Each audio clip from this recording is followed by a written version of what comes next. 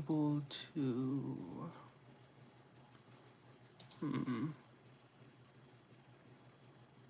Trying to see if I can... Let me try this.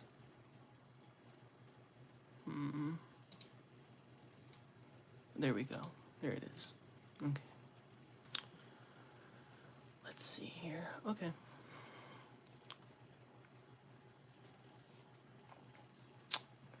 Let me just check if I can hear myself.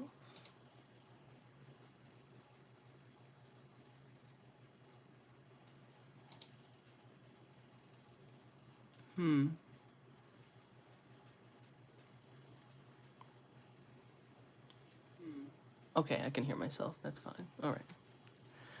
Okay, hello everyone. Long time no see. I've been gone for a while, so there's that. I had been going through some personal issues in my life and what have you, and I just recently uploaded a video on this project I was doing, and it ended horribly. Well, it had me showing it on the site that I showed it on ended horribly, as well as my ideas for it, so there's that. This is what I am currently working on here. This is a... Oh, let me change my... I can't edit that. Hold on. Let me change the title of the stream first, because it's just saying that I'm... Okay. Painting a 3D...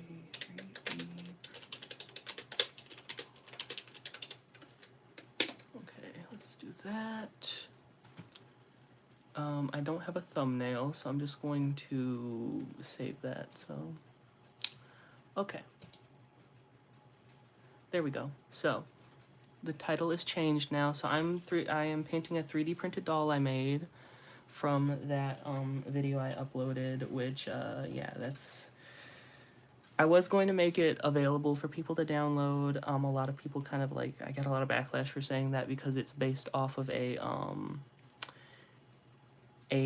doll that hasn't come out yet, and I basically just made a one-to-one copy recreation of it, so this is what I made. As you can see,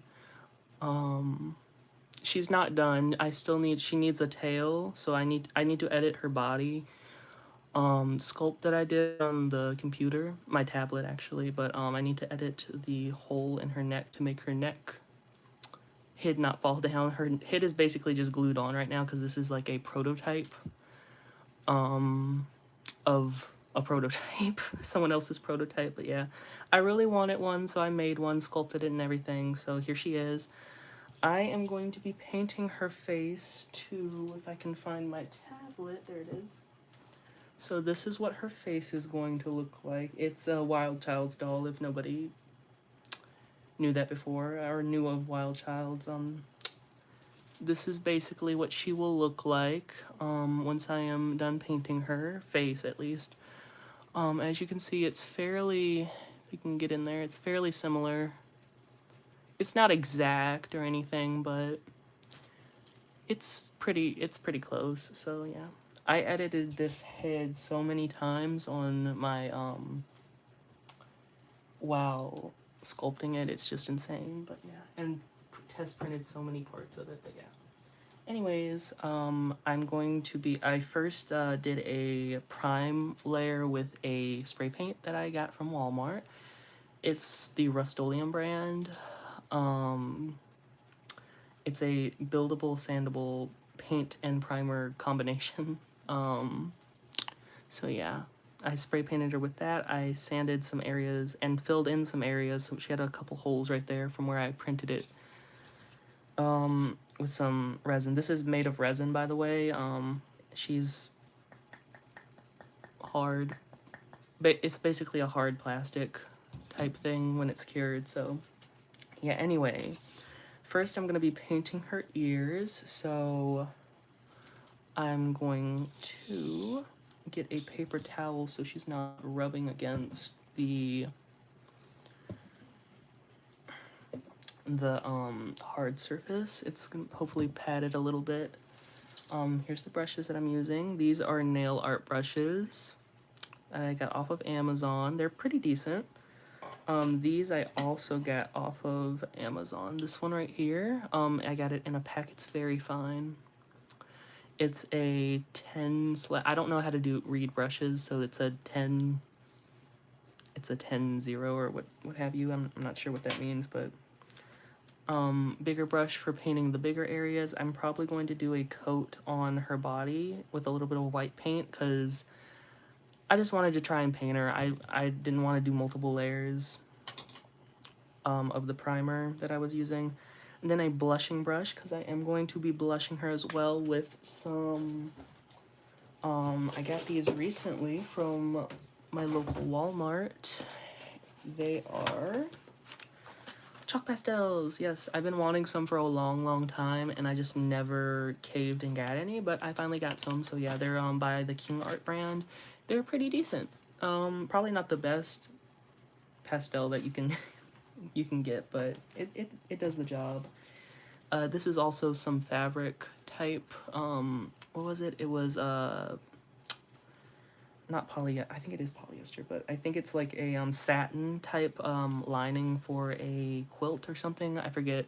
I got this. I looked at the actual doll's top and I realized that it was kind of the wrong color, so I got a different fabric. It's an actual like cotton material instead of a satin, so but I probably will be using that in my doll. I might be sketching out her face first using some watercolor pencils. I'm not sure yet. I don't have a sharpener with me. I lost mine, so I would be going in with kind of a dull pencil. I might just freehand her face. Not sure, but I'm going to get into this right now. Let me just set these over to the side. I don't need them at the moment. Okay. So first I think I'm going to paint the ears. I don't want to muddy my water too much, so I think I'll just do this. I'll wet my brush and then get some water over here and then get my black paint. I'm not going to be using a whole lot of colors for this doll. Oh, right, yeah, I forgot. I wanted to pad her with something, so with a paper towel. Okay, here we go. Pad her with a paper towel. I'm hoping that I'm going to be able to kind of number one set. Oh, hi. Hello. Bob 77721. Oh, you liked the video? That's nice. Thank you. Oh, you mean the video I made? Oh, you mean the live stream or the video I made on, I think you mean the live stream, yeah. Thank you for the like, because I see the like now, so thank you. Yeah, I'm just live stream. Oh, okay, thank you. I appreciate it. I appreciate any like or comment or view I get basically on anything, so thank you. I appreciate it.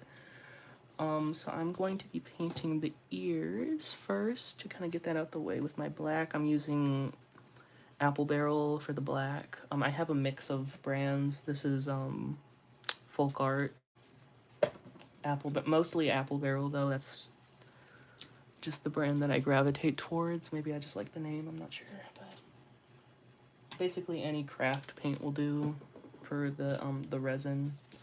I even painted a doll completely in the Apple Barrel before I had the my first Ping prototype that I did using someone else's sculpt that I edited before I knew how to do that on my. Sorry, she has a little hair or something there. So okay, so the ears need to be black, so I'm just gonna be going in and painting those. I probably need to thicken my paint a little more. I don't want that running anywhere. I've had that happen on, ooh, this is wobbly, sorry. I'm gonna try and not wobble the camera. This is a little bit watery. I don't want it that watery because it's going to end up running down the doll. I've had that happen on a recent custom and it was not fun trying to clean that up, and I ended up having to remove some of the sealant I applied. That wasn't fun, so I have to respray her. I'll probably show them when the in between layers, some customs I've been working on. I've basically just been doing a lot of customs as of late. Ooh, this is kind of sticking to my hand. I'm going to do this so my oils aren't getting on the doll, because she is not sealed at the moment, so I don't want to grab the paint with the oils on my hands. It kind of pulls on the paint for some reason, I'm not sure, but yeah. I had my last custom before this doll was, I believe, let me move this forward a bit, I did a custom Racer Claudine, which I actually had showed on the site that I had posted this doll on, not the same group or anything, but the same site, and I was planning on showing a lot of my finished stuff on said site, but it just, yeah, I don't know if I'm going to be using that site anymore. I just got kind of like saddened from the response from me saying that I was going to release this doll to the public. So I don't know. I'm just not going to fool with that anymore, or what have you. So I'm just going to do my thing on my YouTube channel or something. I don't know. But that's in the past now, I suppose. I hope everyone, had a good Christmas or is having a good Christmas.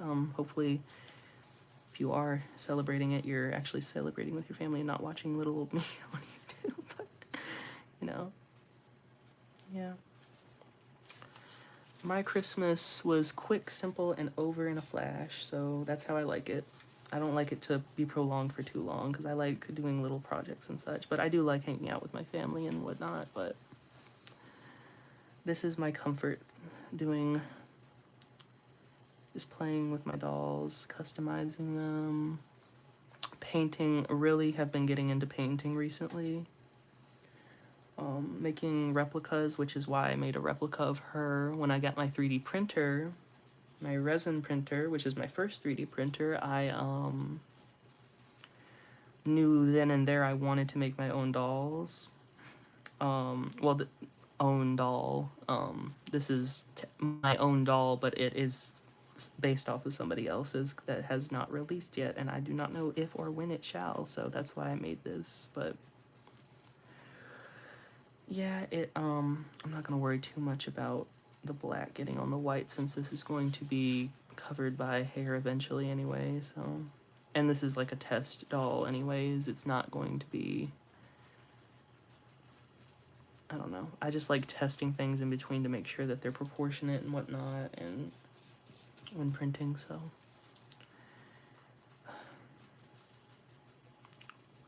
Yep.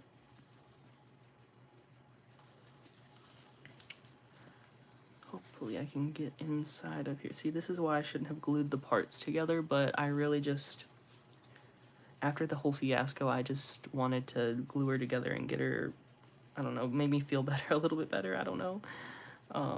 She was just kind of looking at me, so I thought, yeah, I'm just gonna glue you together. You're not, I forgot to add the tail anyways, the hole for the tail. I think I mentioned that earlier, I'm not sure, but. So she's gonna need to be reprinted anyways, so why not just glue her together and see what it's gonna look like. But yeah. She's turning out pretty cute so far. I think I mentioned in the video, she has 3 studs on each ear and 1 hoop on each ear, and I made all of the earrings removable. Basically, the plan for this doll was to have her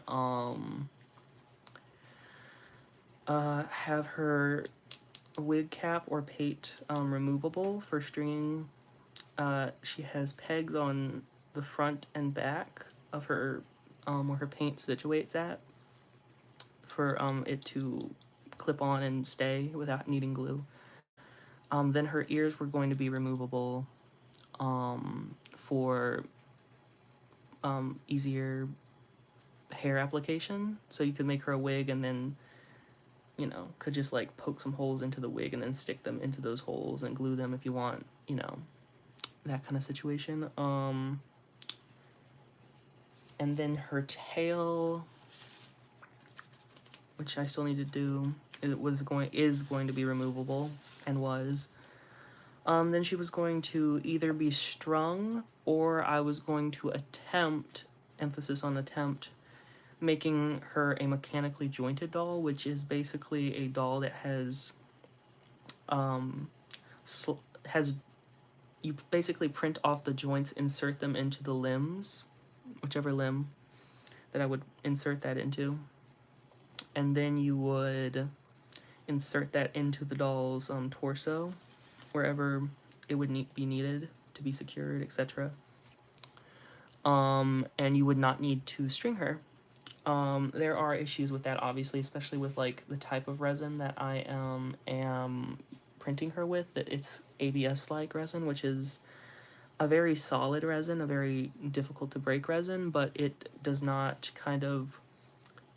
it kind of like powders at jointed areas, which can lead to like it becoming fragile. It basically just eats away at itself when it rubs up against each other. So I would definitely I definitely want to invest in some different type of resin to kind of mix with this or something. I heard that there's this like flexible resin that they have. It seems to do pretty good for people, so I'm probably going to end up getting that at some point. It's very expensive though, so I think that's way later down the line.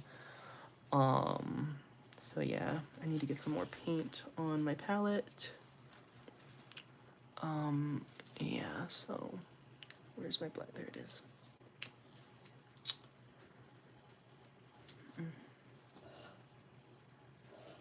Here we have it.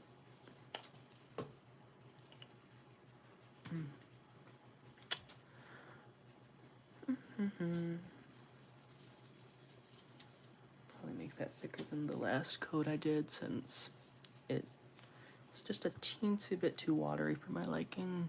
I like watery paint when it comes to like doing the face, but when it comes to like doing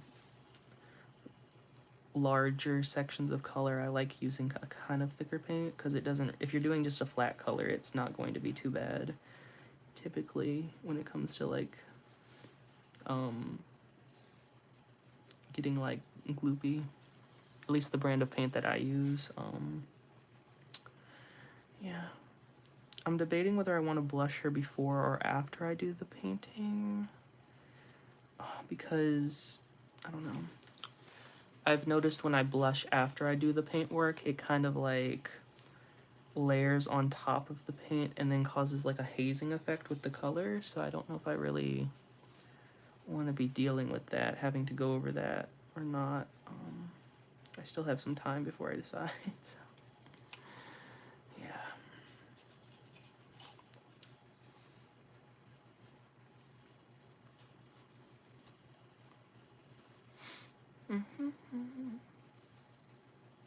My brush was just a teeny bit smaller. I need to get some new flat, bigger ended flat brushes because this is basically my only good one. Because I do not take care of my brushes and I really should. So that's never fun having to buy more.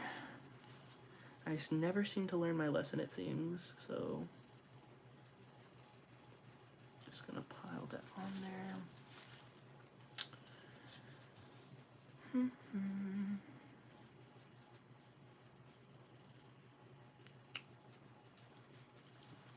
I've been really, I haven't really been, I went through a phase of buying a lot of dolls recently, somewhat recently, within the last months or so. I think it's because something kind of happened to me within the last few months. Kind of triggered me into going into a doll binge buying spree, where I was just like constantly just like draining my funds for dolls to try and make myself feel better, and it only worked for a brief moment in time for each purchase, so that wasn't the best financial decision. And I haven't really been selling on my eBay due to some personal matters. So I haven't really been getting that much money, having that much money for a plethora of things, not just doll stuff, but thankfully I don't have too many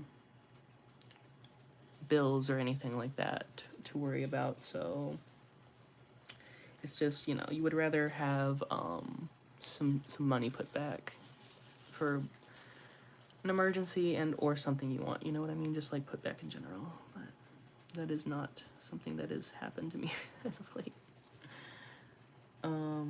That I have been doing as of late, I should say, but yeah. Okay, her ears are looking a little, they're looking almost there. There's a few areas that need to be. I'll probably go in with a finer, probably this brush right here. Oh, my water. This 10-0. I think that's how you read it, I'm not sure. 10/0 sized brush. Resin, if nobody is aware, takes paint beautifully. Acrylic specifically, I'm not sure if it takes any other paint type besides like acrylic, craft acrylic. I'm sure it takes like high quality acrylic very well as well. Just like paint that is made for plastics, because resin, like I said before, is a plastic of some kind. I'm not entirely sure on all that, but I have heard that it's basically like a plastic. So, yep. Probably just put a little bit more in. I cannot reach in there, so I'm just gonna save that for my smaller brush. I think.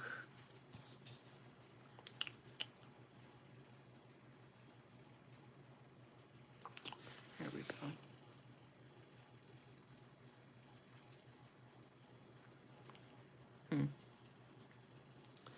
Okay. Ooh. Trying to get away from me there. I think that she is done for the ears. I'm just gonna put a little bit more color in here. And whatever color I didn't get, I'll just go over with my teeny brush in certain areas. So yeah, and that's basically the ears, as you can see. Very cute, very cute. Kind of scared to lay her, could put her on her face, but I don't want to scuff her nose, so I think I'm just gonna hold her and pray that I can. I'm trying not to dirty my water too much because it's a very small container of water. So I'm just kind of dipping it in there and wiping the excess off on my brush to kind of hopefully prevent it from becoming hardened. Probably not the most effective method, but you know, it's something, I suppose. Okay, there we go. One more and it should be fine.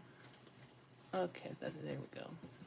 That's about as good as that's gonna get. So we can put away our bigger brush for now and move on to the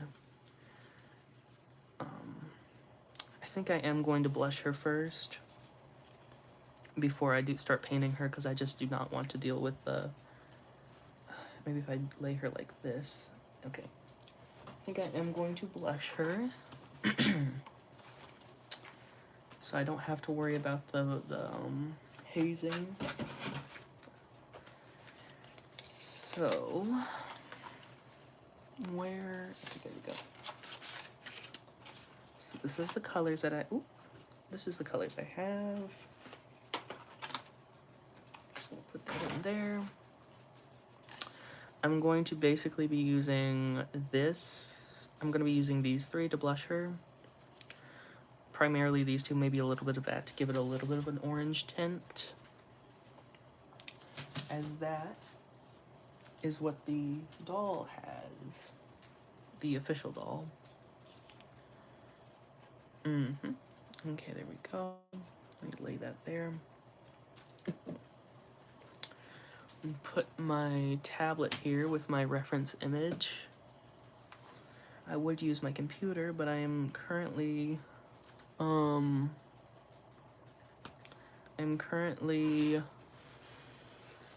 looking at my stream in case anybody comments or anything. And if you are wondering what is wrong with my hands, I had a reaction to the gloves that I was wearing when 3D printing this, so I have since gotten a different type of glove to put underneath of those gloves that I was using to kind of hopefully minimize this or prevent it completely, because this is verging on being a little bit painful. It's not painful at the moment, but it was very inflamed a few-ish days ago when I had just kept putting them on, because the gloves that I use are basically some of the only ones that you can use for the resin, and it's very annoying. So anyways, so we're going to be blushing her. She's going to hopefully be blushed like this. As you can see, I'm going to be using this pink color because there's a lot of pink in there, but if you look closely, I don't know if the camera can pick it up, but you can kind of see there's a bit of like almost a red or orangey kind of specks in there, or a little bit of like a hazing effect, not hazing, but like it's blended in there. A little bit of orangey type tint to it. So I'm going to be using, this is just a makeup brush that I stole from my grandmother because she does not use them, so I said why not just steal them from her. Ooh, okay. And I was doing some other stuff with them. I'm just twisting it on this paper towel to hopefully remove any pigment from other stuff I was using, because I was and still am a little notorious for using makeup on my dolls for like blushing and or like eyeshadow blending, like smoky eyes and stuff like that. So anyways, so the blush is situated on the kind of like not the apples, like the outward portion of her cheeks. So I'm going to concentrate that there and then blend it inward. So I have a lot of that pink there, and then I'm going to mix a bit of the red and a teeny bit of the orange, just kind of guessing. Hopefully it turns out okay. I'm just going to tap some of that pigment off, and we're going to blush. Okay, about right here. That is a lot right there, which is why you want to really dab some of it off. Okay. Yeah. So we're just going to kind of blot that on there. That looks really pigmented. I need to wipe that off and just like super duper, maybe you can sometimes take your finger and rub some of that away. Okay, I need to stop concentrating on that area. Okay, that is looking very, very a little too vibrant there. Let me take a little bit of this paper towel here and try and dab some of that pigment off. Some of my paint water, it's not that dirty, so it should be fine. Okay, I'm going to like just try and wipe some of that off, because I put a lot on there and it's just not, it's not it. It's not the vibe. So she's not supposed to look like a clown. She's supposed to look like a cute panda doll. So fashionable panda. Her name is literally Ping the Giant Panda. So, well, I don't know if the giant panda part's her name, but that's what she's called. Anyways, I cannot. Okay, that looks. Trying to see what it looks like on camera. Let me put it on my stream. It looks very pigmented on camera. It looks a little bit more subdued in person, but I'm going to just like rub a lot of that off. And then pat that with the paper towel. Okay, I think that's good enough. I'm just going to barely touch that now, and I'm going to tap some of that off, and then I'm going, because I like to build up in layers when it comes to this whole blushing situation. It's just not good to go super heavy-handed, like for the instance I just showed earlier as an example, but this is what you want to do. You want to build it up lightly to really get a nice blend like this. It's better to kind of like stipple it on. That's a term, a makeup term, if you didn't know, stippling. I think, I'm not sure if it's painting or makeup, or I don't know. It's just something that people in the makeup spaces, I've heard them say, so. Okay, as you can see, this one is closer to what I want than this one, but I'm going to try and work with it as I think it has stained the white base I put down. So I'm gonna try and rub that off a little bit more. Oops. Let's try and rub that off and blend it. Sometimes you can take your finger and kind of rub that in there. Okay. I think it looks passable. This one is definitely better than this one, but I'm just gonna add a little bit more pigment there to try and even it out. Maybe add a little bit more to the bottom. Just a teeny bit more there, and I think that's all I'm taking it. I don't want to mess it up anymore, so there we have that. Okay. I think she has dried towards the back, so yeah, I can lay her down now. Okay. Okay, we'll just wipe our brush off. I can see that there's also a little bit of, did I pull that down into the lower part? Just gonna stipple some there. Pull that down, then bring it up a little bit. Yeah, okay, that's good. I think. I'm hoping that that didn't mix with any other colors. It's looking a little funky in here, this area. Could just be the texture from my base playing tricks on me, but not quite sure. Anyways, I'm going to move on to the other parts. So I think what I'm going to do first is maybe the lips to start out on. I'm debating on what I want to do first, because the eyes are very integral part to her look, in my opinion, which is why I spent so long editing the sculpt base that I did for this doll. So I think I'm gonna do a little practice session on the lips, debating on which brush I want to use. So I know that I'm going to need, for this color, because I've done this color before, I'm going to need some of this pink eraser. I am going to need white, and I'm going to need a bit of purple to get to kind of, I forget which purple I used. Did I use this purple? This is purple iris. Or did I use this one, purple velvet? I think I might have used I'm going to go with this color right now, purple iris.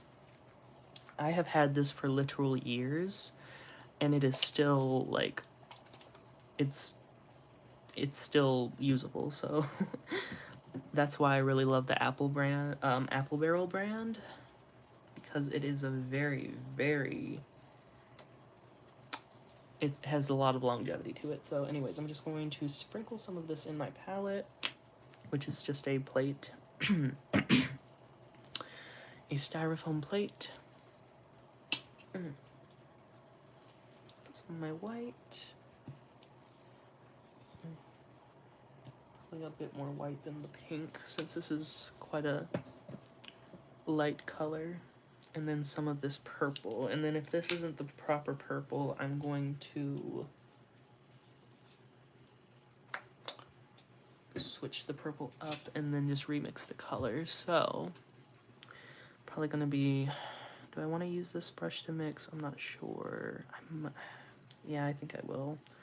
So this is the time when I would use like a lot of water because I really want the face paint to be smooth, not the, well, I want this to be smooth, but it gets a little bit muddier, like gloopier on the smaller areas I've noticed, so compared to the bigger areas. So I'm just going to be taking a little bit of this pink and just like adding it gradually until I get around the same color.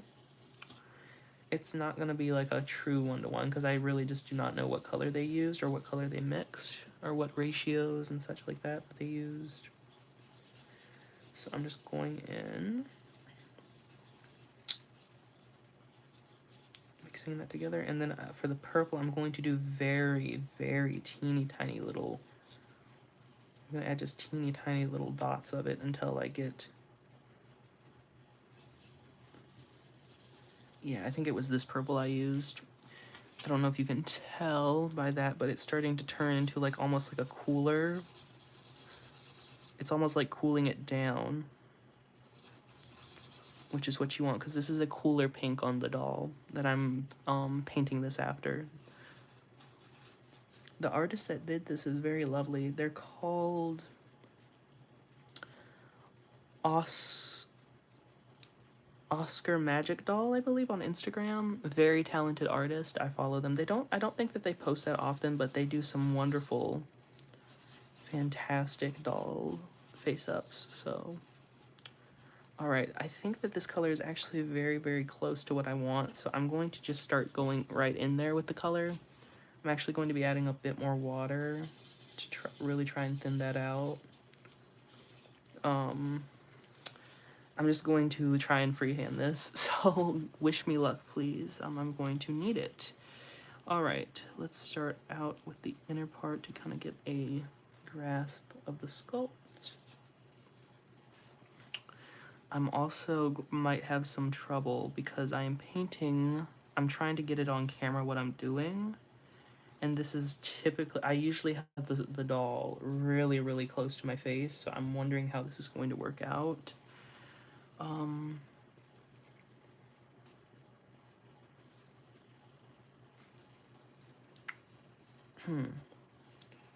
Really need some of that paint on there. Okay. There we go.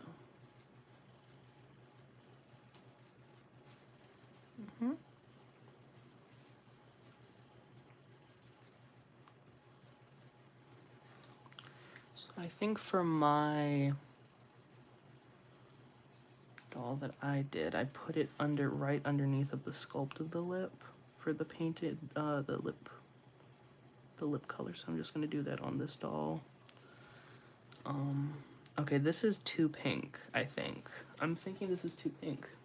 It needs to be a little bit cooler, so I'm going to mix, I'm just gonna use this like as like a guide for the bottom lip. So once I'm done painting the bottom lip, I'm gonna mix up a new color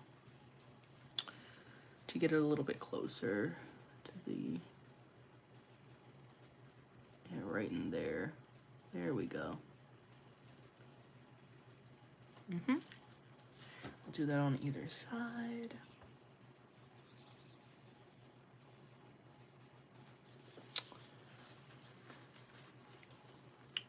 The blushing is just looking a little, this one is kind of bugging me a little bit. I'm wondering if I need to, if I'm gonna have to paint over that and then reblush her. Because with having a painted base of paint, it kind of, unless you have a protective layer over top of it, your options are a little bit, you kind of have to play with it a little bit. It's not the same as having just like a already pre-colored vinyl doll where you can just like run some acetone over it and it'll come right off. It's just a whole, it's a little bit more difficult to work out, so yeah. Alright, well, we have the bottom lip done. It just needs to be a little bit cooler. This is like super pink and I don't really, I did that for my first one that I showed in my video I uploaded earlier today. Kind of venting about the situation that I was in, but I just am not feeling this like light pink color. Put a little bit more white. Yeah, this is kind of It's a little bit hard to judge the color story of a doll from on the phone, because like obviously like things look different when taken photos of, and then also, you know, you're viewing it through different devices. Like my computer screen has a different color story than my other screens. Like it shows up more saturated or lighter and stuff like that, and I can't be bothered to fix it, to be honest. So I added a little bit more purple. I'm hoping that kind of, did that do anything to the color? Let me grab a lot more paint than that. Oop. Okay. Okay, that, I think that did tone it down a bit. I'm wondering if I could add that darker purple that I was showing earlier, and then it would kind of... No, I think that that's a good color, actually. This one right here. I think that that is a pretty decent match to the original color, so...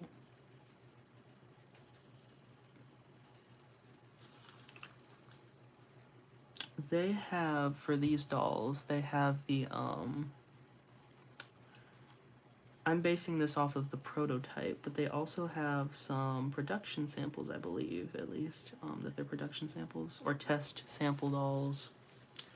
I'm not entirely sure on the usage that they have, but they are definitely vinyl dolls, whereas these are made of resin, like mine.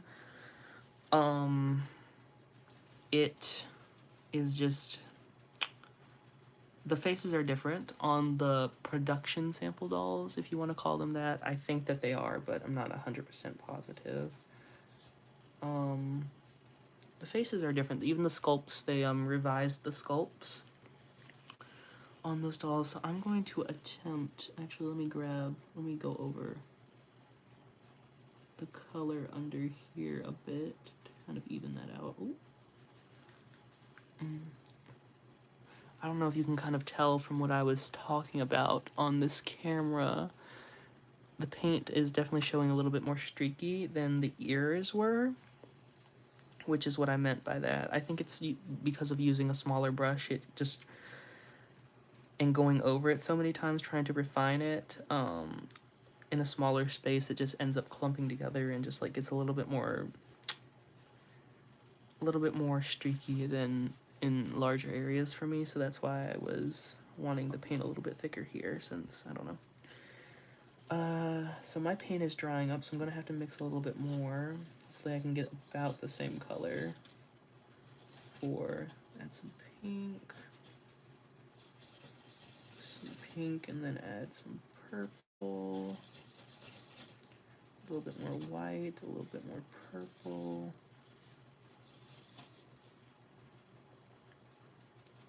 Sorry, it's not on camera, it's just... I'm really trying to do this quickly, and I'm trying not to shake the camera, so that's why. I think that's about right. I'm just gonna add a little bit more purple to be on the safe side. I think that barely did anything. Yeah, like that. Okay, I think that's about the same color, so I'm just gonna go in with this, and if it's not, I'll just go over the lips entirely with a freshly mixed color. Okay, the top lip is very intimidating for me at the moment. I do not want to mess this up. I'm very frightened. Okay, I think that they just did a slight... So I'm going to start here. For the prototype artist, I think that they slightly overpainted the sculpt to juice up the lips a bit. And then they went over this area.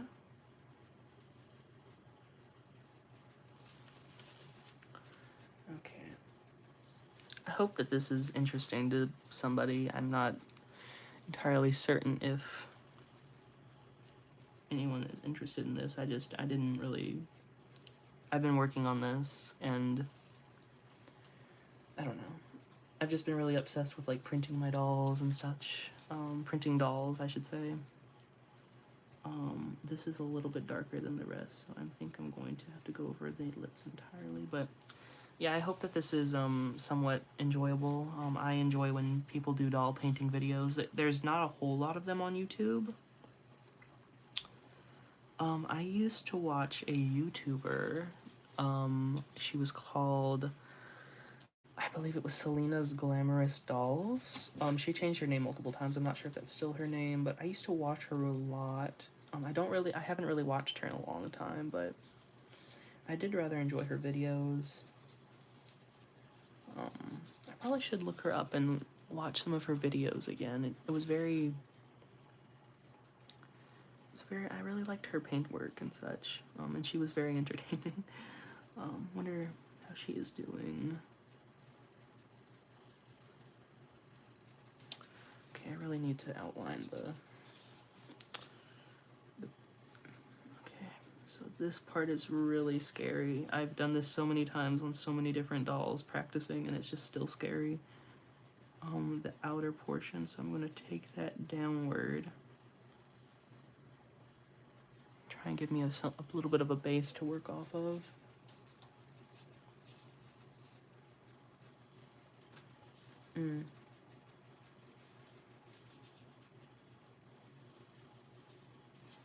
Okay. Then I'm going to, let me look at the other photo. There's another photo of it to the side. Is it, okay, I'll use this as a base. Okay, I'll do it over here first.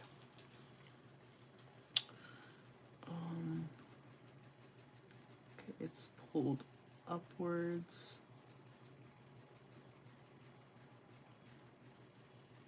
Okay. Huh. I'm not sure if I like that.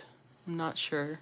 I think it might have gone outwards a little too, like a little up here, but I'm going to work with it for now. If not, I can just run over that with a little bit of white paint and bring that down a bit, so I'm not going to worry about it too awful much.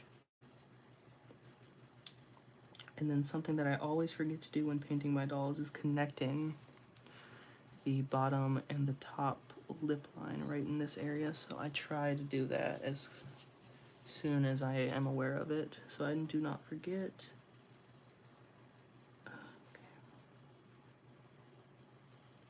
I used to be notorious for doing that with like Barbie dolls when I was painting their lips. It just, I don't know what it is about the sculpt. I just always forget to connect the lips because of that. I'm better about it nowadays, but I still do catch myself doing it sometimes, so. Okay, I'm going to try and copy what I did over here.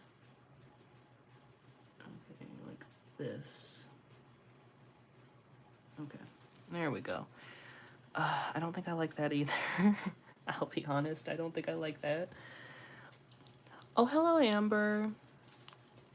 Amber, I just want to say thank you for leaving that comment on my video because I had forgotten that I had a YouTube channel with all the stuff going on in my life. So thank you for leaving that comment and reminding me.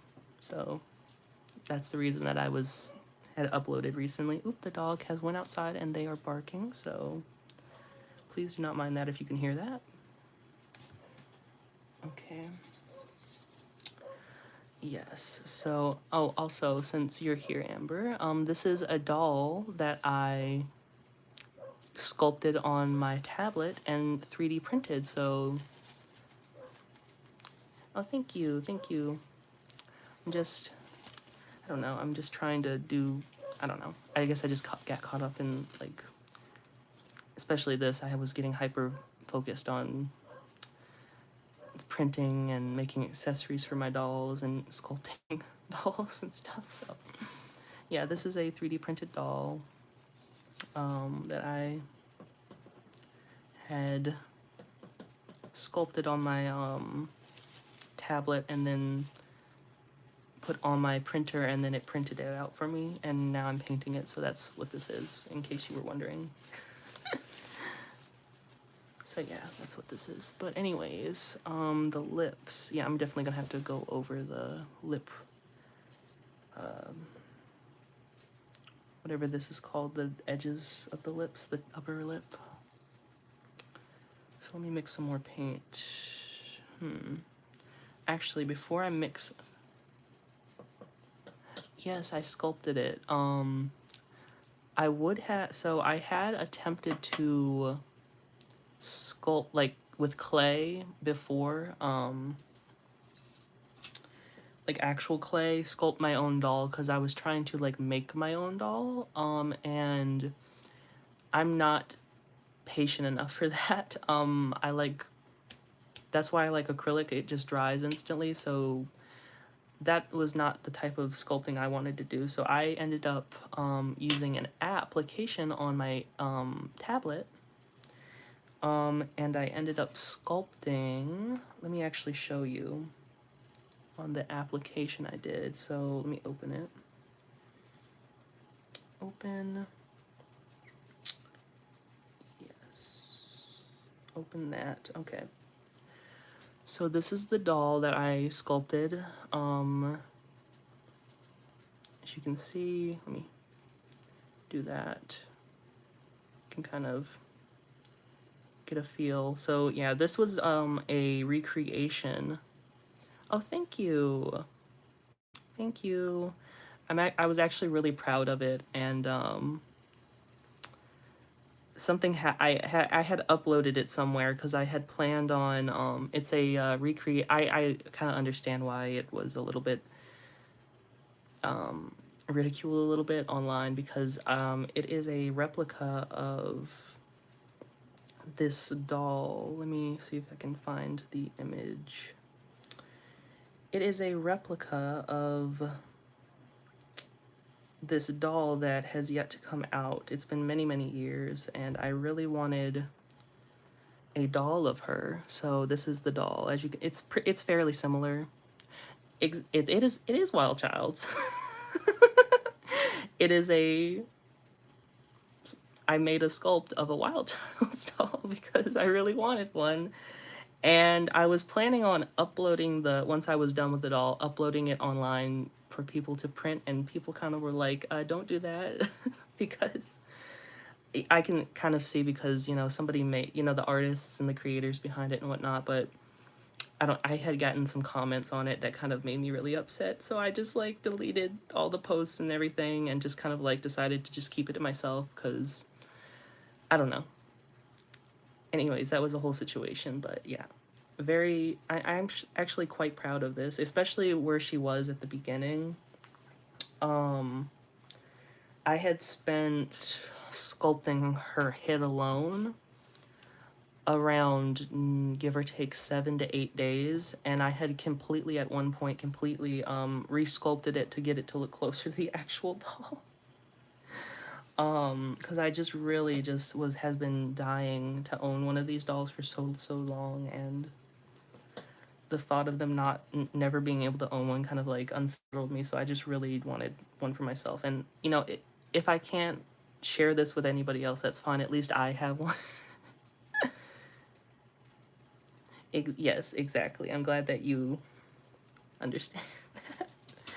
Which kind of falls back into what I said earlier of being kind of a somewhat impatient. So it probably plays a role in why I did that. But yeah, I just thought it was a cool little thing anyways. But I do plan on I kind of the comments from that post that I made kind of had me debating whether I even wanted to finish her, but I am going to finish her. She's going to be either a BJD style type body where you just string her, or I was considering, since I don't really like strung dolls, I like it to be as close to like a production doll, like a jointed, like a Barbie Fashionista Monster High as possible. I'm not really a huge fan of that. So I was thinking of doing like a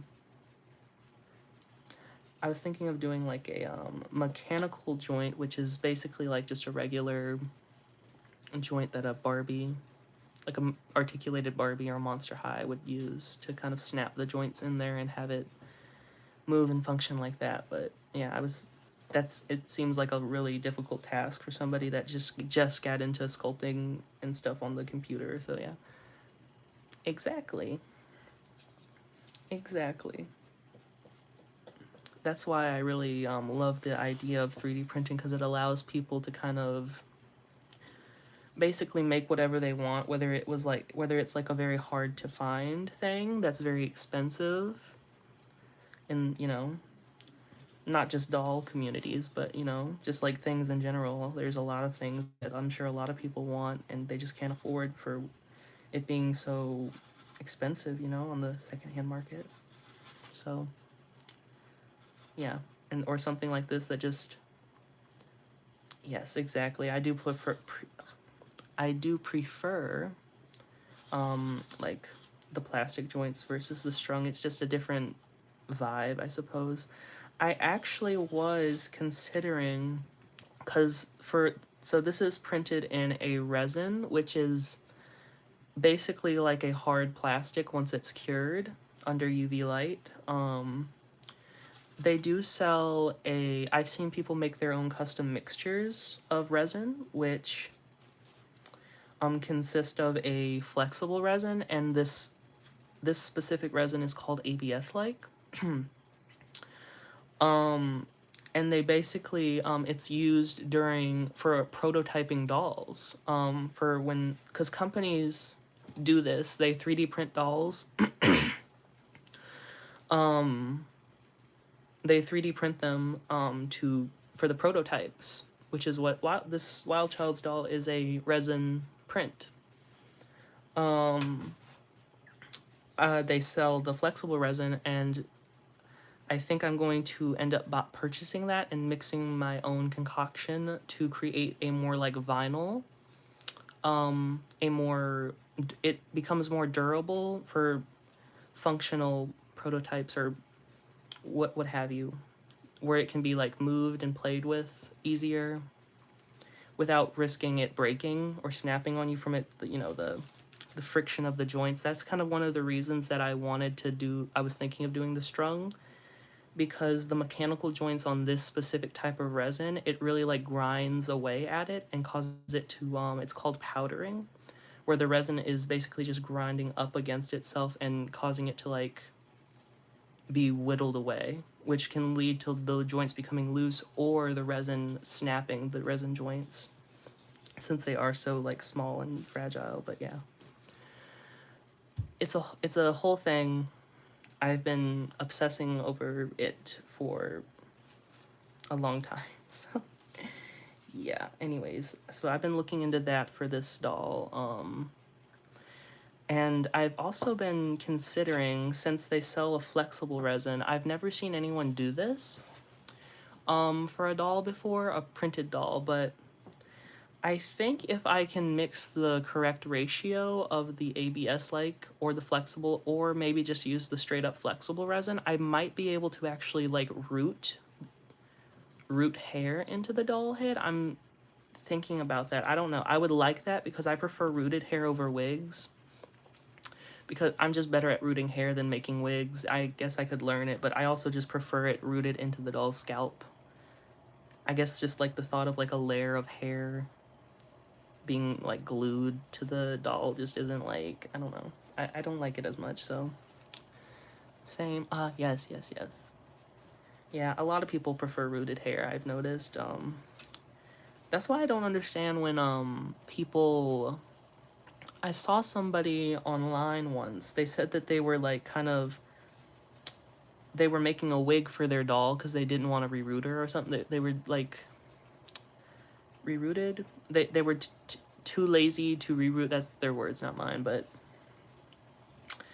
and I was like, yeah. Can I get the black shirt to lunch? I'm not sure where I'm on the thing right now. Okay. I'm not sure where that. I'll give it to you after. Well, never mind, because I'm walking. Okay, that's fine. I'm sorry you just heard my grandmother. I'm sorry about that, but I forgot what I was saying. But anyways, yes, I like the concept of making wigs. I don't really prefer them for my dolls, anyways. So yes, that's why I probably should start letting my family know when I am on the live, because I don't know what they're going to say on the live, and I would prefer to avoid that at all costs. So, and I just did an oopsie because I was going to paint over the imperfections on the lips first, so I need to fix that. I need to stop mixing the color. But yeah, she will be hopefully really pretty.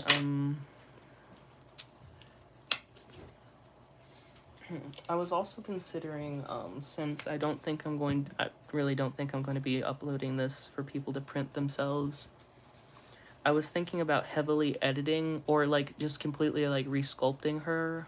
But I was thinking about making like my own like inspired kind of doll, but from the Wild Childs. And I was thinking instead of like it would be a panda, but I was thinking like one of the characters could maybe be like a red panda instead, so it's kind of like the same vibe as Ping without actually being Ping. I would probably make her body wider, and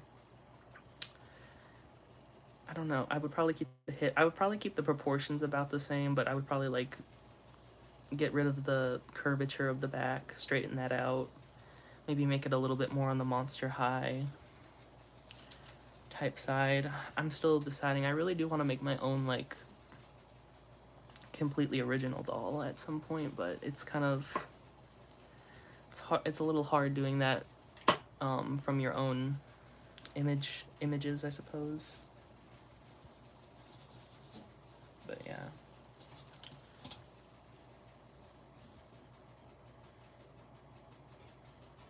Yeah. I see. I do understand that with the bigger dolls because they're just like so.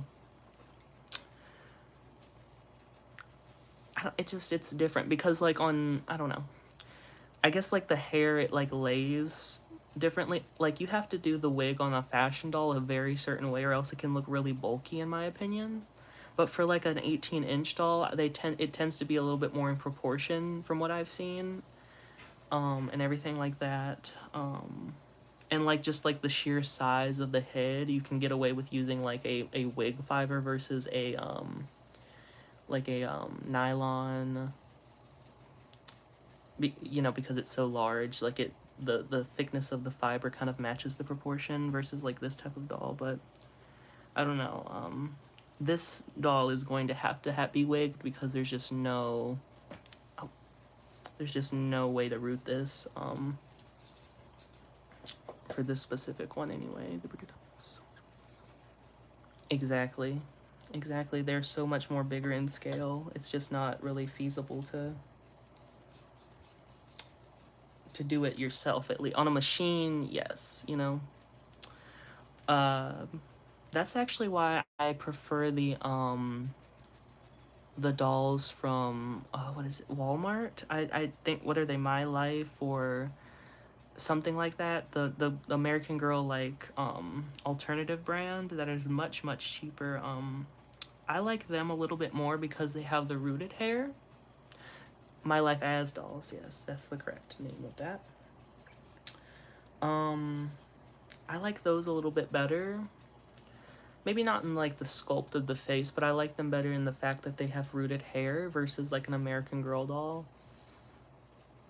Um, because I don't know,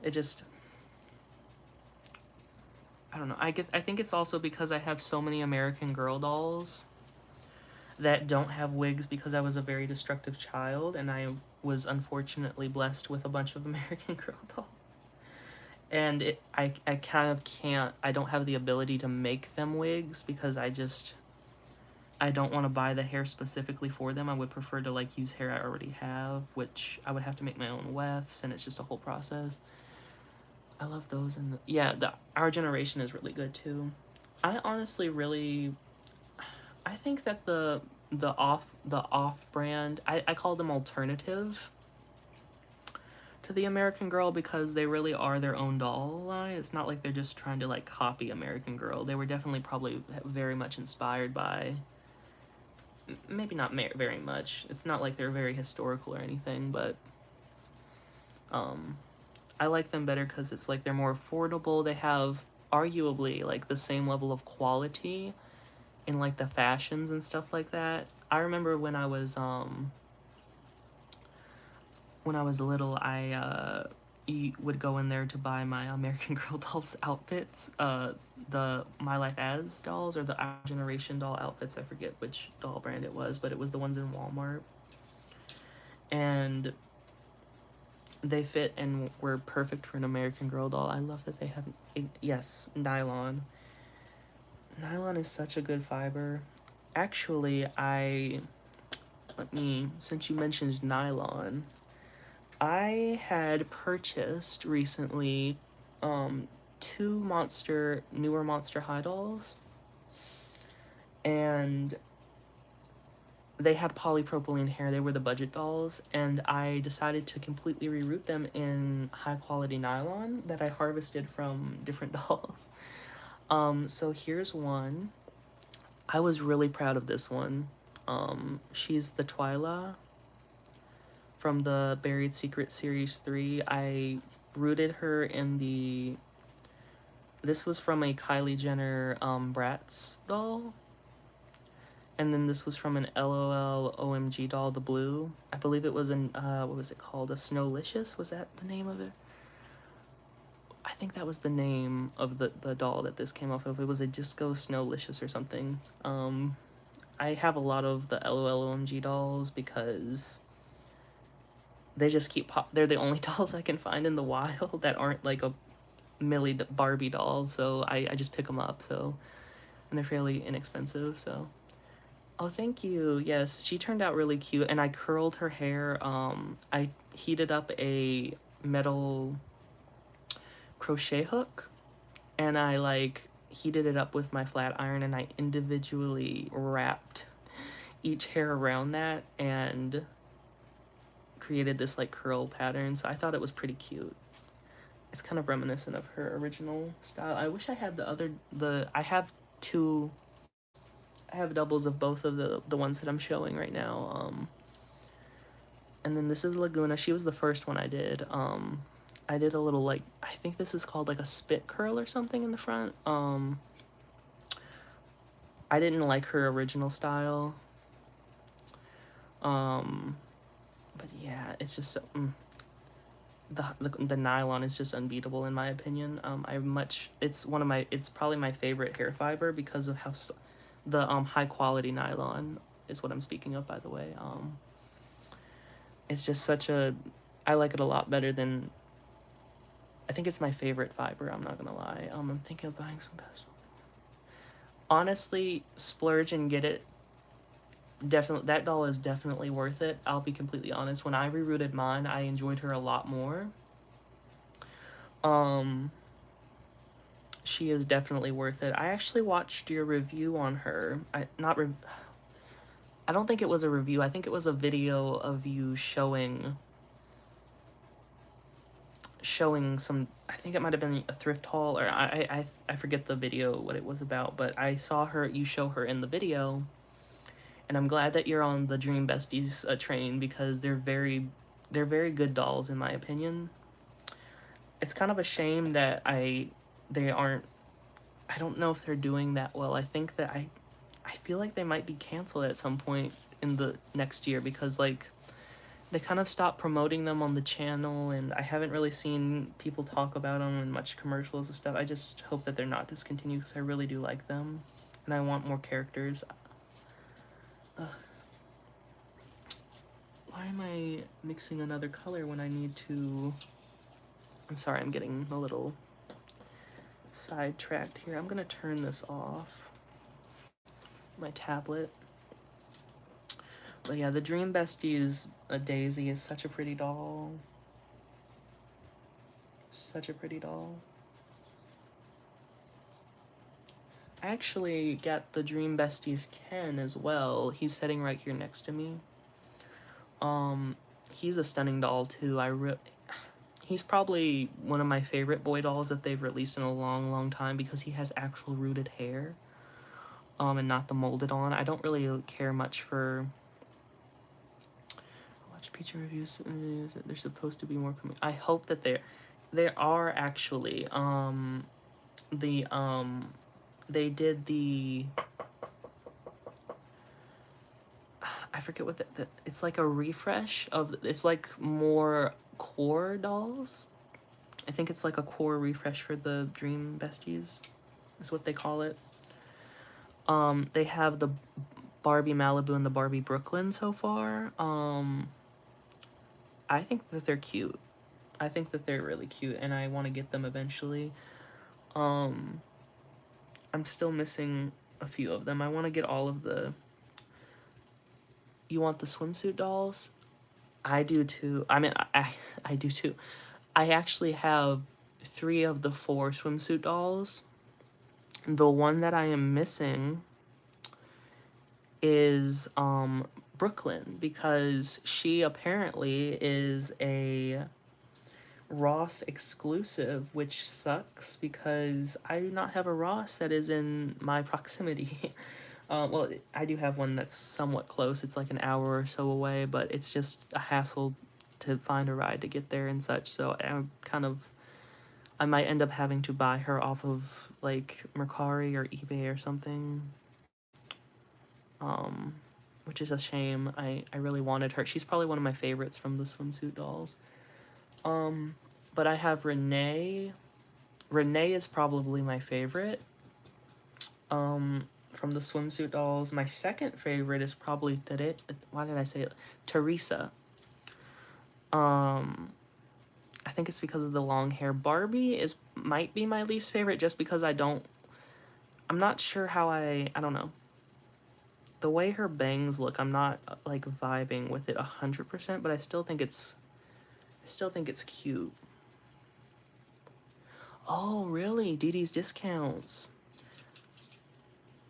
I don't have a I've because I heard I watched a lot of your videos at one point in time and I had kept hearing you mention Dee Dee's discounts and I was like, what is Dee Dee? I mean, it's a discount store, but like I've never heard of it before. So I looked it up and apparently they actually don't have any.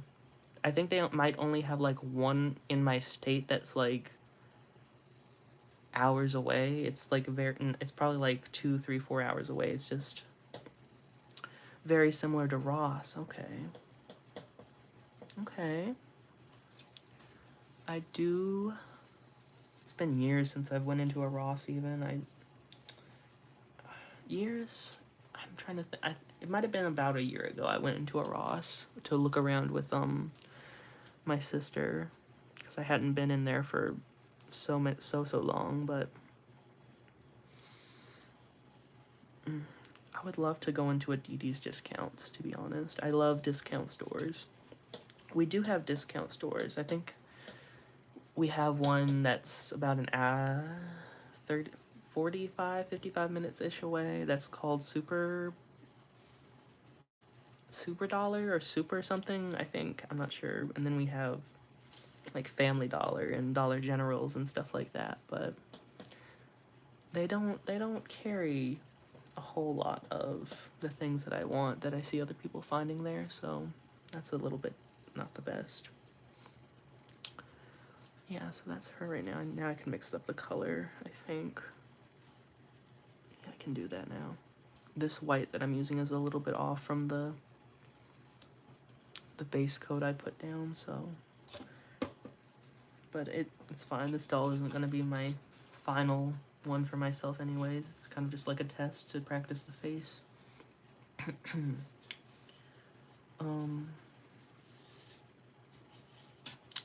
think I'm just going to.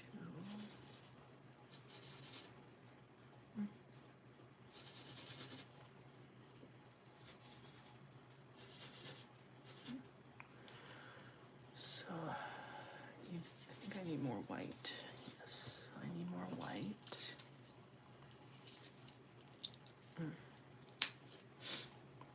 The one thing I don't like about these tops is the paint, it always puddles up and then dries and gets kind of gross there. That's not the best. I want to get some of the more, I want to really try out some of the more like higher quality brands, I suppose. but I'm kind of scared to waste the money on them, and then them kind of act and behave the same as the more affordable options. That would be kind of bad to a bad thing to happen for me financially. So yeah.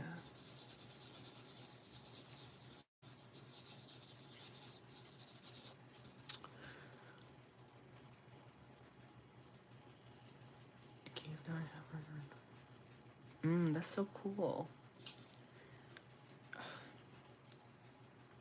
That's so cool. I honestly recommend you get one of each character. Maybe not like every, every line, but definitely like at least one of each character. There's like not that many characters, there's Renee, Teresa,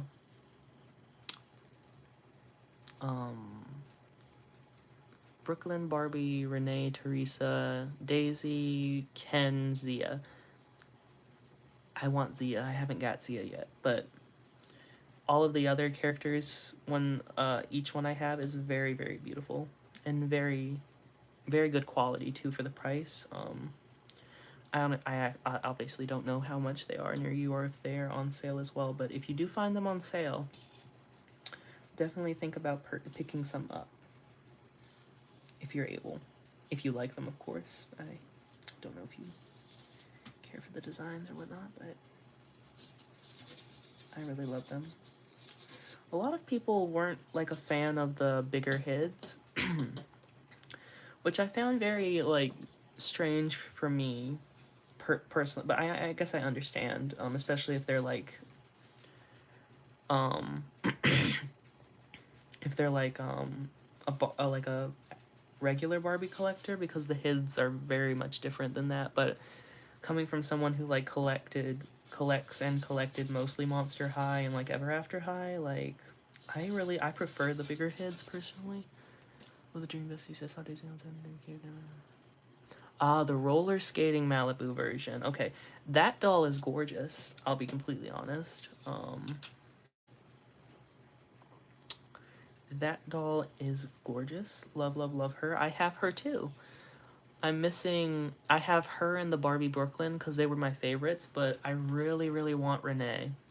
Teresa, I do want, but not as much as the others. Because I just don't think her design is as good, but I do want her, eventually, if I can find her for a decent price.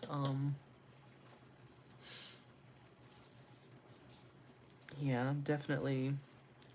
The roller skating line, I think, was probably one of the better lines from Dream Besties, besides the core dolls. I don't think that they had many other themed lines for the Dream Besties. I think that they had like with at least with all the characters. I know that they had the swim line, the roller skating. Core you wouldn't really consider like a themed line. And then they had the Get Ready With Me Barbie line, which, oh, that is gunshots. Sorry, people are, I hope, ooh.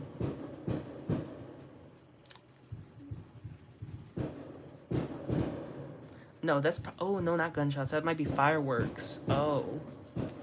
Yeah, I'm not sure what that is. I think that might be fireworks. Huh? Oh, okay.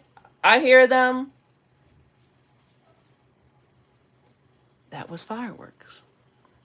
Because my grandmother said fireworks. So I'm actually not a fan of fireworks. They kind of frightened me a little bit, so I was like a little bit panicking right there. So I apologize if anybody else is frightened by loud noises as well. That was a little bit scary for me. Sorry. Um, okay. Okay. Whew. What was I saying? Yeah, Barbie Dream Besties has not had that many themed lines, sadly, but maybe they'll get more. I hope that they continue the line at least for another couple of years. I don't mind the bigger stylized heads, honestly.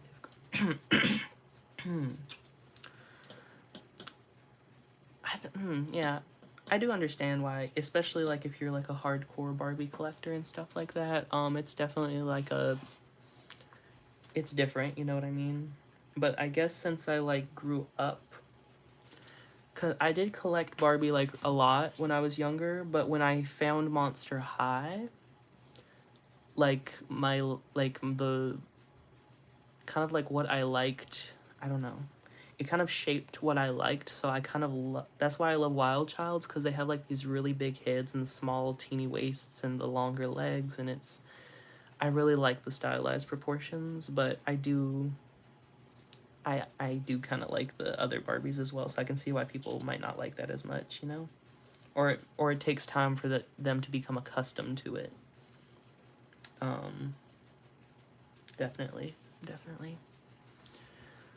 Whew, still a little shaken up from the fireworks there, but we'll we'll push on through. Okay, I think her lips are getting close to being done. I need to tweak the connection right here a little bit, but besides that, I'm just gonna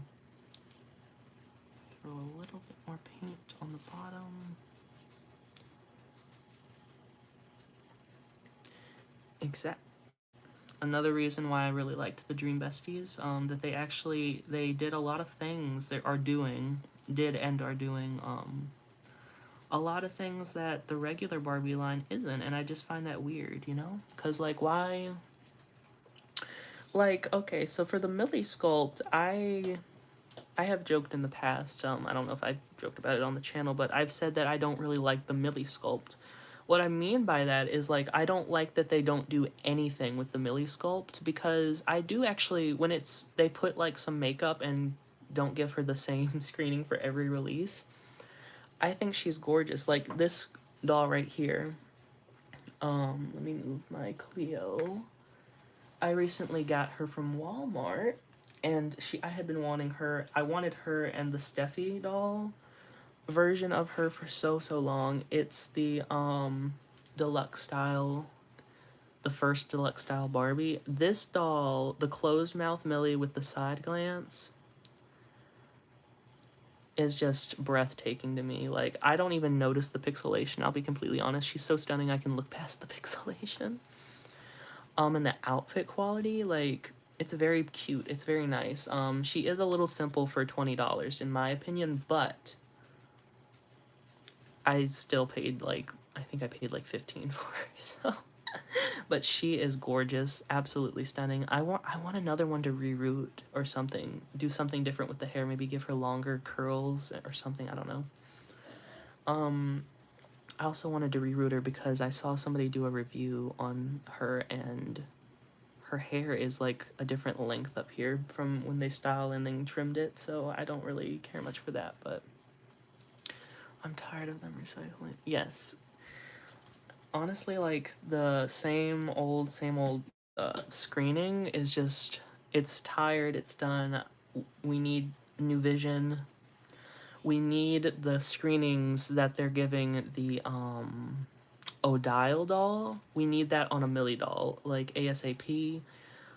We need a lot more of the open mouth Odile, in my opinion. Um, I saw some people with the open mouth Odile said they didn't really like her as much as the closed mouth. I love the open mouth Odile more than the closed mouth personally. Um, if I had, they have the mermaid Odile at my Walmart, and I have been eyeballing her for so long. She's been there forever. She's on sale for like $10, which is what she was originally, but then tariffs and what have you. But I just, I want an open mouth Odile so bad. So bad. And the new fashionista open, I think she has the open mouth Odile sculpt. Oh my god. I forget what number she is, but I need that doll. She's on a petite body, I believe. She's got the open mouth Odile sculpt. She is breathtakingly stunning, and I need her yesterday. So, Angel can. Yes, he is. I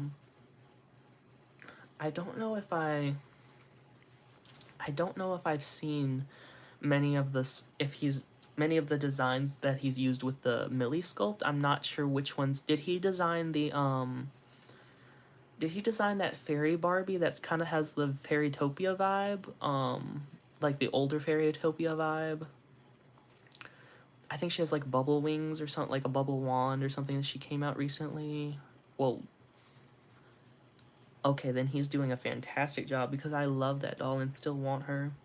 I think she's on a belly button styled body, which is really cool. I really wish that they would bring back the belly button body so bad. Give Barbie just a little bit more shape in her dolls. I do like that they have the body diversity though.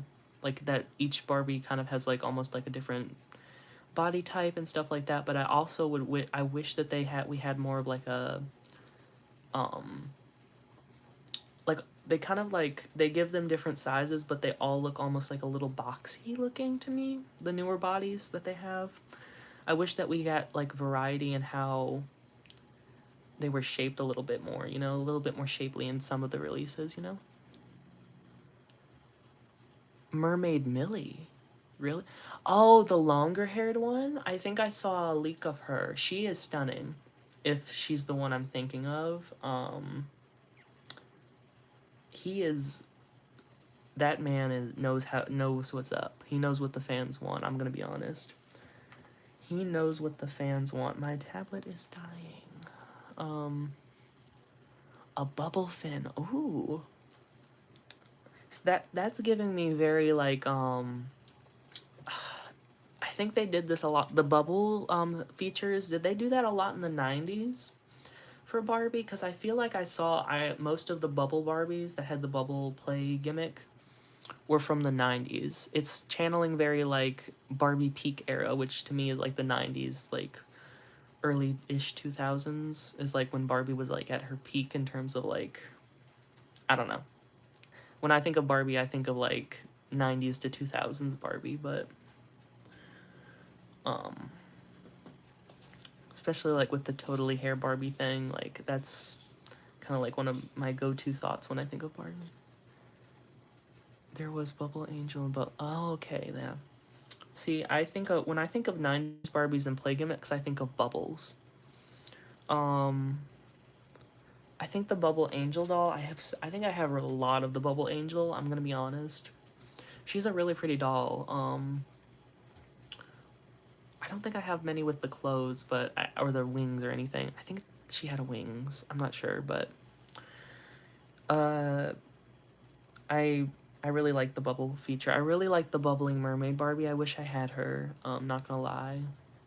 I don't really go out of my way to collect Barbies nowadays because just like there's so many to collect, it gets like a little overwhelming. I'm kind of a little bit of a completionist, which is kind of like why I like brands like Monster High and stuff like that because it's a little bit more tracked in the releases. So I can kind of like check off, oh, I have this doll and I have this doll, but then like for Barbie, there's like a variant of a variant of a variant from like Spain, so it gets a little muddled for me when it comes to Barbie. But I do really enjoy when I see a Barbie that I really like, I want her. So, but yeah, really do love Barbie. I wish that they did more with her nowadays than they're doing. Hopefully next year will be a good Barbie year. Um, what do I need to do next? I messed up again on the lips. Yes, definitely. Yeah, I do have a little bit of an addictive. Mm, addictive? I don't. I don't know if I. Maybe not a. Well, I kind of do have a bit of an addictive personality, but I'm more. I get like hyper focused on completing. I don't know. I guess that is like an addictive personality, but yeah. So it just gets a little hard to manage, and then you end up with like 5, 6, 7,000 Barbie dolls, and then all this other stuff. But that's the name of the game when it comes to collecting anything, I suppose. You just end up with a whole lot of it, and it's fun. All right, I think I'm gonna work on the eyes. Um, exactly, a doll line that you really like. One Barbie line that I would love to get into, but I just cannot financially justify it, is the Fashion Fever and the Fashionista, the original Fashionistas. Fashion Fever dolls are so gorgeous, but I have like a few of them, a couple or so, but the price for them on the secondhand market is so expensive. I just cannot afford spending that on I just cannot. I can't. um and it's sad cuz like the fashions and the screenings that they had for them just absolutely breathtaking, but it's just like they're so inaccessible for like people, that might not have like consistent income like me or whatnot. I know they're so beautiful. The Fashion Fever, they're so beautiful, and I just want I want all of them. I'll be honest. There's one, I forget her name. I think it was like a Teresa doll, or there's so many fashion fevers. There was also this Barbie. I think it was Barbie. She was like in a very beautiful like gown type dress, and she had like a bunch of makeup. I think it was like a makeup theme line or a fat. I don't know. Yeah, I remember you said that the blue animal print with the '05 Mackie sculpt. I think I showed that to you a long time ago. I have two of her. Um, she's gorgeous, honestly. Like, I'm surprised I even have. Can I turn on power saving mode or? Hmm. I'm gonna turn my brightness down to try and see if that works. Yes, she has the blue streaks in her hair. I love her. She's super duper pretty. I have her, and then I have another one that I know is a fashion fever, but I don't know which. I think I looked her up at one point and found out who she was. I think I actually have two more fashion fevers as well. I think they're called like Layla's, or she has like she was from a set, I believe. Her name was like Layla or something. She has like this sculpt, and she has like a darker skin tone, and she had bangs and like a darker brown hair with I think streaks in it. Um, a warmer brown, kind of lighter streak. Leah or Kayla, yes. It was one of those. I think I'm leaning on. I think it was Leah. I don't know. I don't know. There's a lot of Barbie friend names. I'm just not, which is a shame that I don't know because I used to be so into Barbie that I would like. I used to have this book. It was like a Barbie guide. It had, I think, it had a lot of It didn't have every Barbie, but it had like a lot of like the key Barbies from like 1959 to like 19 like the early to mid 90s.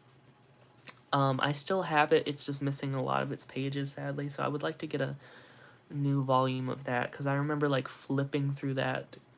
I remember I used to go on like road trips a lot with my family for work reasons, and I would bring that book with me, and I would just like sit there and fantasize about like, oh, I wish I had this one, I wish I had that one, especially like the like 1950s to 60s 70s type area for the Barbies. I would flip through those pages constantly to the point where the book literally just fell apart and I lost some of the pages. So, but yeah, that book is very handy for, people that have like older Barbies.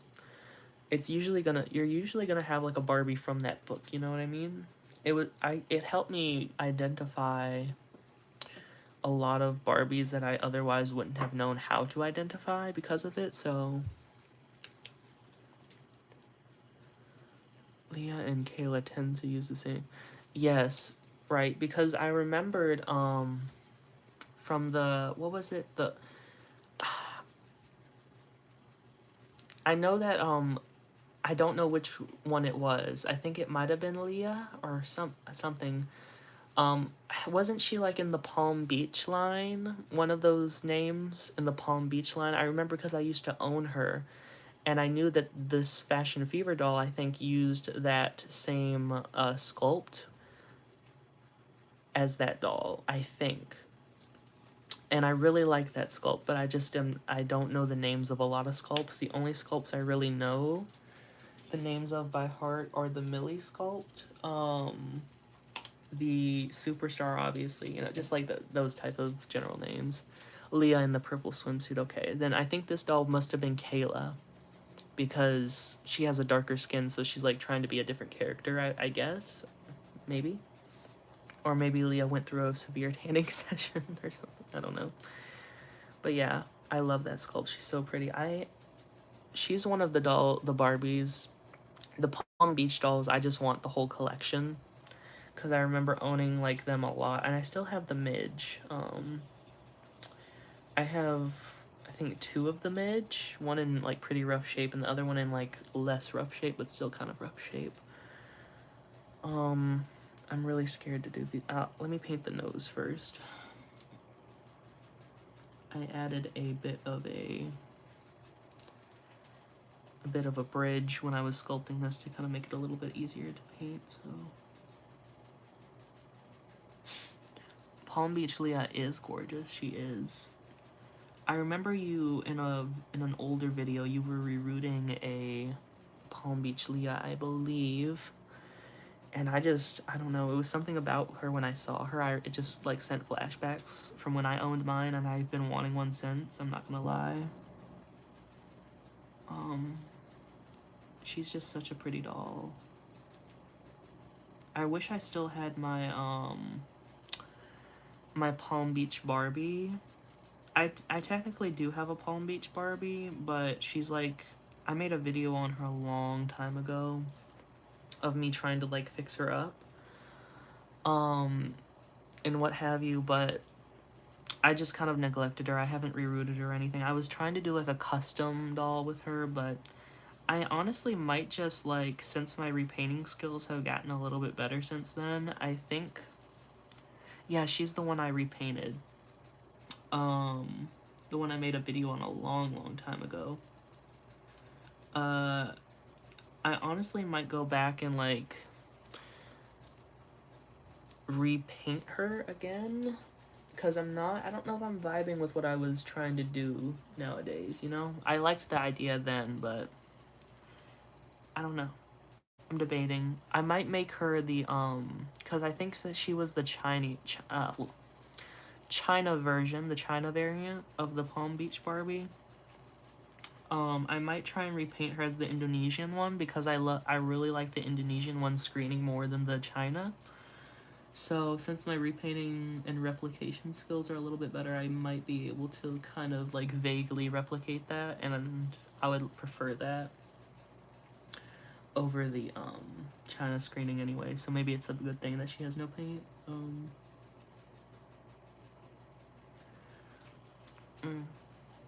Yeah. Yes. She's such a pretty doll. There's something, I don't know, there's something about the way that her screening is done that just does not look like the Indonesian variant. That just does not look like any other, I don't know. It's just something about that specific screening that I've, once you like, because that's how I found out about the Indonesian screening, was through your video. I think you did a review like a year or so ago, like over a year, I don't know, a video on her like receiving her, and she was just gorgeous, and I have been thinking of that screening since when I think of Palm Beach Barbie. She is just stunning. I wish they all looked like that, to be honest. Oh. Hopefully you can't see my head. Sorry, I'm doing this a little bit off camera. Oh, that would be really nice. Thank you. I might actually, like if you sent me, like on Instagram or something, somewhere, the photos, because I might actually do that, as like a little side thing, since I might be taking a bit of a break on sculpting her, since I kind of am just doing it for myself at this point, this doll, but yeah, I would actually like you to send those so I can try and replicate it, because I don't know if there's many other, like, I don't know. I don't hear people talk about that line that much. I could be wrong, but when I hear people talk about Barbies, it's usually like the I don't know. I haven't heard about people talking about that specific line too awful much, so I don't know how many resources there are in terms of like close up photos and stuff like that.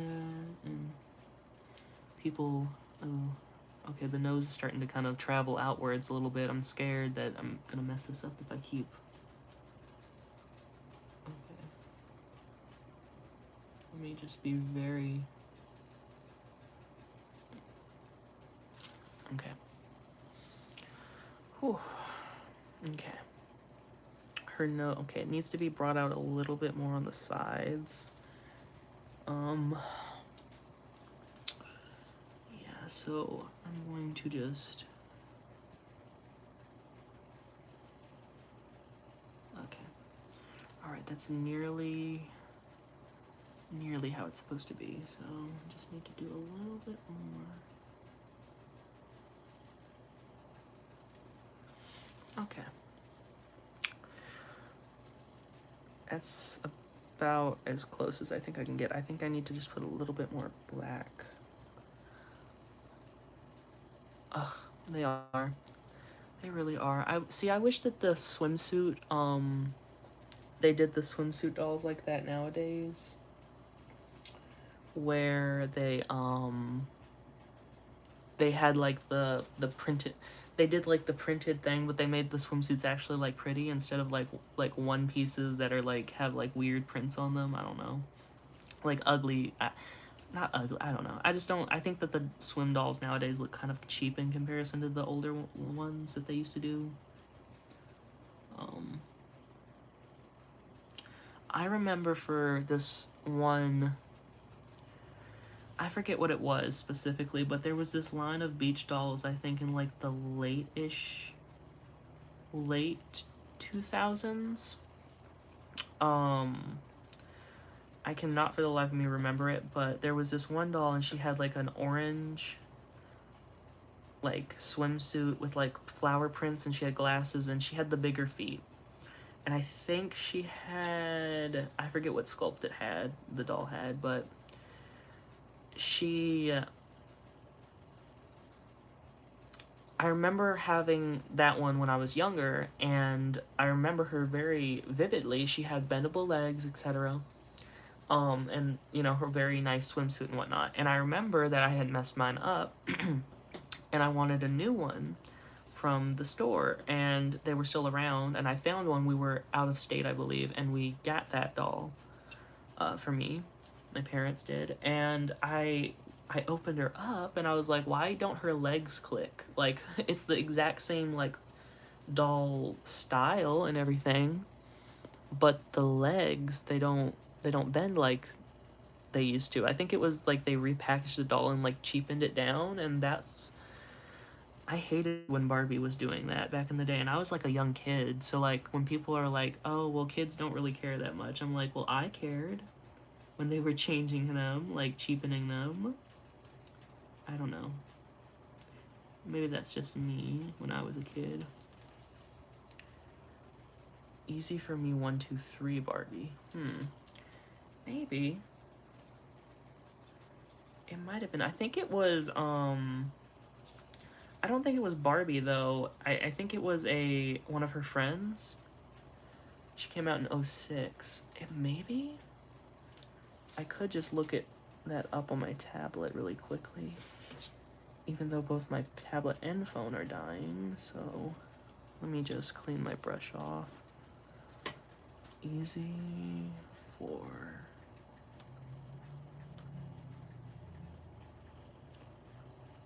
Barbie, easy for me, 1, 2, 3. No, it wasn't her, I don't think. That's the one, but she is cute. Ooh, that's a really cute. Oh, these are cute.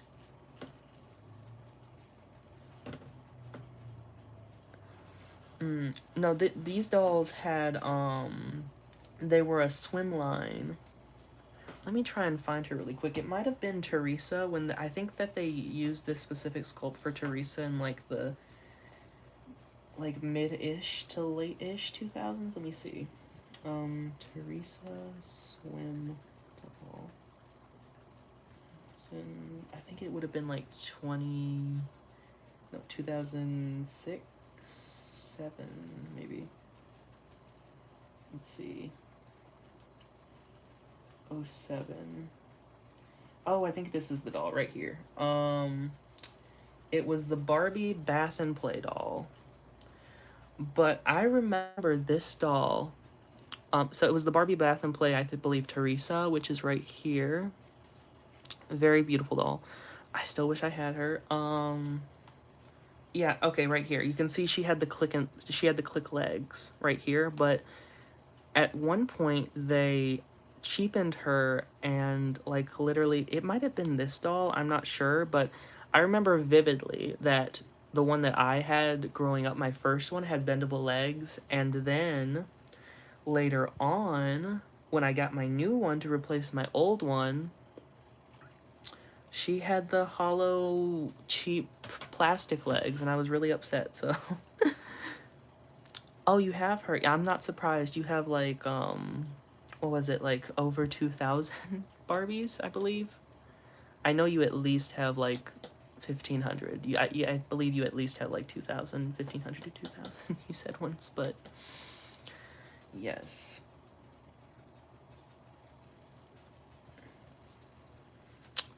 She is a very pretty doll. I kind of want her for nostalgia reasons. Because there's certain dolls where I probably wouldn't have wanted.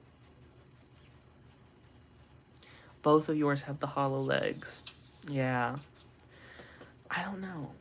I I could be manufacturing that memory, but I'm pretty sure that the one I had when I was a kid, like well younger, before that, I'm pretty sure there was a variant where that had the snap legs, but maybe I'm just misremembering that. I don't know. Maybe I like rebodied her and forgot. I don't know. But yeah, I just ugh. There are some dolls that I want in my collection specifically because I had them when I was younger. Even if like the design nowadays I wouldn't gravitate towards because of my taste change or whatever. I don't know. But like, yeah. That's kind of like my mission, is to like get back specific dolls that I remember having from when I was younger. Um Purely because a lot of my dolls are just like no longer with me, sadly, except for this beauty right here that's still I is still in immaculate condition from my childhood, this Rebecca Steam doll. And I have her pet too. I bet she basically has everything but her like stand diary purse, which is the main thing. But she's my prized possession because this my mother got this for me before, like when she was still around, and yeah, she's just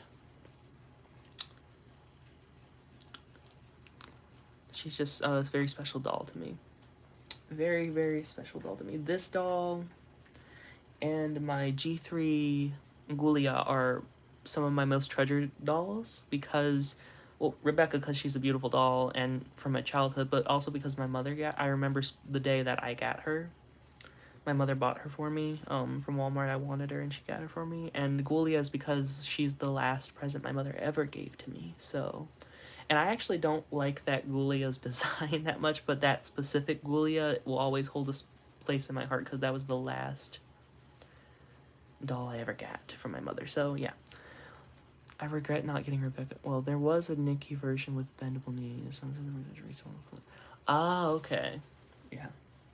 That's probably the case then. Honestly, that's probably when they were starting to cheap out on the Barbie thing. I regret not getting. Well, I don't know if you know this, but Rebecca from Monster High is getting a reproduction doll in 2026. Her her Venus and Rochelle will be getting reproduction dolls. So I don't know if you will be getting them or whatever, but I just let you know in case you were able to afford it or whatever. since that is happening. Just a Yes, they will be getting reproductions, and there's also going to be another reproduction line that we don't know what it's going to be of. A lot of people are saying school's out, possibly, but I don't know. If it is, I really am hoping to get my hands on Frankie and Draculaura, since those are two of the school's out dolls that I really, really want. Yeah, I will be getting that. I actually have gotten every single reproduction Monster High doll. I don't own them all anymore because I have the originals. The only reproductions I never got was the Werecat twins because they had a reproduction set of those two that came out because they were just not stocked properly, and I don't know, I just don't feel like paying the amount that a lot of people are charging for them in box. I can get a set of original ones for that price, near or about the same completeness, so I don't know if I really want to do the repros, especially since the faces on those ones are a little bit different. But anyways, yeah, they're releasing a repro. They're doing a lot of the reproductions for the original Monster High. Still, which I'm glad, because a lot of the dolls just aren't as accessible as some others. So for the eyes, I think I'm going to do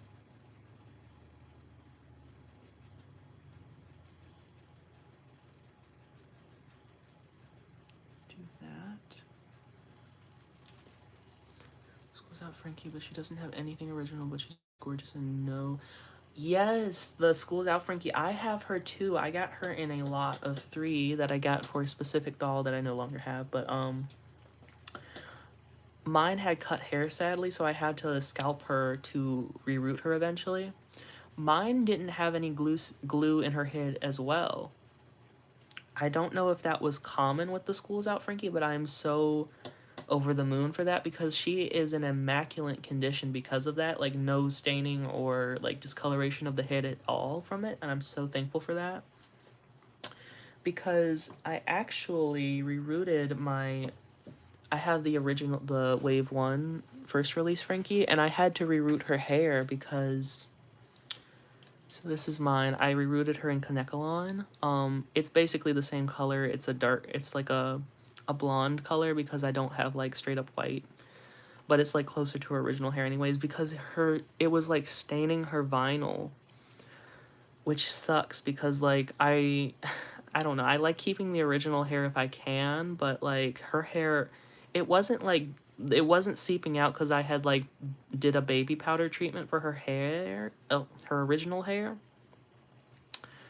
Um, but like the thought of it being inside of the doll's head and just like continuously like leaching its oils and like discoloring it and everything, it's just like it really was sucky. So I just decided to completely reroute her with fresh, pretty nice quality hair. Very, very nice. Plus it's a little bit longer, all one length, and honestly looks shinier because it's just like I guess her other hair was kind of just like damaged. So I don't know. Plus, I like the way that I did the streaking of her hair a little bit more than it was originally rooted. But yeah, it just sucks that they use glue on especially the Monster High dolls. I've noticed it really, really discolors their vinyl because of that is the Kanekalon braiding hair. Honestly, like most of my reroots have the Kanekalon hair because I just don't have a lot of I don't really have access to Saran because it's too expensive to just buy it straight up for the dolls, and I don't. A lot of my dolls that are rooted with Saran, um, I don't want to remove the hair because it's like decent quality hair. So like this one right here, this is rooted with the Kanekalon. I somehow was able to style it. It's a little bit hard to curl, but honestly, once you get it set properly, it does like look really nice. And then I did this Frankie. Yes, there's a lot of Monster High dolls because that's like my main obsession is Monster High, but I did a replica of the black and white Frankie, and she is rooted with the same hair as the other Frankie I showed. I tried to follow her the original's like streaking pattern a little bit more closely. Yes, it's honestly like such a beautiful like I'm honestly really happy that there is like a more accessible hair fiber for people, especially since like it's like for people like me, at least I don't really have the money to like dump like cuz I see like a lot of people that do customizations. They'll like dump like freaking like $20 on like hair to root like $1, and I'm like I'm not for that lifestyle. If I recently got 3 packs of hair for under $20 that had like 3 hanks each. That will reroot like a baker's dozen dolls, if not more, depending on the size of the head and how much hair you use. It's just way more sustainable and like affordable for somebody in my situation, at least. Because I don't have them. I would rather spend. I would rather get hair that looks and feels good. Maybe not at not as flexible like when it comes to styling, but if I can have a my dolls not have glue in their hair head and have pretty darn good quality hair, like why wouldn't I just like spend like freaking $6 on like a pack of 3 and do that? And honestly, like I've even like started recently experimenting with mixing my own colors, which is what I did for. So actually for this doll right here, the Nylon Laguna, I this is a custom blend. I didn't have the exact color for her hair, so I mixed a dark like a blue color and a green color and created this like teal blend. So that's a custom blend. And then for this Elizabeth that I showed, this is actually a custom hair blend. I tried to create like a darker purple color, and it looks almost indistinguishable from the original hair, which is really good. So like you can get like a lot of different colors, and then you can start mixing them to create the different colors that you need, which I think is really cool. And is also what the factories do to create different colors for Saran, especially because there's like not as many colors in Saran as like nylon. So Mattel will like be mixing colors like religious, like they do that religiously, which it also gives the hair depth and everything. So I like the Kanekalon. It's very nice, sustainable to buy. I love it. So probably my preferred one to use since I know I can get it fairly regularly. Plus, it's easier to work with than nylon because nylon's really slippery. It doesn't have like a little bit of tooth to grab onto sometimes and kind of slips away from you. Mm. It is annoying to mix them together, but honestly, the end result is so pretty and so rewarding. Like, especially when it like turns into a color that you like it didn't have before, and it's and then it turns out being like almost the exact shade that you needed. That's really satisfying. Okay, I messed up there, but I'm trying to get the eye shape um, down, but it's a little bit tricky. My hands are a teensy bit shaky. My phone's dying. I hate how Saran eventually. Exactly. See, that's why I don't like when like well, not that I don't like, but because I really do like Saran. It's a very nice like texture to it, and I like the like. I honestly prefer a little bit like the early 2000s Saran, early to mid like early 2000 like 2000s and like 2010 Saran more than like the Saran that they're using nowadays. The Saran that they're using nowadays for me feels a little too like oily. Like I don't know. I literally had a newer Monster High doll, Frankie from G3, and their hair was literally dripping with oil, and I don't know if it was like some product that they. I don't know. It was like I literally had like oil on my hands. I think I've heard that it's like a non-stick coating that they coat the hair so it doesn't stick to itself. Maybe when like rooting, I don't know that for a fact. I could be wrong, but I that's what I've heard. I do like Saran, but I do not like it when it comes to yeah, tacky. That's right. That's the word. I do not like Saran when it comes to lighter colors, like for instance the white or lighter blondes, because it darkens into like a very gross looking blonde. I don't like it when it comes to vibrant colors like teals, pinks, like those type of like vibrant, bright or light colors, because it just like turns into like this icky yellowy color. Like I don't, it just does not look good. Like my Madeline Hatter dolls from Ever After High, their hair, like one of their hair was like a pretty decent. Um, it still looked okay, but it was cut, so I couldn't keep it. But my other one, her hair has faded so much. Because I looked up pictures of like people unboxing her when she first came out, and it was like super duper vibrant. And like the Monster Highs that they're coming out nowadays, Monster High from G3 uses either polypropylene or Saran exclusively. There's no nylon as Mattel. They don't use it. I guess because of the rooting method, but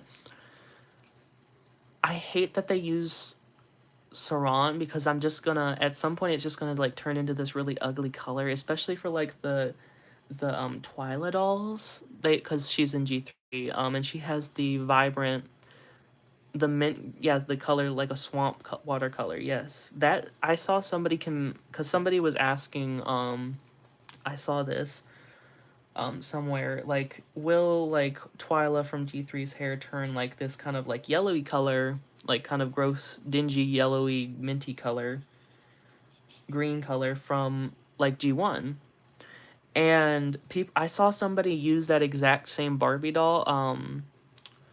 Well, when I say you didn't specify what Barbie doll, but I know what Barbie doll you're talking about because well, I don't know if you're talking about a Barbie doll, but that's what comes to mind when I think of that color. It's like that Fairytopia minty green fairy Barbie. That doll has the ugh, that hair is gross looking. I'm sorry. Like get that get that girl some like Kanekalon, like some teal Kanekalon or like some nylon or something, cuz that is just not that's not a vibe, honestly, in my opinion. Um that's why honestly I'm just like I get so upset when dolls are rooted with Saran when they're like in a brighter color cuz I don't want to have to deal with rerouting them down the road.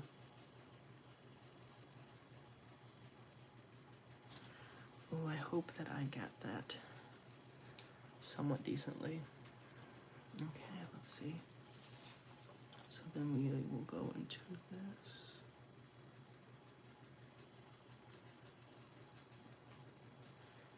Okay, that is a little. Hmm. I don't know.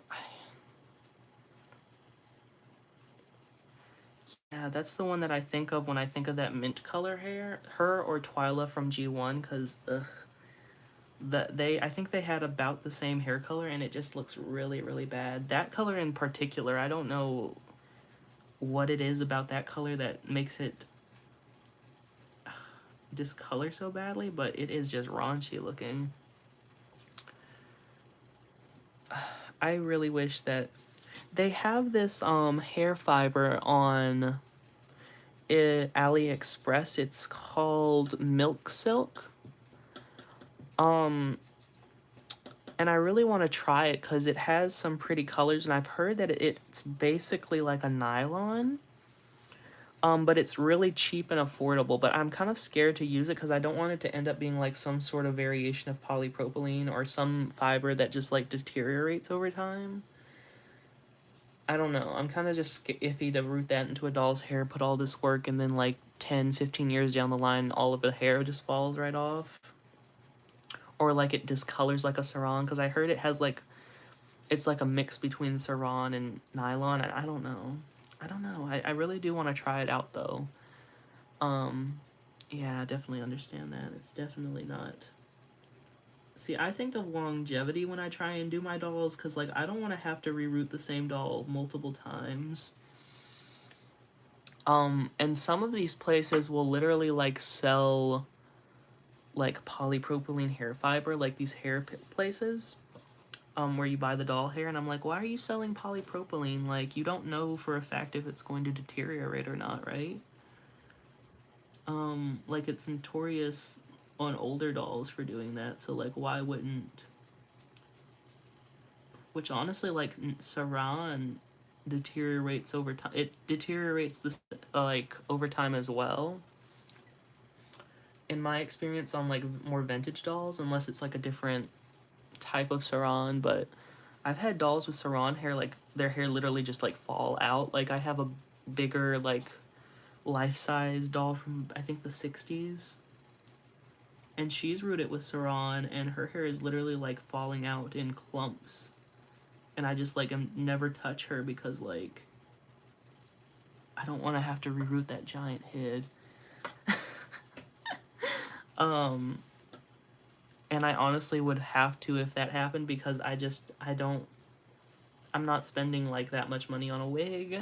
I when I have hair that I could reroute her with for like $5-10, you know. And wigs, they cost so much money. I mean, you can make your own, but it's just a little bit more tedious, I guess. Um, yeah, Saran just, I don't know. I'm kind of iffy on Saran because I like the texture, but I just don't like what it does over time, so. Not the biggest fan, sadly. Mm. And then pull the eyelid.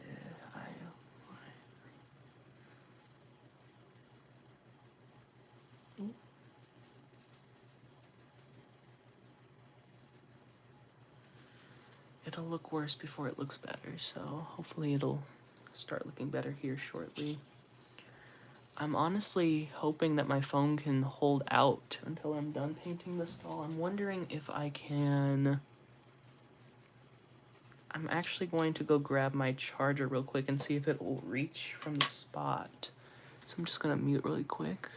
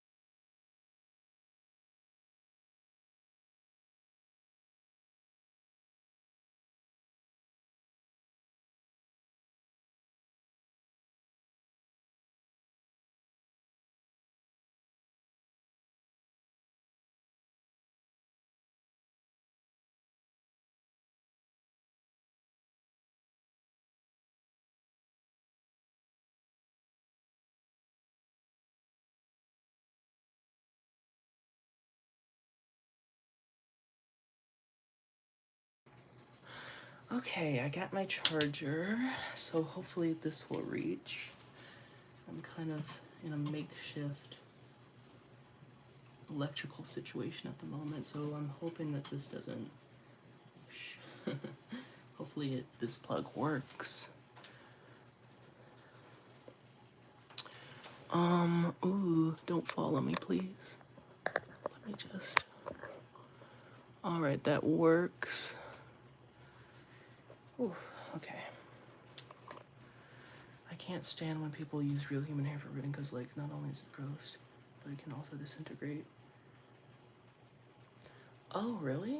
I did not know that human... Well, yeah, I guess I did kind of know that human hair disintegrates since it's a natural, like, fiber and stuff like that. I guess it will deteriorate under the right conditions and stuff like that. Yeah, the human hair thing, I just, I kind of liked it when I was younger because I liked the idea. Like, oh, that's cool that you have, like, a human hair, whatever, you know, like, it's a neat idea. But, like, as I've gotten older, it's kind of gross, you know? Like you said, it's a little bit gross. Like if people want to do it, more power to them. But like a lot of people I've seen that have done that say they do it because they can use heating tools on it, and I'm like, but you can use heating tools on like you can use heating tools on a lot of different synthetic hair fibers, even doll grade. You know, like nylon is really heat resistant. Kanekalon is, in my experience, I can use heating tools on it. Obviously at like a lower temperature than for a nylon or a polypropylene. Saran, you got to be kind of careful with that, but like it's not like you can't use heating tools or anything like that on doll or synthetic hair fibers. You know, I don't know, but yeah.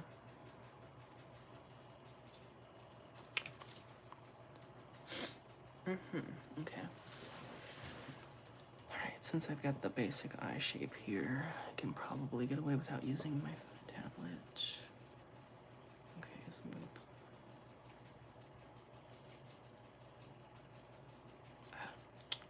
Darn it.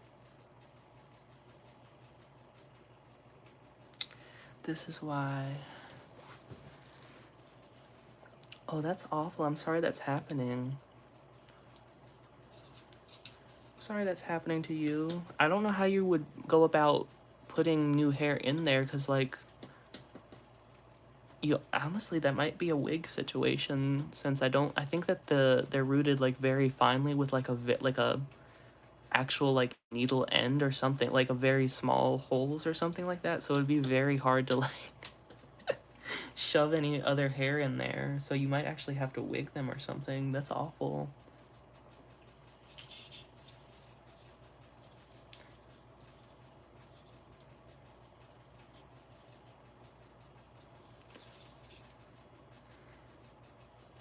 I feel like I had one of those when I was younger, cosmetology mannequin.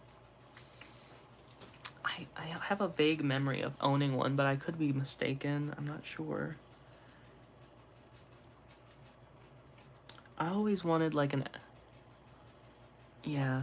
Well, at least they're the good thing about them being cosmetology hits, it should be like somewhat easy to find wigs, since they're like human, like supposed to be in like a human proportion, I believe, right? So you could probably just like go down to like a you know, I don't know, look, maybe find a wig at a thrift store. I've seen wigs at thrift stores personally in my area, or like hair, um, I don't know, like tracks or something like that. Maybe you could glue tracks on their head. I don't know. I don't know. I've never really owned a. Well, I think I might have owned one, but I don't really remember it that well, of the cosmetology mannequins. But from what I've seen, they're like the human human proportion. So. Hmm.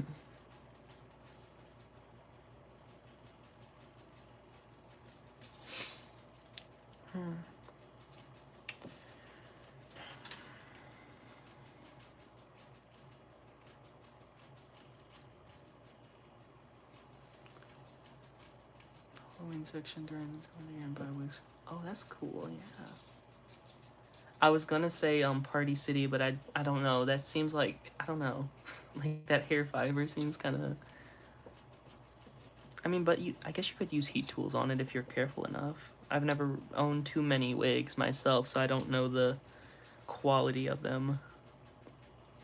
I remember we owned, my grandmother had like this bag of like wigs she got somewhere one time, and there was this one wig, it had like bangs and was longer, not long, but like shoulder length. I used to put it on. I used to put it on and walk around and make people laugh. I thought that was kind of funny. Um, I think I might actually still own that wig. It needs to be washed though. If so, it's probably filthy by now. Yeah, it's very cute. Yeah, it was cute. It's pretty cute. Ah, the days of our youth. The days of our youth. The days of our lives. It is very difficult painting. I don't. Cause Selena Selena's. I actually don't know what her channel name is anymore. when I used to watch her, she used to like sit down like and like paint her dolls on camera and stuff like that, and just like be super fast about it and do like these wide strokes, and like it would look stunning within like a few strokes, and I'm just sitting here like ooh, trying not to get my head in the shot and whatever, but I guess I'm just not used to painting on camera that much. You were adorable for them. Thank you. I was definitely trying to be a diva. I guess I watched too much RuPaul at that time. uh,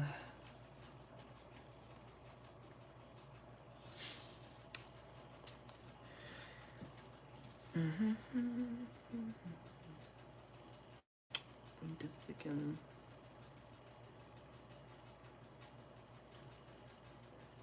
There we go.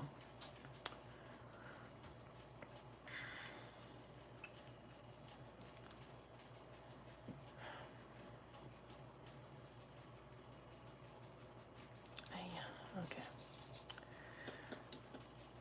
If I can't get the line exact, then I'll just go over it with like a white paint.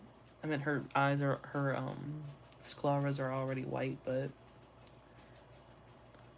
Selena has been painting on here for so long. She's very much, I know it. She's been uploading for like 15 years.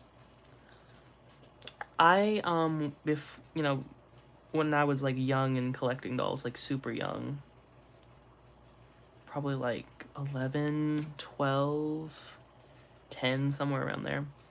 I remember watching her videos of her with her American Girl doll, her custom one, and she was going around it putting the super glue and putting the track on the head.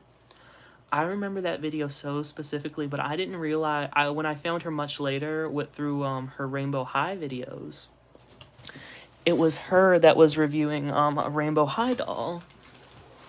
I think it was like the cheer what is it, the Rainbow High cheer doll. I think it was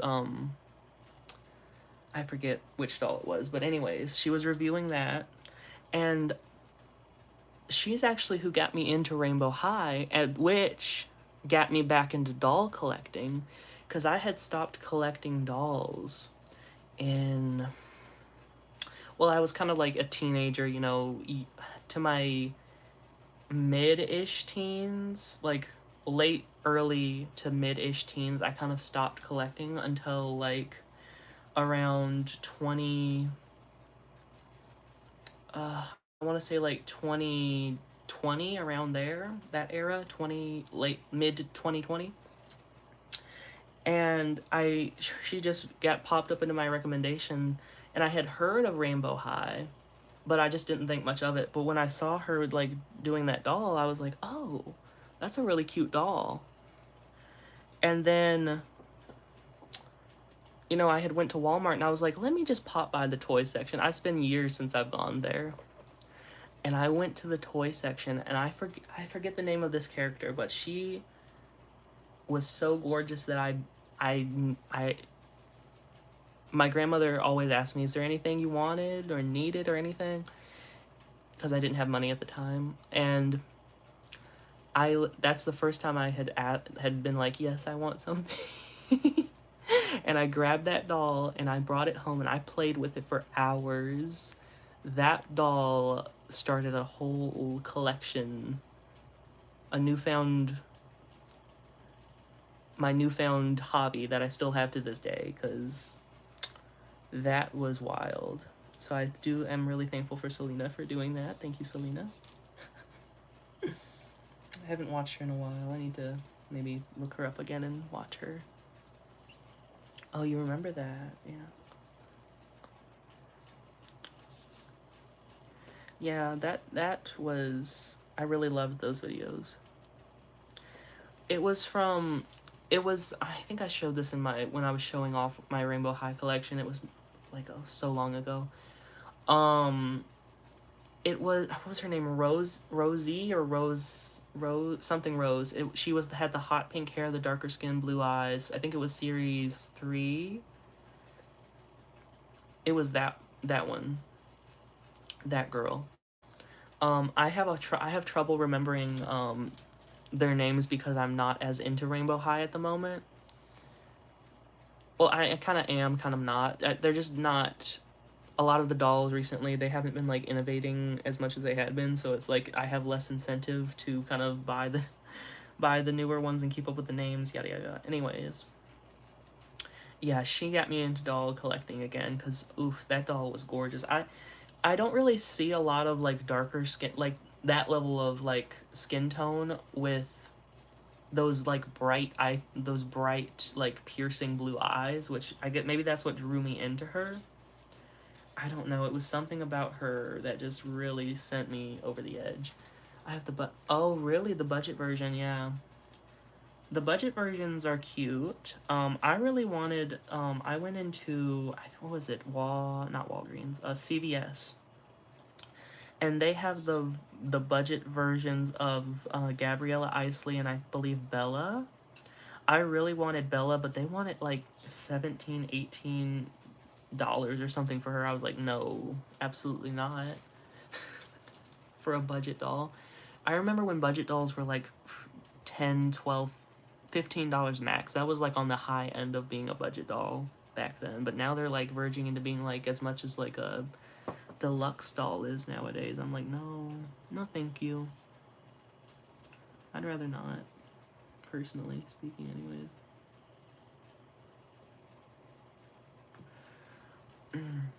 The budget versions are very nice. I just wish that they had like a little bit more articulation. I don't know, like they're a little bit stiff.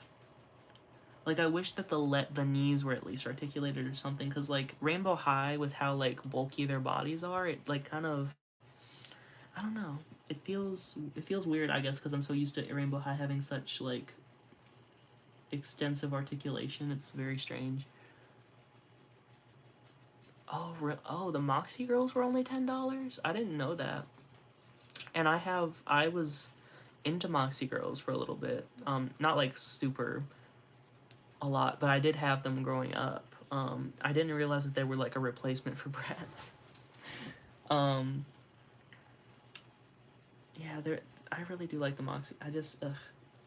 It's just such a shame that like a lot of the budget dolls nowadays are like becoming like deluxe doll prices, and it's just not. It's not that good in my opinion, because like lower income families and stuff, like 10 versus $15 is really a difference when you're a low budget family, in my opinion, and from experience as well. Like,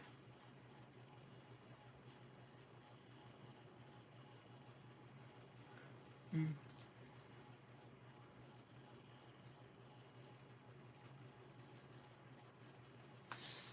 mm. All right, I think I need to pull up my reference.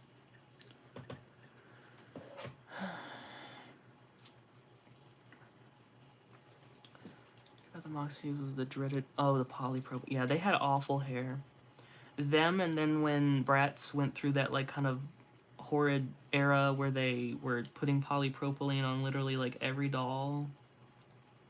There was this one like budget Bratz, I think it was like 2011, 2012 Bratz type sculpt, 2010 to 2012 type thing. And I still have her, and she's bald because I remember this, like I was so upset because I had gotten her, and I think within like the same day her hair matted together and became um like bunched up, like, and damaged, and I just could it would never go straight again, and I was so upset. I was like, I hate this hair, whatever it is. It was so dreaded, like, and I don't think I ever bought a Bratz again after that. Well, I didn't buy it, but I don't think I ever got one again because of that. I was just like, ugh, I don't want to deal with that. I want like decent hair. I didn't even know the name of the hair, but I knew that it was like a different type of hair, I think. Which is weird how people, like people can still pick up on that even if it's not, like they don't know the name or like the reason why it's doing that.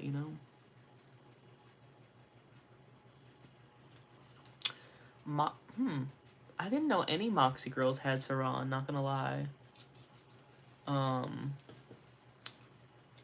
which ones had Saran actually? Because I might be, if I can get a Moxie girl with Saran without having to reroute her, I might actually look into that. Um, I only had one, but I love the Moxie Teens dolls.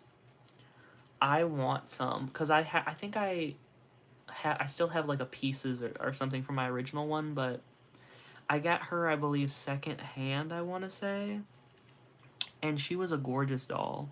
I ruined her as a destructive teen slash child would do, but yeah, I really would like to get my hands on another Moxie Teens. Those were really pretty. I want some so bad. The fashions were really nice quality too. Mm. I actually have the Attitude 2-pack with Mar, Marin and Avery. They both have Saran. Oh, okay. I wonder why they gave those to Saran. Hmm. It's weird how sometimes they'll just like completely switch up the fiber. Like they'll either like upgrade it or downgrade it. Like for Daisy Jean, um, they just like ran. She's like I think the only Barbie Dream Bestie doll that has poly, which is weird. Cause like why, you know? Oh, I and they have that version in that hair color in Saran, so I don't know why they didn't just make it Saran, which because it's literally like in the Barbie Malibu Cores hair blend. So I have to look up the Attitude 2-pack and see what they're all about. I would like to get into Moxie girls because they're super cute. I do have I believe I have a set. I don't know if it's like their actual outfits or what set they're from or whatever, but it's like a brunette girl and a guy, and they're in like wedding attire. The girl's in a wedding dress, the guy in a tuxedo. And I also have one that's like she's almost like giving Avril Lavigne, and she's kind of like in a scene outfit. You know the scene outfits where they had like the striped like the stripes and stuff. I think she even had like armbands or something. I don't know. I think it's because kids complained about not being able to brush hair. They advertised it on the box with saying with new. Oh, new easy brush hair. Interesting. New easy brush. That's weird. Well, no, not weird. I shouldn't say weird. I guess it's like weird to me looking back that they would advertise it on there as like new easy brush hair, but nowadays they would never do that, in my opinion, for a kid's thing. It's weird that they would like took that into consideration back then, or something like I don't know, like put it so forward what they were trying to do with the hair and stuff like that. That's weird. Well, not interesting is what I mean by that. I don't mean weird as in bad or anything, but um,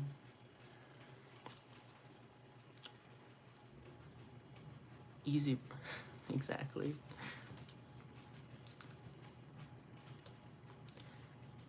Easy, yeah.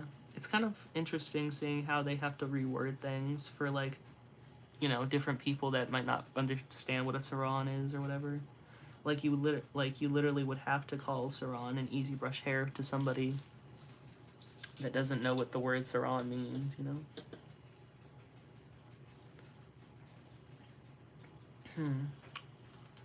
Okay, I'm gonna have to. Oh, no, no, no, no, no. That's bad. Well, I'm gonna have to cut. I'm gonna cover that with paint anyway, so it's not the end of the world. I'm actually going to take some of this black paint that I still have left. I'm gonna go into here and try and. Okay, that's too watery. I can't do that.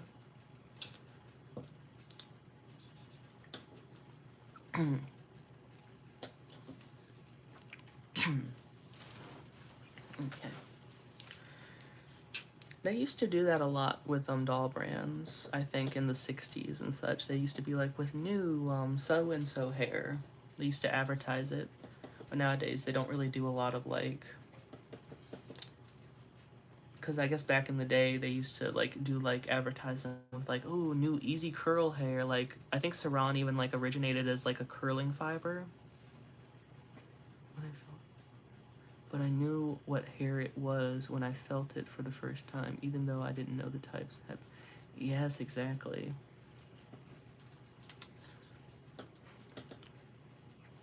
That's how I think everybody.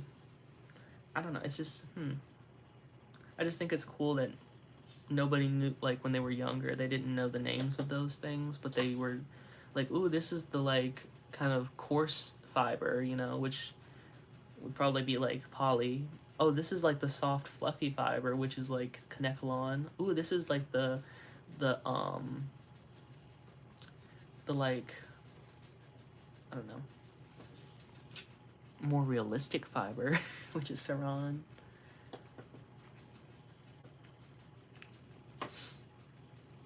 I'm just glad that a lot of companies are switching to nylon or have switched to nylon because I don't know. Saran's a little bit overrated in my opinion, and I just do not like polypropylene. So I'm glad that they're using like at least like high quality nylons. You know what I mean? Rainbow High, like MGA, they use like probably the highest quality, like the Kiwi. But then there's other brands that just use like like ooh nylon, which is still a pretty good fiber. Even if it's not like Kiwi, but in my opinion. Oh, sorry. Okay, let me try and I'm trying to debate on what I want to do for that. Okay, so it would have to be above that. When Barbie got bendable legs for the time, they called them, yeah, lifelike bendable legs, yeah. Ugh, that was such a cool innovation that they did back then. I wish that we had bendable legs, but I wish they could like formulate a like material like the original bendable legs that had the um ability to like snap and then keep the pose, whereas like the Barbies from like the like late 80s to like all through the 2000 90s 2000s and stuff like that, they ended up like changing the formula, you know what I mean, and it just never bent and stayed the same way, and the knee joint was really weak, and it would snap easily and wouldn't hold a pose and would be blown out after a while. It's just a whole thing. So yeah, I do like the bendable legs um for nostalgia reasons, but when it comes to like actually functional play or like posing, I don't like them as much as like a jointed plastic harder plastic leg, like a Rainbow High or a Monster High or something like that. Fashionista, original fashionista. Okay, I need some purple. For this, a little more purple. There we go.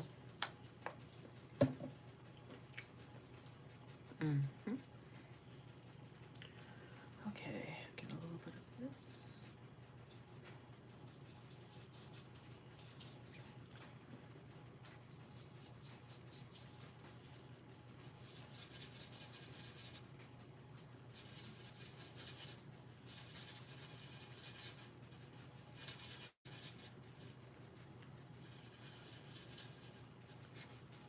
Okay.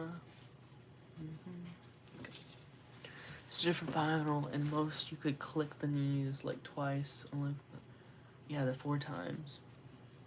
I think there was like a documentary about that, like the Barbie's bendable legs or something, the click and snap ones.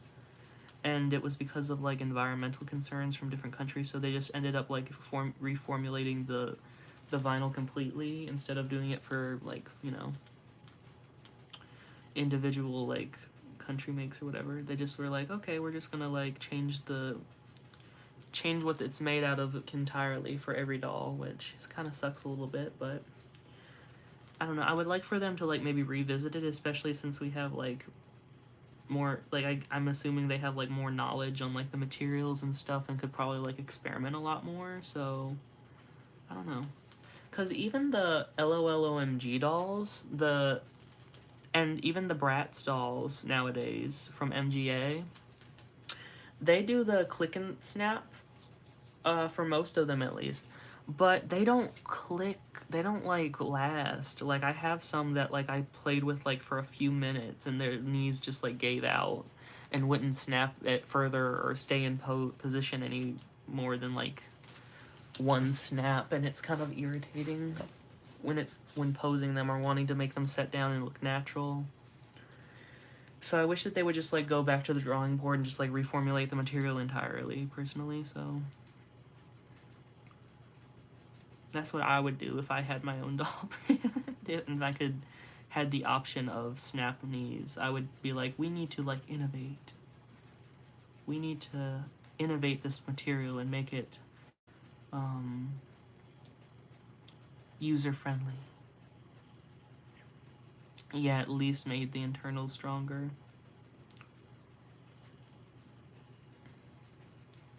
So they're not as prone to breaking. I don't know. I don't know how you would go about doing that though. Cause like I don't know. I honestly don't know.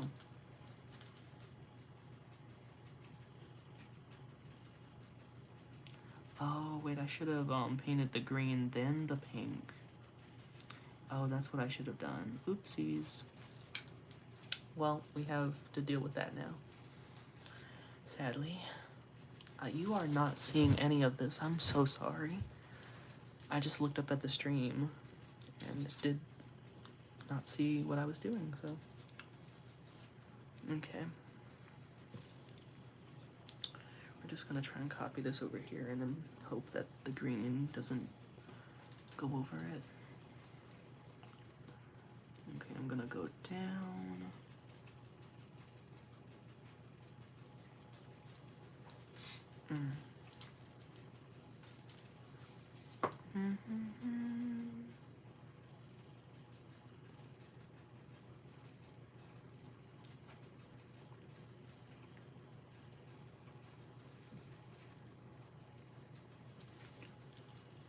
I want something, I don't know.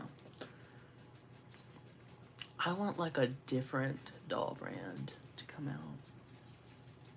Like a new one that just like innovates a lot. Kind of like what Rainbow High was doing at towards the beginning when they first started, where they were just like releasing a lot of stuff that we hadn't seen in like years.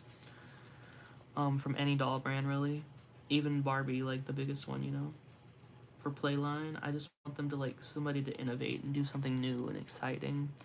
Like maybe something like in this kind of vein, you know, where it kind of like channels. Oh, thank you. Yes, I hope you're having a good Christmas too, Amber.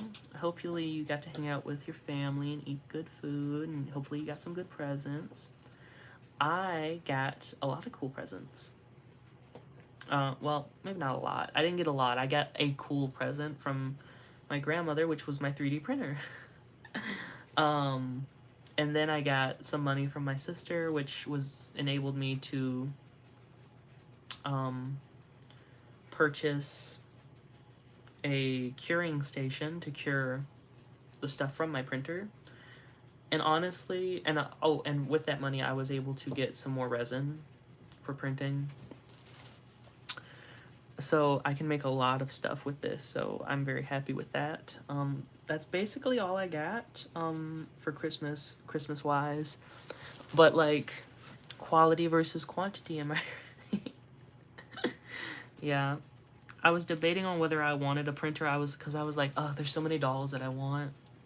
But then I'm like, you know, I can just make my doll. I can just make a doll I want, you know, or anything really, or make stuff for my dolls. This was probably better to get than just like a bunch of dolls I've been wanting. I'll get those eventually. And whatnot. What did you get for Christmas, Amber? Hopefully it was something cool. Or thing, you said you got a bunch of stuff. A lot of cool stuff. Hopefully it was stuff, you know, that you really liked. Or had been wanting for a while. Need to clear some of that water off my brush. Can you see? Ugh, I wish that this could like be thought that is going to tip over. So I need to bring this closer. Okay. Alrighty. I need to go over that black. Like that. Okay. I love a 3D printer. Since I realized after I went to sculpt called Mama Fazbear. Oh yes. Mama Fazbear. What is she all about? I'm assuming it's a she. Um Honestly, if you were to ever purchase one, I would recommend I honestly would recommend not to get a resin one because it's a lot to learn and stuff. Honestly, with the printer, if you were to ever have the opportunity to acquire one as like a present or something, go for um a bamboo A1 mini, I believe is what it's called. You can get the stuff to put in it. You can just put it in there. You don't need to wear gloves, a mask, anything. You just have it in there, open a window, let the whatever, is out. It's not toxic or anything, I don't believe, but and then you can print stuff. It just requires like sanding and stuff, which obviously like if you're doing stuff like that, like little figures and stuff, you probably don't care if it's has the little lines and stuff. I wouldn't, at least for smaller stuff. Um but yeah, 3D printing is pretty cool. At least I think it is, creating stuff.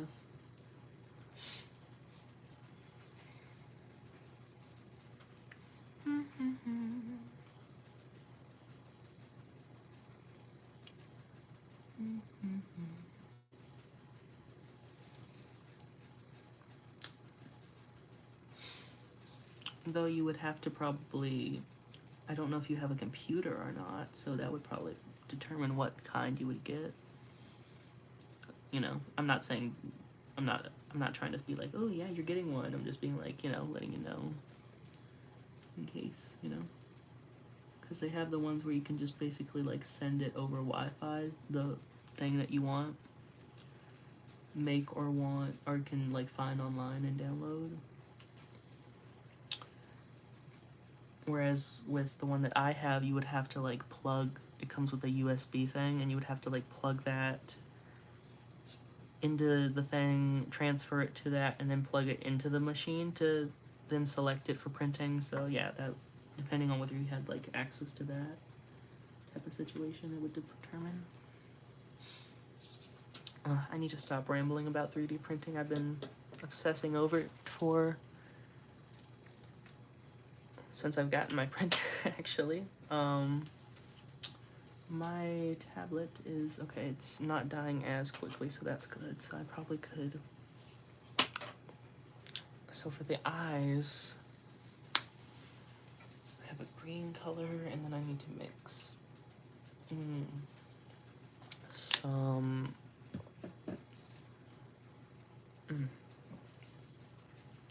yellow into it. I need to get a lot of new paint colors.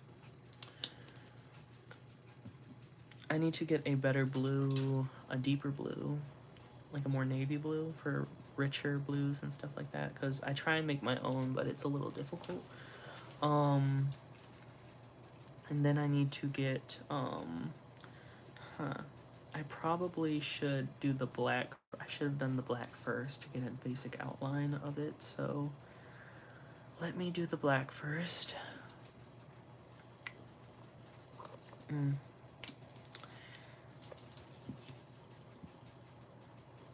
there we go. So her eye shape is like this. Well, the little... Do I have a better picture? Like to the side. Okay. So for this, zoom in. Okay. So her little eye design situation is like this. It connects from here in, okay, so it connects from here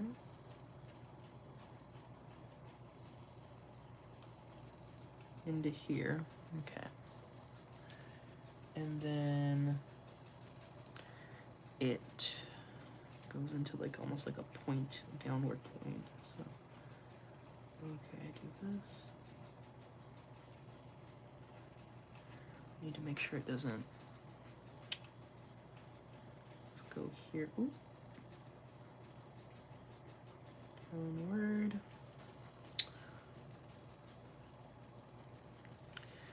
Then pull that downward. Okay. Ooh. Ooh. She is intersex and is a part animatronic, part flesh blood bear. Ooh. Character, but uses she, her. She's endlessly kind, motherly, but strong and protective. She wears mostly Edouard. Ooh, that sounds cute. Ooh, do you have any art of her? Did you draw her? I know you do art. That'd be cute. I'd love to see a drawing of her, if you have one, or ever did one. Okay.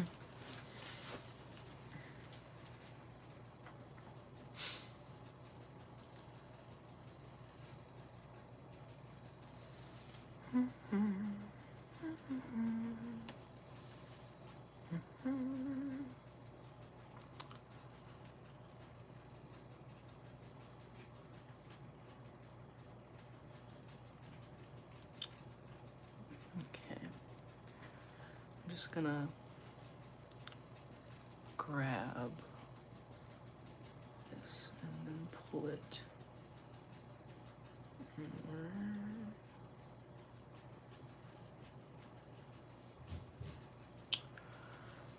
All right, there we go. It's kind of the basic shape there.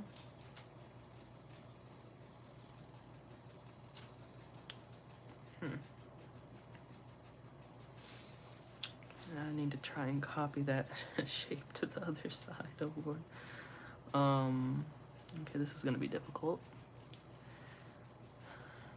It's like drawing the other eye. Okay, I guess I'll pull it from here and pray that I, ooh, okay, that's some drawing, but it's kind of basic. She has a wide selection of outfits and stencils. Ooh, okay, that's neat. I'd love to see her sometime, like your little avatar that you have on Roblox. It's been forever since I've played Roblox. I still have an account, but I don't have many people to play with. It's boring playing by myself. I used to play this one game called with people. It was called Doors or something like that. I think it was something like that where you'd like go to these different rooms and try and survive the monsters. That was really fun. The last one I think I played was the Mimic game on Roblox. That was a fun one.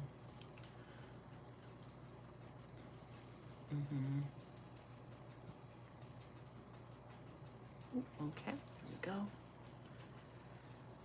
Yeah, it was fun. Very fun. Maybe I'll play it sometime. Maybe I'll play Roblox again sometime. Maybe I can convince somebody to play with me. my sister or someone. Have you?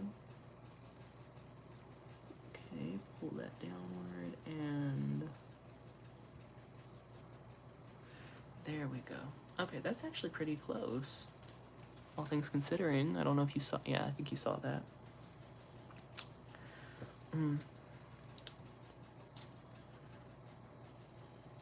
Oh, really? That's sweet. Yeah, I would love to play with you sometime if you're able. It's cool. If I remember, I'll send you my user ID.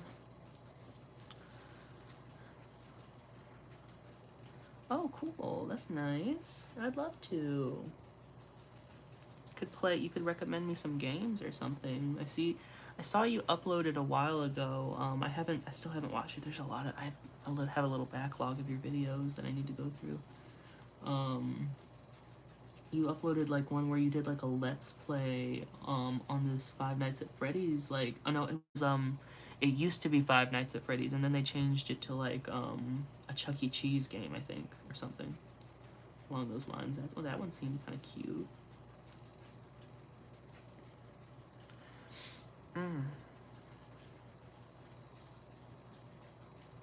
Ugh, I remember going to Chuck E. Cheese. I loved going to Chuck E. Cheese. We used to have a dentist near a Chuck E. Cheese, and whenever we were done with going to the dentist, which is kind of funny looking back, my mother would take us to Chuck E. Cheese. That was really, I really loved those times. I remember every time I think of Chuck E. Cheese, I just think of my mouth being sore because I would have my teeth done. I just think that that's funny. Thinking like I have like Chuck E. Cheese and mouth pain intertwined into one feeling from a memory from memories, you know, synonymous or whatever with Chuck E. Cheese.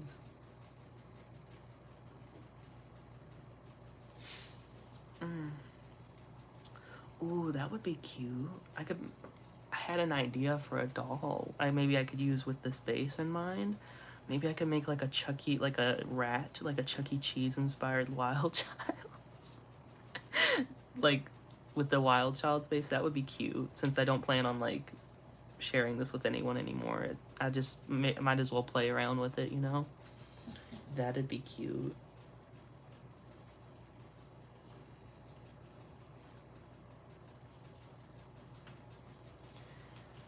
Night shift, but the game got copyrighted, but they changed night shift at Polly's, but then the mascot in the game is still a rat cat. Oh, okay. Ah, okay, yeah. Yeah, yeah.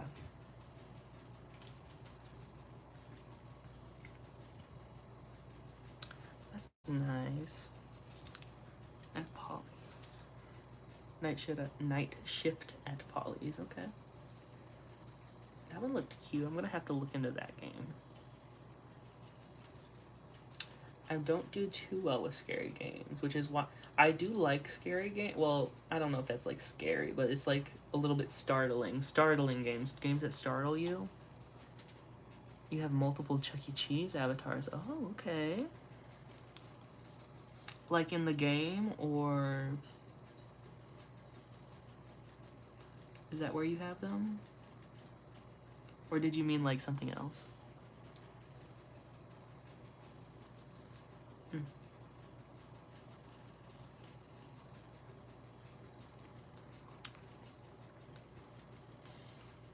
Mm. Mm-hmm.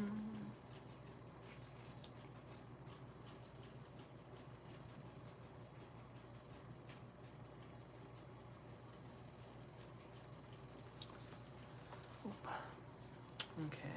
Alright, that's not looking too bad. The symmetry. Yep, on Roblox I created several. Oh, okay. Nice. We love Chuck E. Cheese. I love Chuck E. Cheese.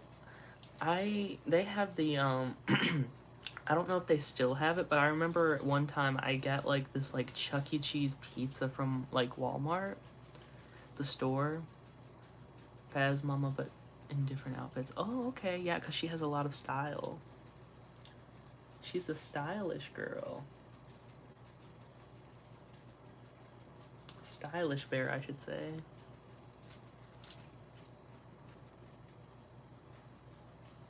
A diva, some would call it. Yeah, there we go. There we go. Okay.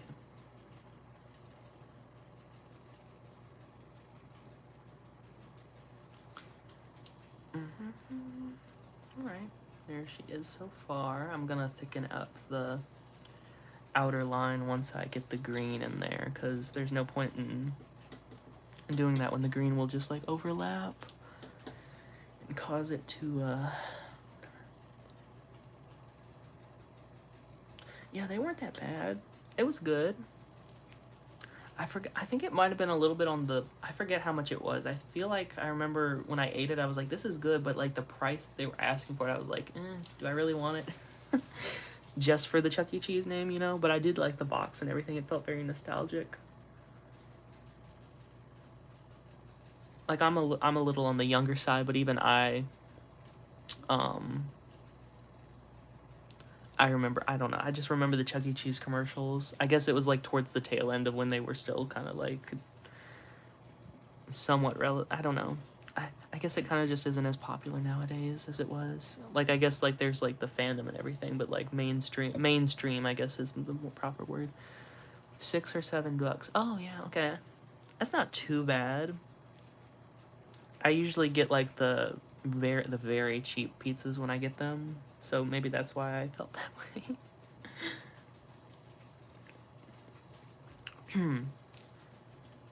Oh yeah, the boxes because of the pictures.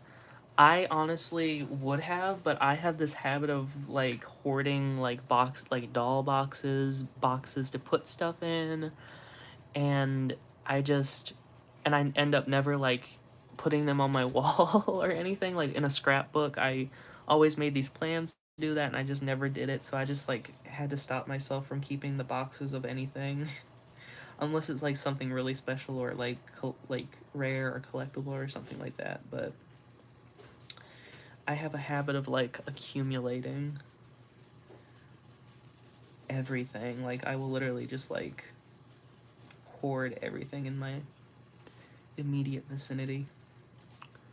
Oh, you're the same? Oh yeah. I've heard a lot of people are like that though. My grandmother and mom were like that, so it's probably just like an inherited trait.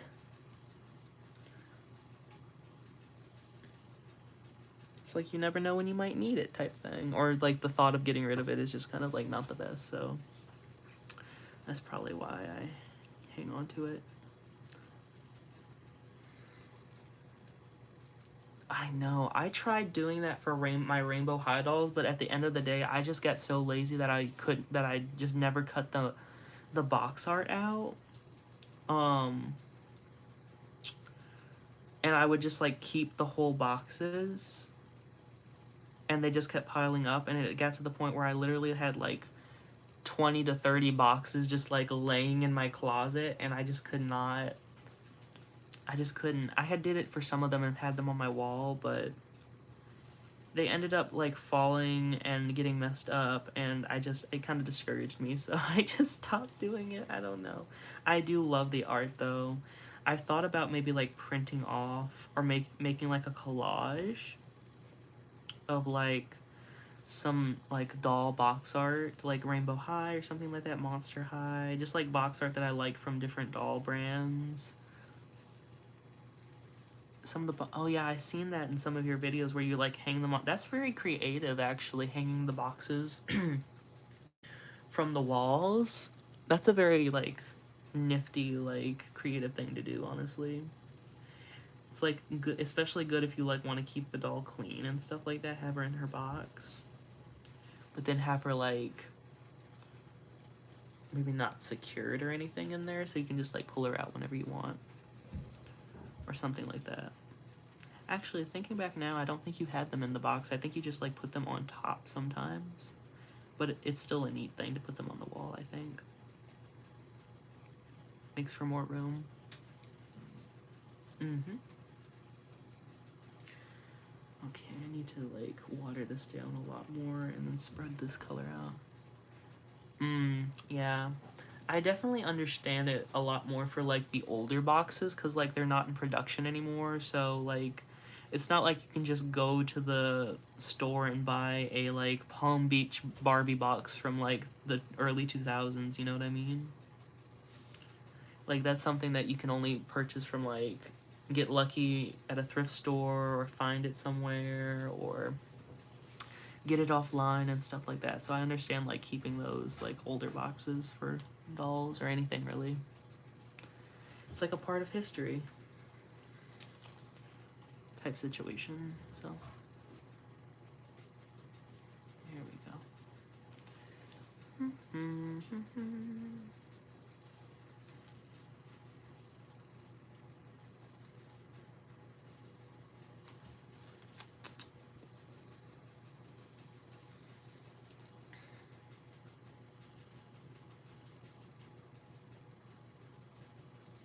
I probably don't need to pull this green all the way to the edge since I'm going to be thickening up the lines, but I'm just doing it because I want to make sure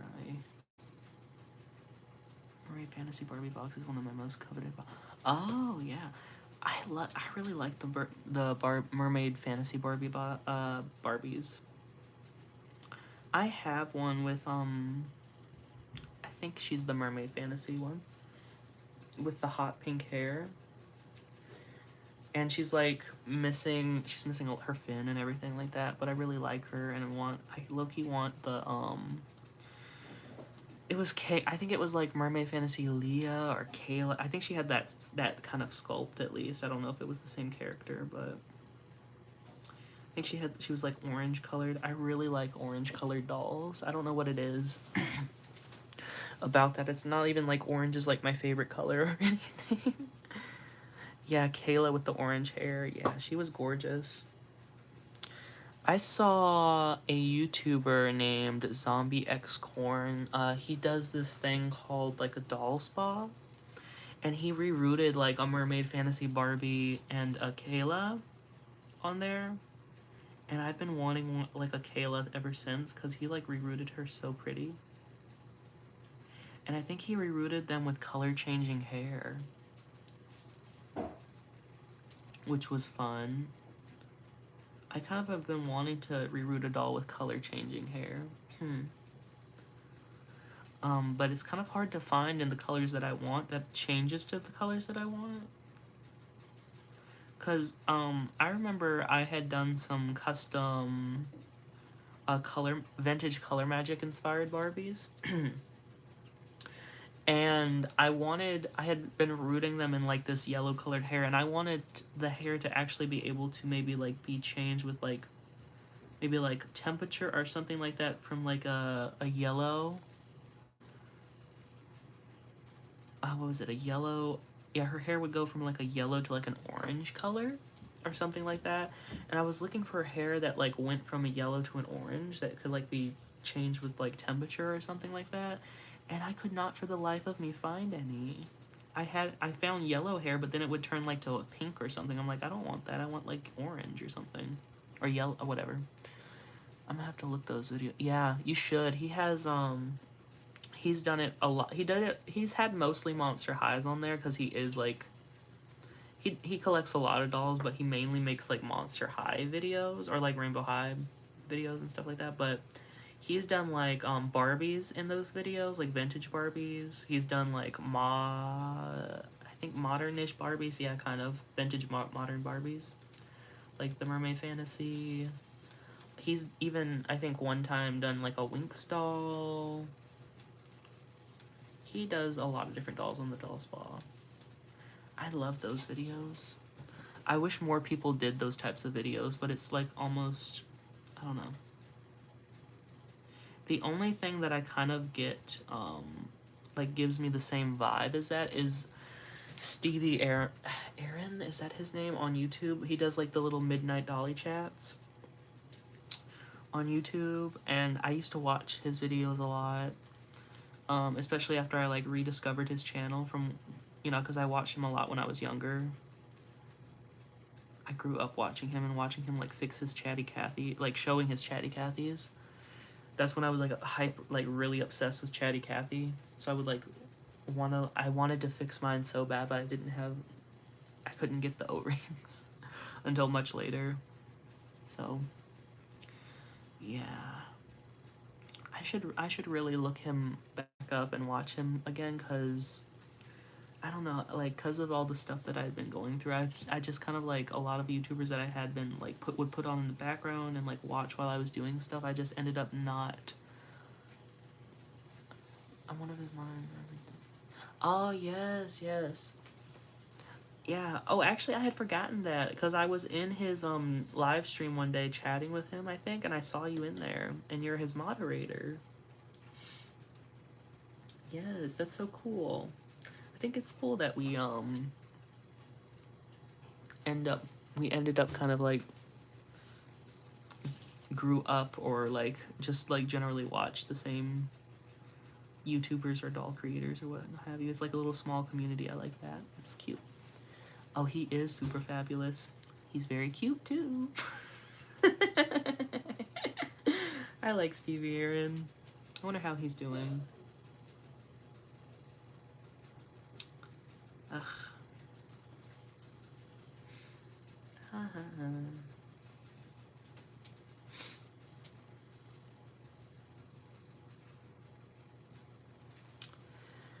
But yeah, I love his Chrissy dolls. He does such beautiful work on them. I love his reroots. He reroots in like that high quality nylon, I think. I don't know how he affords it though. That must cost a lot of money because it looks like the super high quality too, and he roots the plugs in super thick from what I've seen. He is really passionate about his Chrissy dolls, and I love it. Oh, really? I didn't know that he had. Actually, I didn't know that he had a TikTok. I recently downloaded TikTok and made an account and everything, so I might actually go look him up on TikTok later on tonight and see what he's up to on there. I want to get more into TikTok anyways. I'm kind of like one of those. Oh, that's cool. Both have TikTok, eh? Do you post anything on TikTok, like stream or just kind of like post random stuff? Do you post it all or just use it to watch other people? Or I guess it's just a little hard. I guess the reason I didn't like get into TikTok is because I just don't know how to navigate to the content that I like. Oh, that's nice. I might have to give that a watch and get to know Faz Mama. She sounds really cool, especially like the Edwardian type of style you mentioned that she typically wears. That's definitely something up my alley.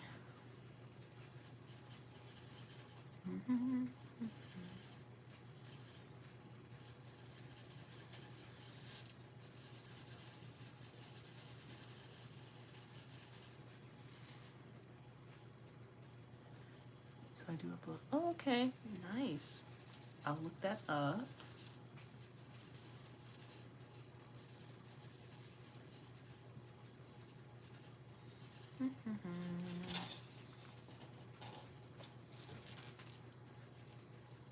I was thinking about uploading on TikTok as well, but I don't know. I guess after like the whole I don't know, hearing about it possibly being taken off the App Store and everything like that, I was like, is there really a point to get into it, you know? Because it might just end up not being available and then I'd be locked out of it or have to go through all these hoops and things to try and like be on it and all this other stuff. So I don't know. I guess that kind of like turned me off on it a little bit, and that's why I never got into it as much as others. Oh, okay, the same name. Okay, I'll look that up then definitely after I'm done with doing this like live stream. I'll definitely give that a look up and look up Stevie as well. See what he's up to.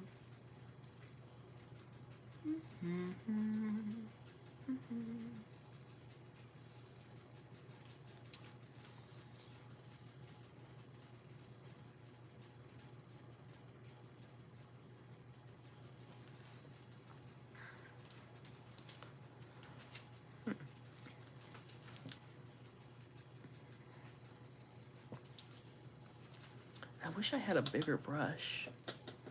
Like a bigger, but is this one bigger? I think this one might be bigger. Yeah, this one's way bigger than this one, so I'm gonna switch to this brush. Definitely. Yeah,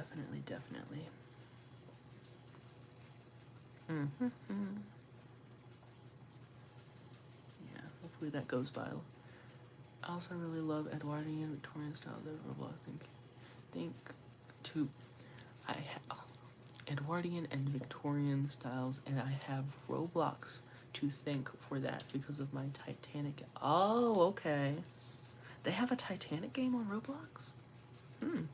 They have a little bit of everything on Roblox. See, back when I was a younger teen, like a early, maybe like a tween, like early teen, Roblox didn't have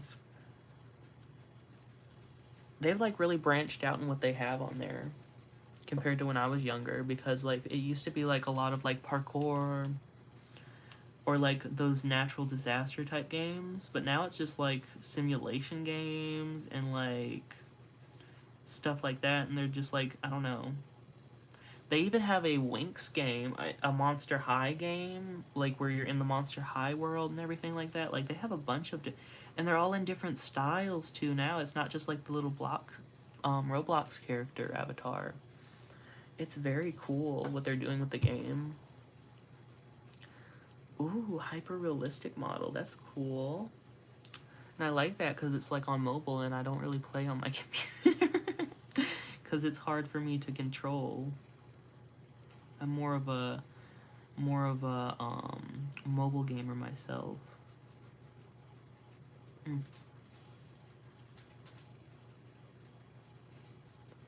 Yes, I know, right? So cool. I love games that are able to be played on mobile.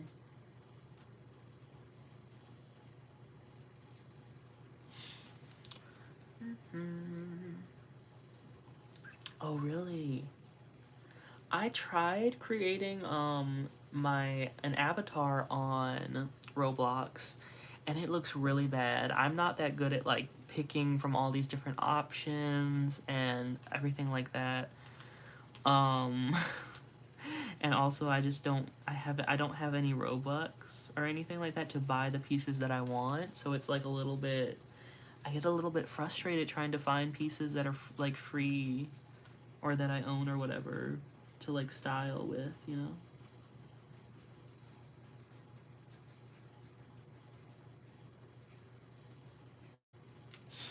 Hmm.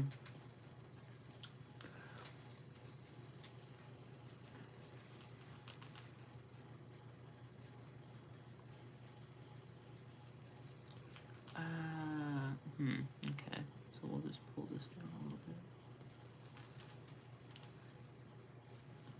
Practice screen everything really intricate and definitely. It's definitely like an art form in of itself type thing. It's kind of like knowing how to style your own clothes. I'm not very I don't really know how to like style myself in real life, so it's hard for me on in the game as well. Maybe I don't know. I'm just not that very, what is it, fashion savvy or whatever it's called. Mm. Ooh.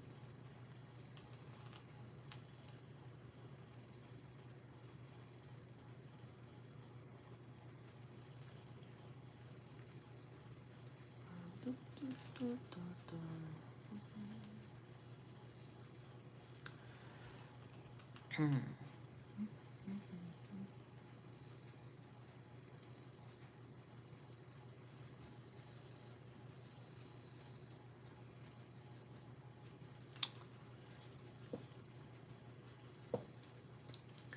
I need to get a better tripod because this one's on the verge. It's already broken and I have it taped together, so I'd like to get one that has like a little bit more flexibility to where I could like put it where I need it to go type thing.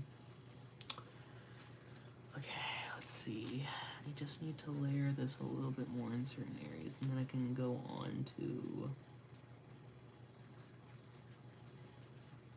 um, go on to the black.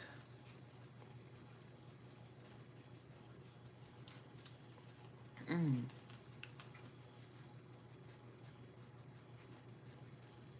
Here we go. Here we go. Okay. The one thing I don't like about acrylic paint is it dries so quickly, so my palette, the colors that I like custom mix will dry up like super quick. And I have to like keep wetting it and making it more watery each time, and it gets a little annoying. That's why I want to get like more colors so I can just like get it straight out the tube instead of having to mix all these custom colors, because it gets a little bit repetitive once if you're like somebody that repaints as much as I do, or does like custom like stuff like this where you make like your doll and then you're trying to replicate a face, yada yada. It's a little bit aggravating, but Yes, the little sunny angel with the strawberry hat. That's me. That is me, Sheen Allen. Sheen Allen, 16.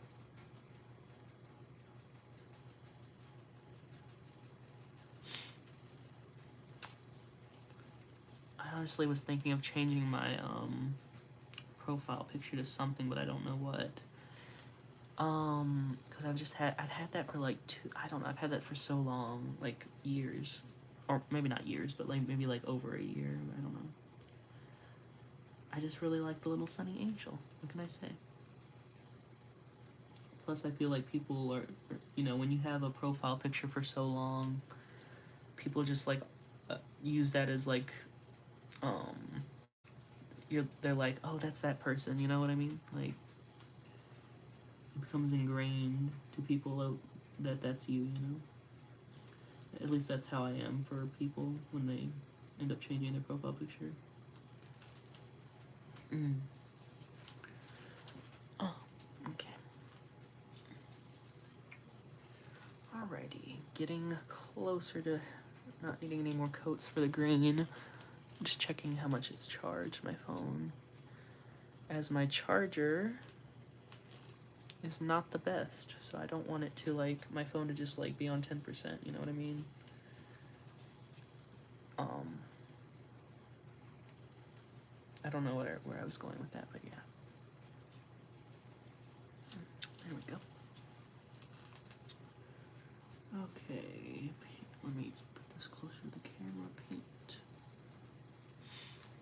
I definitely want to do more painting, like customization live streams, because I don't know, I really like when people do that, and I don't see that a lot on YouTube, so I don't know, it's something different. Maybe people will enjoy that. Well, I mean, I enjoy doing it, so maybe people will enjoy watching me do it, you know? I like when people do it, so.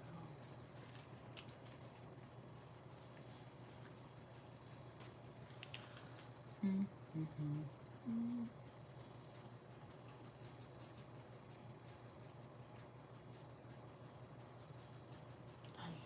there we go. There we are. There we go. Just a little bit more here.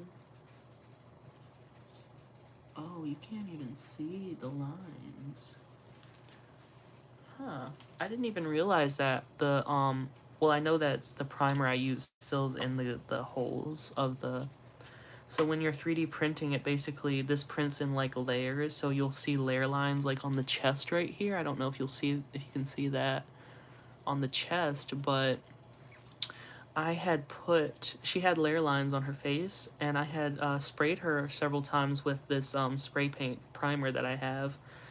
And I didn't realize that the coats that I use almost completely made the lines on the face disappear. Like they're gone in certain areas. I think that's really neat. I might actually next time when I do the final doll, I'll just like keep coating it until the the lines are gone since it fills it in. So that's neat. I'll have to take that into account when I make my final one for myself.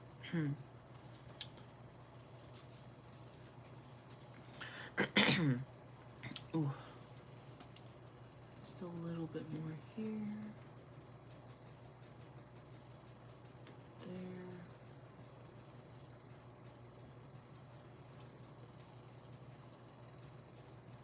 Like that. There you go. Okay. Now that that's done, yeah, just the green, and then the actually need the darker pink to do the line in the crease, but okay, I think I'll do the hot pink line first. Um, I think about rat or mouse doll character using that model would be. Oh yeah, definitely. It would be. Cause the Wild Childs, they had what is it, the cheetah I think they had a cheetah, a lot. No, I forget the names of the animals, but there was panda, zebra, you know, cheetah, blah blah blah, and they also had like a snake, an elephant, a monkey, or an ape or something, and probably something else that I can't think of. Oh yeah, and they also had like a monkey, an ape and a monkey. And I just think it's such a cool little idea. So I would love for them, if the doll line actually comes out, for them to do like a mouse character. That'd be cute. I would love to see a bear, like a brown bear. That would be cute. I feel like that these would be very popular among like the anthropomorphic animal community, you know, like the furry community, and or, you know, like people that like animals, you know what I mean? And then, you know, fashion doll, so it would be popular in the fashion doll community. I feel like it could be a very versatile and popular brand, so I hope that they come out. Um, I hope they come out, really. I do. Oh, yes, the snout. That would be so cute. It would be, wouldn't it? I would love that. I was thinking for this doll, for the base, of making a red panda. A red panda doll, because I think red pandas are so cute, and I would love to see like one in this like style, especially since like I already have the panda sculpt from this doll made or anything like that. So well, I'd still need the arms and legs and everything and the feet and whatnot, but like a freaking bear doll, that would be adorable. I'd love it. Love, love, love it. Love, love, love it.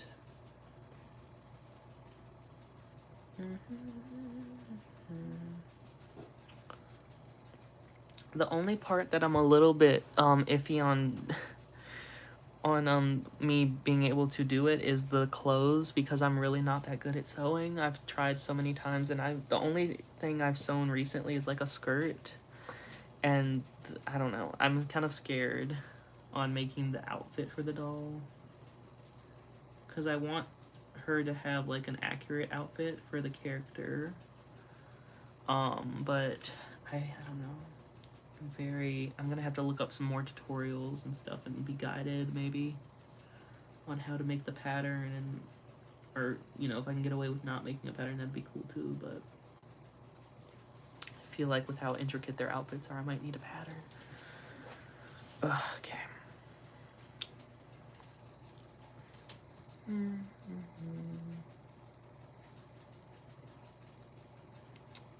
There we go. Okay, there we go. Whew.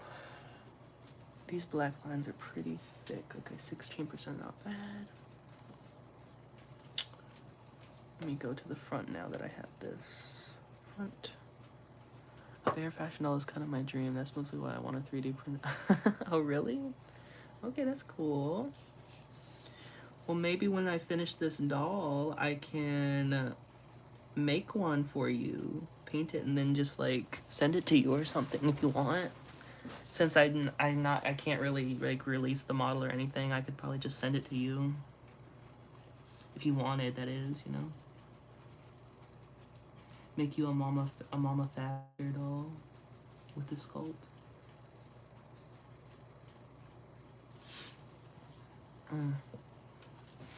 Mm.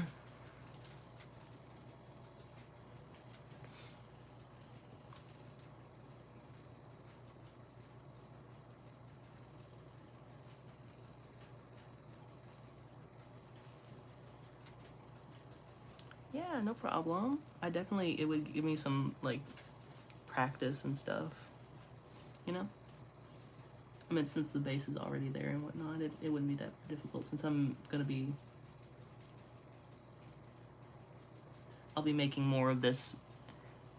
Oh, trust me, I have plenty of time. That's why I spent so much time on this head. Because I just have so much free time. I get bored easily, and there's things I want, and I don't know. So I tried to, yeah. I have plenty of free time, definitely. Um, yeah, especially since I'm gonna be printing off a few of her to like do different like styles and stuff for myself and what have you. So yeah, I could probably whip up a little quick little bear doll for you if you want. Ooh. Ooh, there we go. Okay, she's not looking too bad. She's definitely looking better than my other ones I made. A lot more accurate. I would show them, but I don't think I have them near me. Yeah, they're all the way over there. I would grab them, but I don't feel like getting up at the moment. So, plus I made a video showing some of them when I was having my little moment at that time. Okay, let's see. Pull this here. Let's see. Go to the side. Okay, yep. Yep. Okay, pull that to the side. Do this.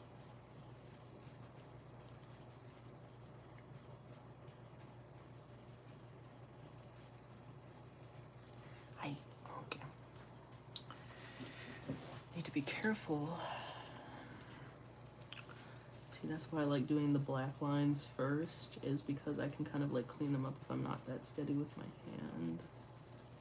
But, especially since like, ooh, there we go, I'm messing up. I am messing up. Okay, there we go. Cool. Mentioned that Phasma has a more broad muscular physique, so I'm not sure that would be a challenge. Oh yeah, I could definitely like edit the sculpt a little bit.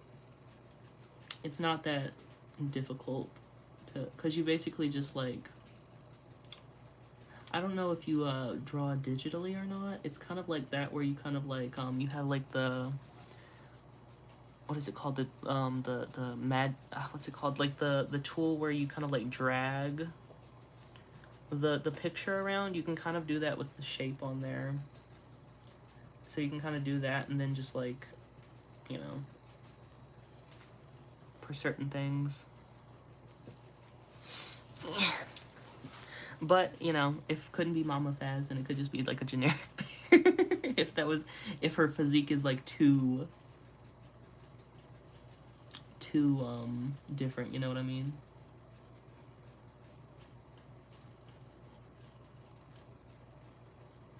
Could be a oh, I use so I have an older I think you have an iPad. I believe I remember you saying that in one video when you got it. I use Nomad Sculpt. It is a paid app. It costs $20. It's not a subscription. Everything, once you buy it, to my knowledge, you have it for, you have all the options in there. One-time purchase. My tablet is an iPad 8, and it runs very, very nicely on there. And you don't need a Apple Pencil or anything. I mean, it'd probably be better to have one since you have like the pressure with it and everything. But you can actually just use your finger to sculpt on there, and it works just fine. At least for what I do with it.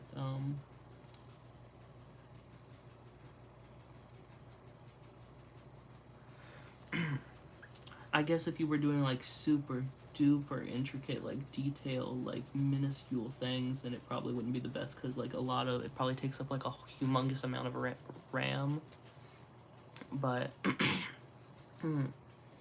it's very easy to get accustomed to. Like, it took me about like a few days to a week to kind of get comfortable-ish in it.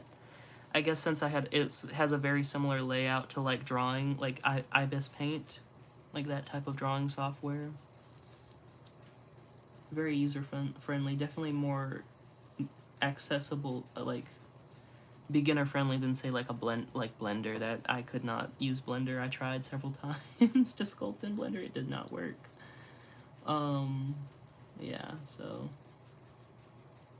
Nomad Sculpt for the win.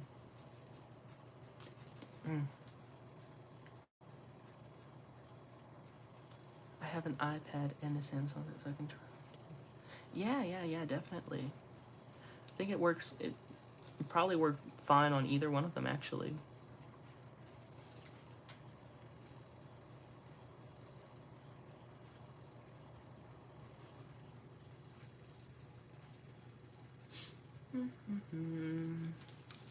Yeah, it's fun.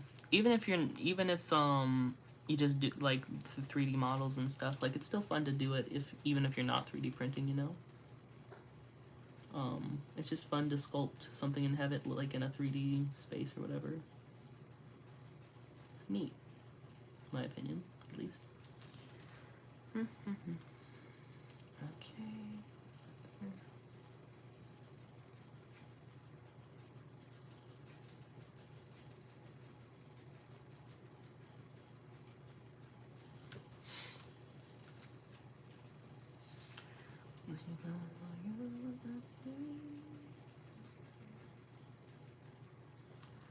Okay, there we go. Okay, so what it's looking like so far.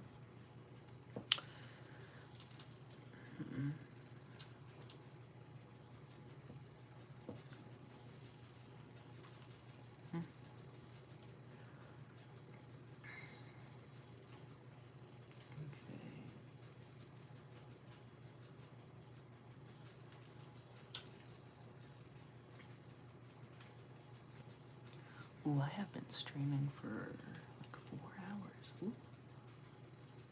Lord.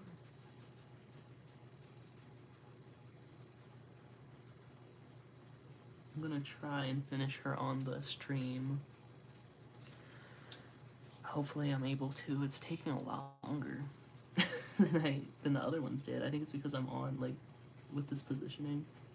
But I need to like kind of train myself to start doing it more on here if I intend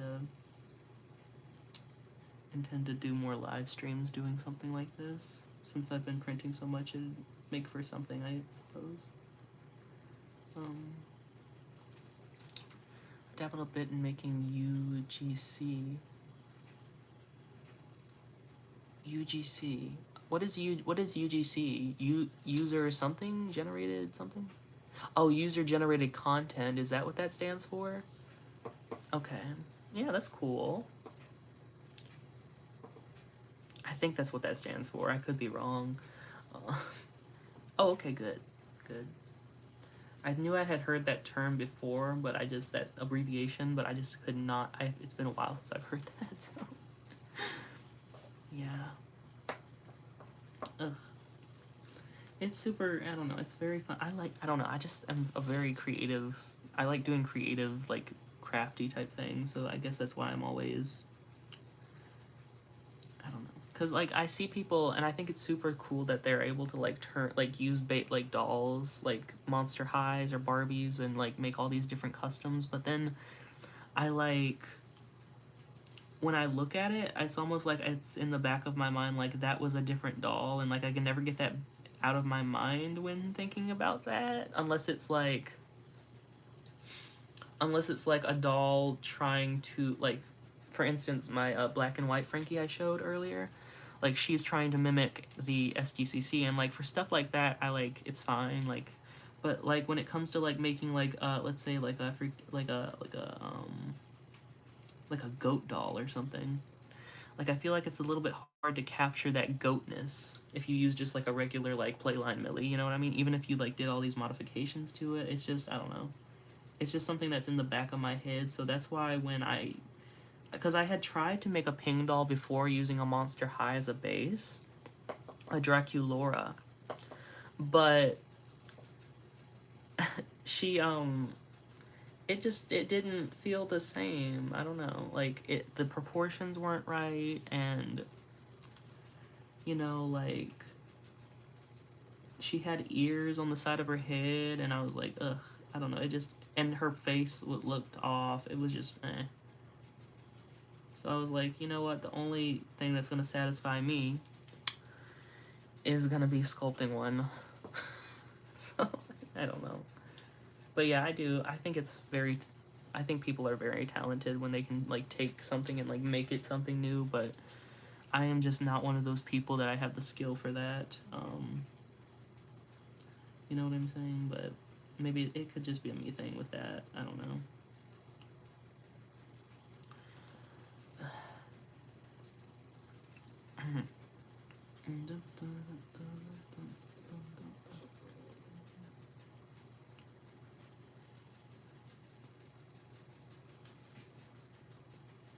There we go. Like so. Alright, she's almost. Okay, I need to thicken this side up more. On the left, her left. I need to bring this up. This up a bit. A very shaky line.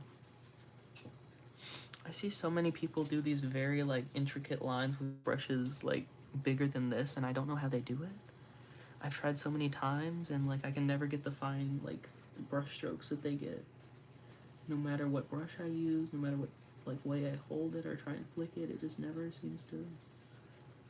And when you have your own character and are able to make a physical incarnation of said character, you can then dress up in style that can be super. Yeah, exactly. I don't know. I think it was after. I think what made me like really want to make my own stuff was when I watched. I forget her name, but she made like she makes like ball jointed dolls. Well, not and she does like of different characters. So like Pinkie Pie, she did one of Pinkie Pie. I think she did a humongous like life size BJD Barbie, which was freaking gorgeous. And then she even did a Novi Stars doll, like a redesign of one of the more popular sought after characters. And she made like this huge, like intricate, big version in more human proportions. And then she made one in like the actual like Novi Stars proportion.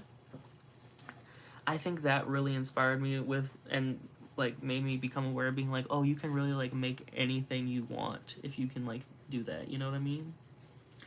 And it's something so cool about it. I don't know. Yeah, you think you've heard about that? I forget what her name was called, like Jewel something or something like that. Something Jewels. It was something like that, but yeah, she was super duper. She is super duper talented. Oh, and there's this person I follow on Instagram. He makes humongous like 80s inspired like Barbie mannequins. I don't actually know how. I don't know if he 3D prints them. I think he might just like 3D print a prototype and then make a mold of it and then casts them in some like resin or something. I don't know. Something like mannequin material. I don't know. And then he'll like intricately paint the faces to look exactly like the Barbies from like the 80s and 90s and stuff. And he'll do all these different characters. I forget his name. But it's so cool. Ugh. I would love to make a huge doll, but my printer is teeny tiny. A teeny tiny little printer. I think it can only go up to about 6 inches in height. Or 6 or 7 inches in height. It's very teeny, so I have to like print things out like bigger. Like even this barely fit on my printer because you have to position it a certain way. Excuse me, a certain way and what have you.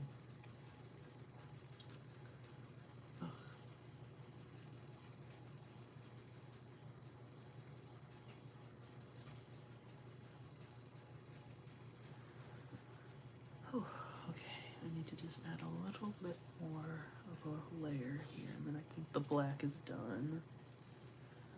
Okay.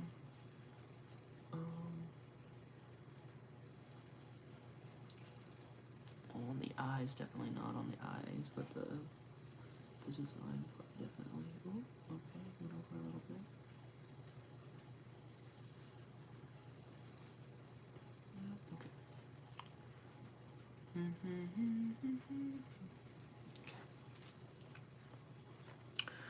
Okay, I think what I'm gonna do next is the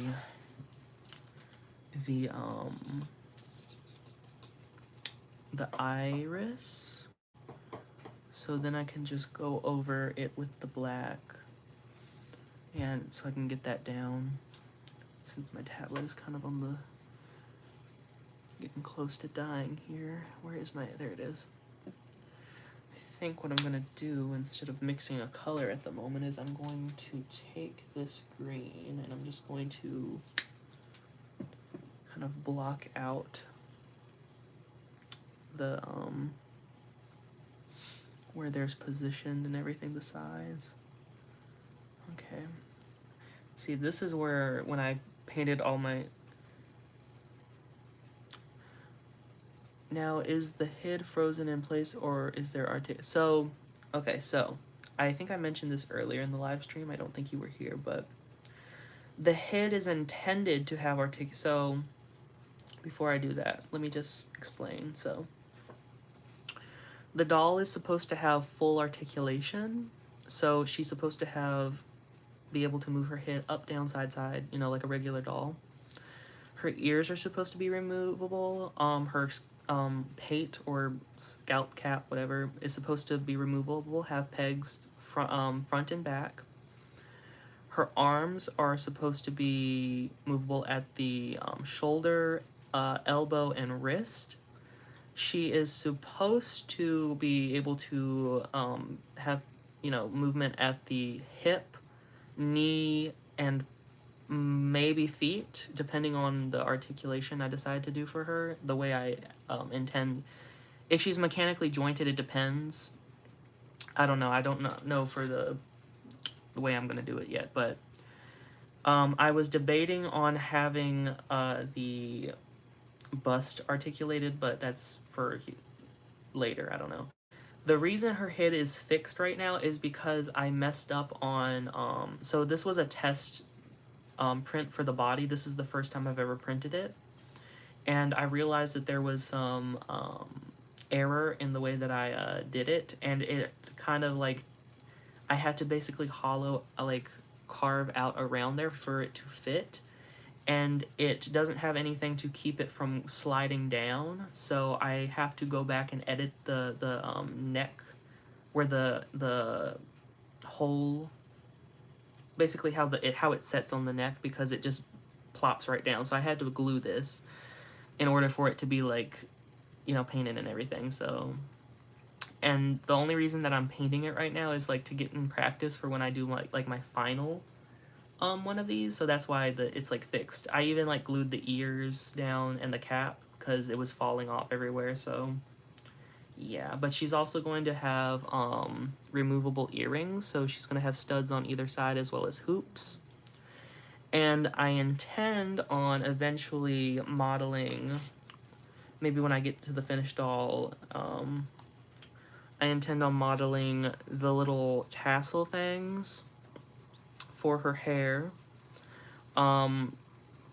Might model a pair of feet that don't have the... because I think for these dolls their feet are attached like brats, like they have pop on and off feet, or like twistable removable feet. So I was thinking about having this shoe for my doll, and then like for like other dolls, if I make them from this base, having like a non-heel, like have one that has just the foot. And then I was thinking about modeling the accessories and even the little basically modeling everything that isn't fabric that can be sewed on and such. So yeah, that was my plan for her, but she's a little bit of a failed print that I'm using for practice, which is why, yeah, so. But I have been painting these heads because when I sculpt them on the computer, or on my tablet, I think that they look accurate to how I want it to look, but then when I print it and then paint it, I see the inconsistencies. So that's kind of why I'm painting it, to make sure that she looks the way I want her to. And right now she looks pretty...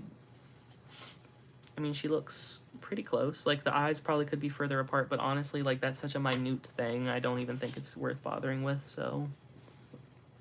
Anyways, so yeah. That is what's going on with her. That was a bit of a wordy thing to say. Yes, her head can move. but I thought I'd just cover the bases with that. So yeah, sorry if that was a little rambly. So I'm going to plot out where I want these at. So I'm going to have them. Okay, so she's going to be looking like this. I'm gonna put them right about here in terms of like where this is. Oh, okay, good, good. That's good. Good for me, so I don't have to edit it.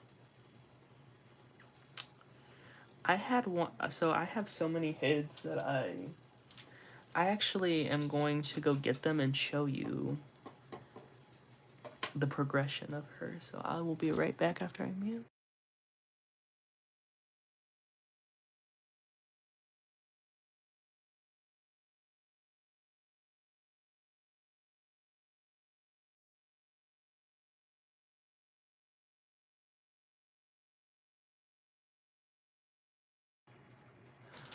All right, just to make sure I'm unmuted. Okay. So this isn't all the hits, but it's most of them. So this is my. Oop, she. Okay, I thought her face got damaged there for a minute, but it was just a flip. Something. It was something on her face. Anyways, this was the first ever hit I did. This is a. Let me get the sculpt to show you. So this is a custom face up for another character that I have, which I will show you. If I can find it quickly, just to show you. I was designing a doll line based around like fairy tales, kind of like inspired by Ever After High. So this was supposed to be Snow White, as you can see. And this was supposed to be inspired by Sleeping Beauty. So that's her. So I was just doing like a test because I was just like, I wanted to make dolls of them and what have you. Oh, you didn't, yeah, whatever. You couldn't see Sleeping Beauty. Anyways, that's what this is. That's supposed to be Snow White's head. That's what that is. But this is a, yeah, I do art. I'm an artist. I've been drawing for a lot. Yeah, so I was trying, yeah, I do a lot of art and projects and stuff with that, look with art. So that's why I can like paint the faces somewhat okay-ish. But this is a Mattel Bratz head sculpt. So somebody recreated this and it was available for free online. And I was like, ooh, free head sculpt. So I just downloaded it and I was like, I want a ping doll. So I edited it a little bit and this is what I painted. So this was the first attempt. And I was gonna finish her, but it just didn't work out, so. Okay, then I have this one, well, no, this one, right here. No, this one. Where is it? Where is this one right here. So this one was the first, oh, thank you. Thank you, I try my best. This was the first sculpt I ever did for the ping doll. As you can see, she looks night and day. Like, this is completely different. It's different size and, like, I was just basing this roughly off of the doll. Like, I didn't even know how to use, like, the references in there to, like, copy them and stuff like that. But anyways, that's what she looks like compared to her. Very different. This is where I was trying to learn how to do the wig cap. Then I edited it again and made this one. You know, looks slightly better, looks a little bit more like how she looks right now, but it was definitely not how I wanted it to look eventually, but I was just did a little test paint on here, which this is a very cute sculpt. I think I could probably use this for something like my own personal thing since it's like not even that close to the, and it's similar, but it's not like as one-to-one as this one is, but Then this one was the one right before this one. Okay. This one was when I was like getting the sculpt down a little bit better. It was getting there. Had the removable situation for everything. But once again, I did the test paint and it didn't look how I wanted it to. It just didn't look how I wanted it to. So then I edited it again. And this one was the one right before this one. So this is her like immediate sister, her sibling. Did the paint on this one, realized the eyes were too far and it wasn't coming out enough. So this is where I realized I needed to fix it, and this is where she's at right now. So that's it. I do like this though, the higher up eyes. Oh, you like the tropical makeup? Oh, thank you. Yes. That'd actually make a cute pink doll if I did her with like tropical makeup, inspired makeup with colors like that. That'd be cute. Um well, this does look kind of tropical, doesn't it? Already because of the colors, but yeah. Yeah, so that's my dolls. That's all my dolls. A bunch of heads with no bodies. A bunch of scrap heads that I don't really know what to do with, so. Yep. That is. Thank you. I tried to make her as gorgeous as I was possibly able to with my limited knowledge of sculpting, 3D, and printing, so. Hopefully the next doll I end up making will look better, but yeah. Because I do want to make the other characters, at least the, I at least want to make the main four, because I just love all of their designs, and, you know, even if I can't, like, replicate the outfits, maybe I can find some that are similar from another doll. I have a bunch of well, I have some Bratz clothes, so maybe I could, like, steal some from them, and whatnot.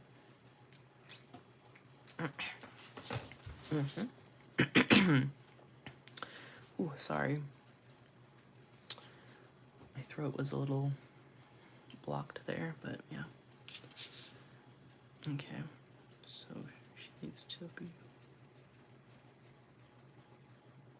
And this needs to be brought down more. And that's gonna be, so it didn't, okay. Maybe down a little bit more, not too much.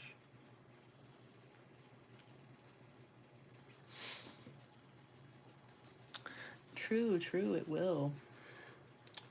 It will. Practice makes perfect. That's what they always say, and it's true. So we love to see that.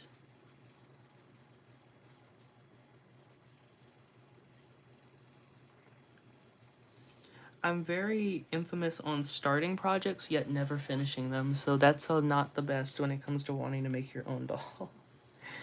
But this one I've been trying my hardest not to just like give up and, you know, actually try and finish it. That's why, like, with test printing the body and whatnot, it's just like it takes so much preparation to like print it and everything, and then once it's done printing, you gotta clean it and cure it and all this other stuff. So some days I just don't feel like doing all that, but I try to at least sculpt a little bit on her every day. Every day.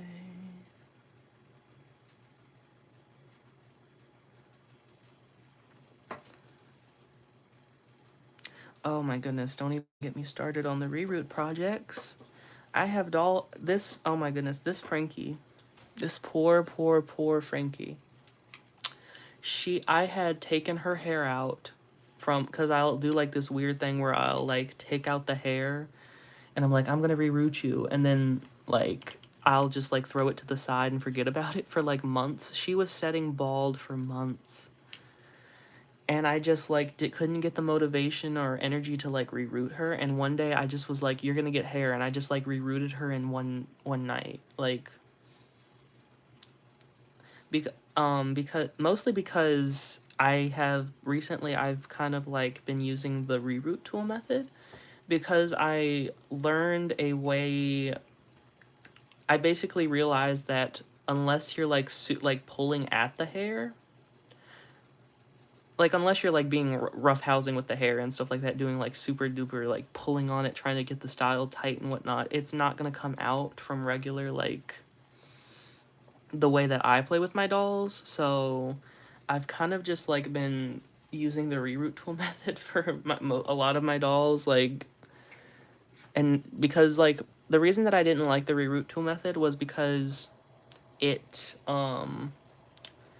you needed the I thought you needed the glue, like what you do if you want the hair to like really be in there, but like I don't like sit around and I don't like pull on my doll's hair and stuff like that. So it's kind of like okay for me to do it because it's the way I play with my dolls, you know, kind of thing. So exactly. I have a baggie full of bald dolls that I need to like go through and like sort out. Like they all need hair, but some of them I would like to have hair more than others. Like I have like a few My Scene dolls that I need to give hair,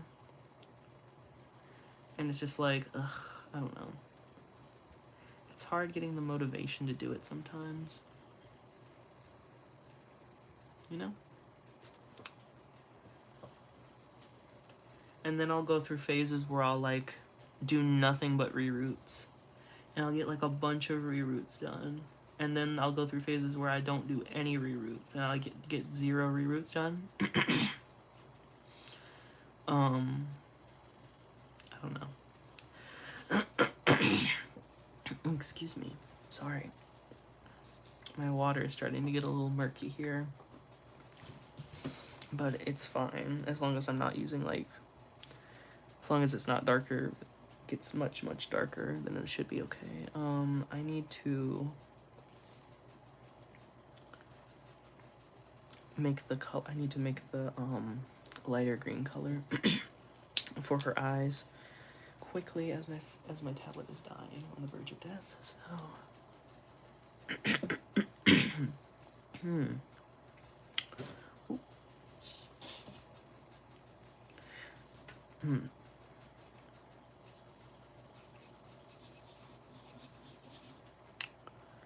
I don't want to shake that. Please do not. Okay. I think what I need to do for this is I need to go over the eye. Oh, that's still wet. This one's mostly dry. Okay, so I need to go over the eyes with this.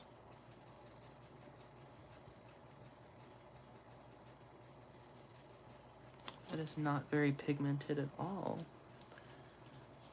I need it like a lot more pigmented, please. Maybe I stipple it a little bit.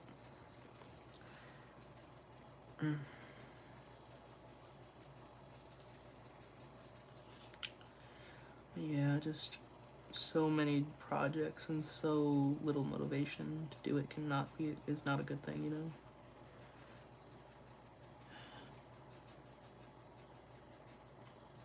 Especially when you like prepare a lot of stuff, like you get a lot of dolls bald or something. Then you just have like they don't have any hair, you know? Ugh.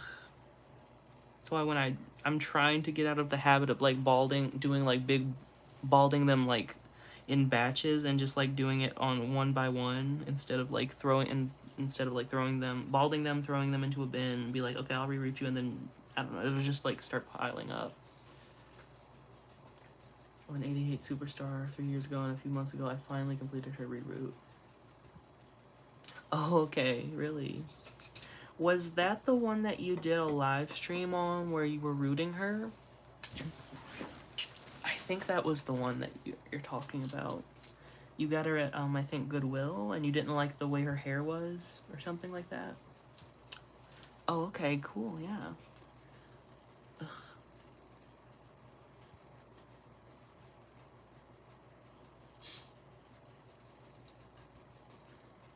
I'd love to see her hair curled. See maybe like a little update photo on what you did.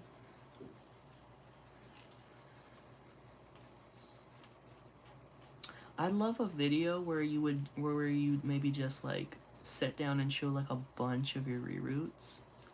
because I really love your reroute.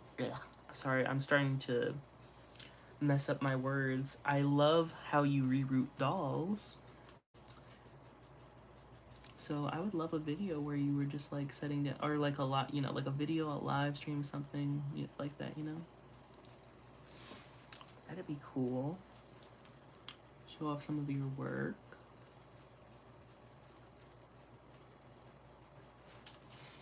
Mm. Okay,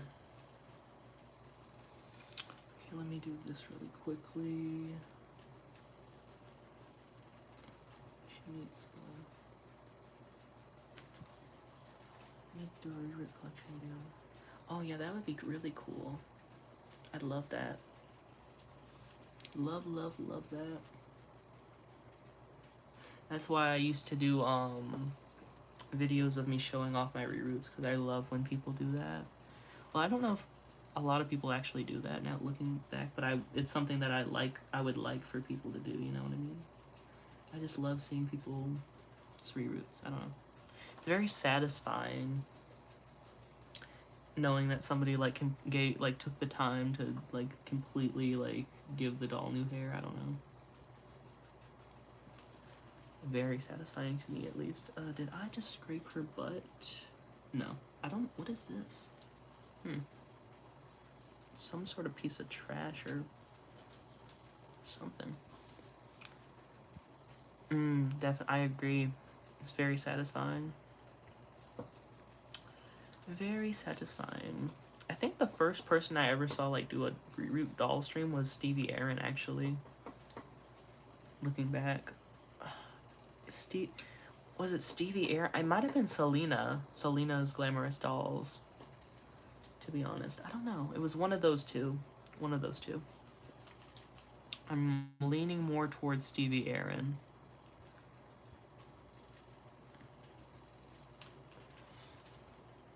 Oh yeah, especially when the previous hair was really bad.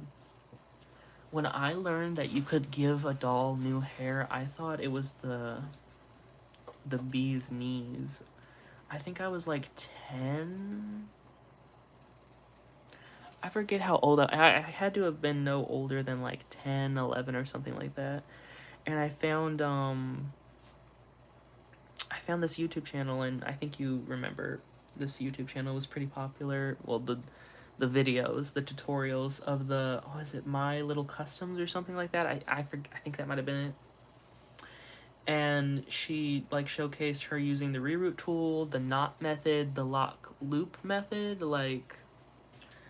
And once I found that video, like I was like in awe. I was like, wow, you can actually do that? Wow, I never thought about that before. Like, I don't know why I never thought about that before. Oh yeah, you do know them. Okay, good, good. I think a lot of people know them. I think that was like a lot of people's like introduction to rerouting. Because I think rerouting had been probably like known about. I think it goes back as far as like the 90s. I remember somebody watching a video on someone. They were? Okay, cool. They really helped a generation, didn't they? I think rerouting goes back as far as the 90s, because I remember watching a woman on YouTube, and she was talking about how she'd been collecting Barbies since the 90s and rehairing them since the 90s. So I think it's been around for a while. I just never realized that people, like, it was a known thing. I don't know. I just think that that's neat that it was able to be, like, popularized through My Little Customs. That's probably why the reroute tool is so popular, because, like, that video has so many views. I don't know. Probably. I don't know. That's just my little tinfoil hat theory anyways. I need to let that dry. And then work on the black of the eyes. I guess I could do the, the hot pink. I'm wondering if I should do, just the straight up hot pink. This hot pink, was it bubblegum pink? Pink eraser, that's what it's called. I think I might just go in with this, since this is like a test doll anyways.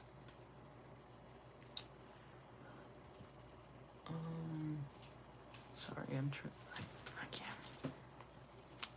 So this goes from here.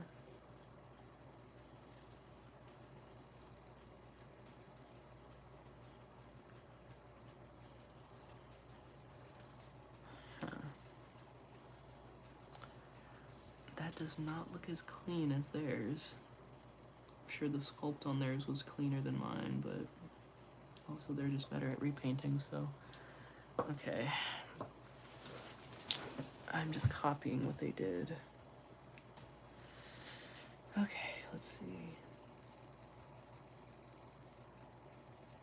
Okay.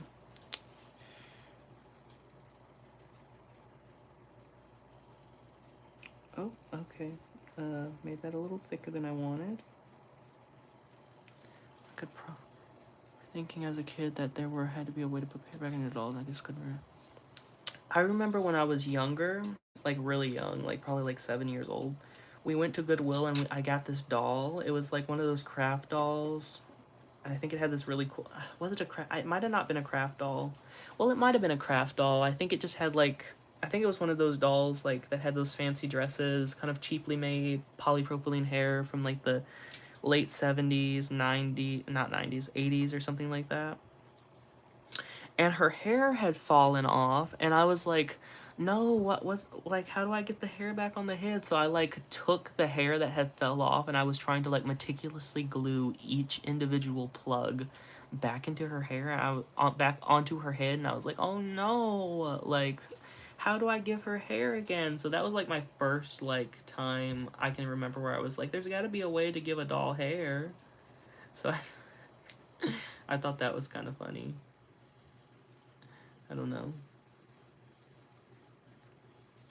And then after I found out about rerooting, I told my grandma, because my grandmother is actually what got me into collecting dolls. Because she would buy these humongous Barbie lots. She collected dolls. She would buy these huge Barbie lots. And a lot of them would have like messed up hair and stuff like that and whatnot. And I was just like really into dolls because of her. And I ended up finding that and I was like, oh my god, look, like you need these tools and you can put hair in dolls. So she like ordered me doll hair, the rerouting tool, and like several other things, like so you could reroute your doll from like I forget where it was from. I still have the thing, the rerouting tool that she got me all those years ago, like 12 years ago, 13 years ago, something like that. And it used to have a Barbie sticker on it. So yeah, that was cool. It was a wooden one. It is a wooden one. It's not very good, I'll be honest. In Exacto, remember us doing the same thing with super gluing yarn to a clone doll. Oh really? That's cool. I don't know. I I see all these people rerouting their dolls with like yarn and I'm like, ugh, I don't like that. Or like yarn wigs or something, and I'm like, ugh. I mean, it does hold the style really well, but I just don't really. There's something that doesn't sit right with me with putting like yarn or thread for like a plastic doll, like a vinyl fashion doll type head. I don't know. It just it does not do it for me, sadly, which is a shame since yarn is like really easy to style, but um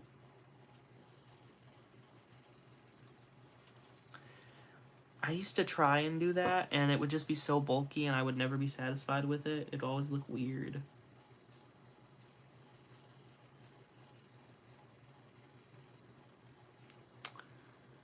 I probably wasn't preparing it right or something, but yeah. I don't know.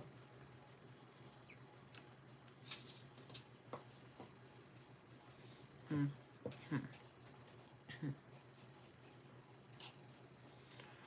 Hmm. Okay, let's see. I think it's slowly but surely getting somewhere. Okay, that is a noise.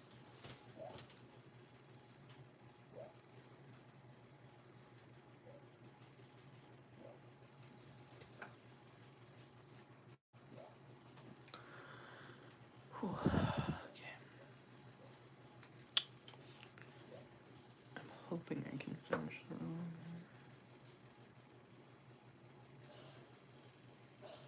Okay, there we go.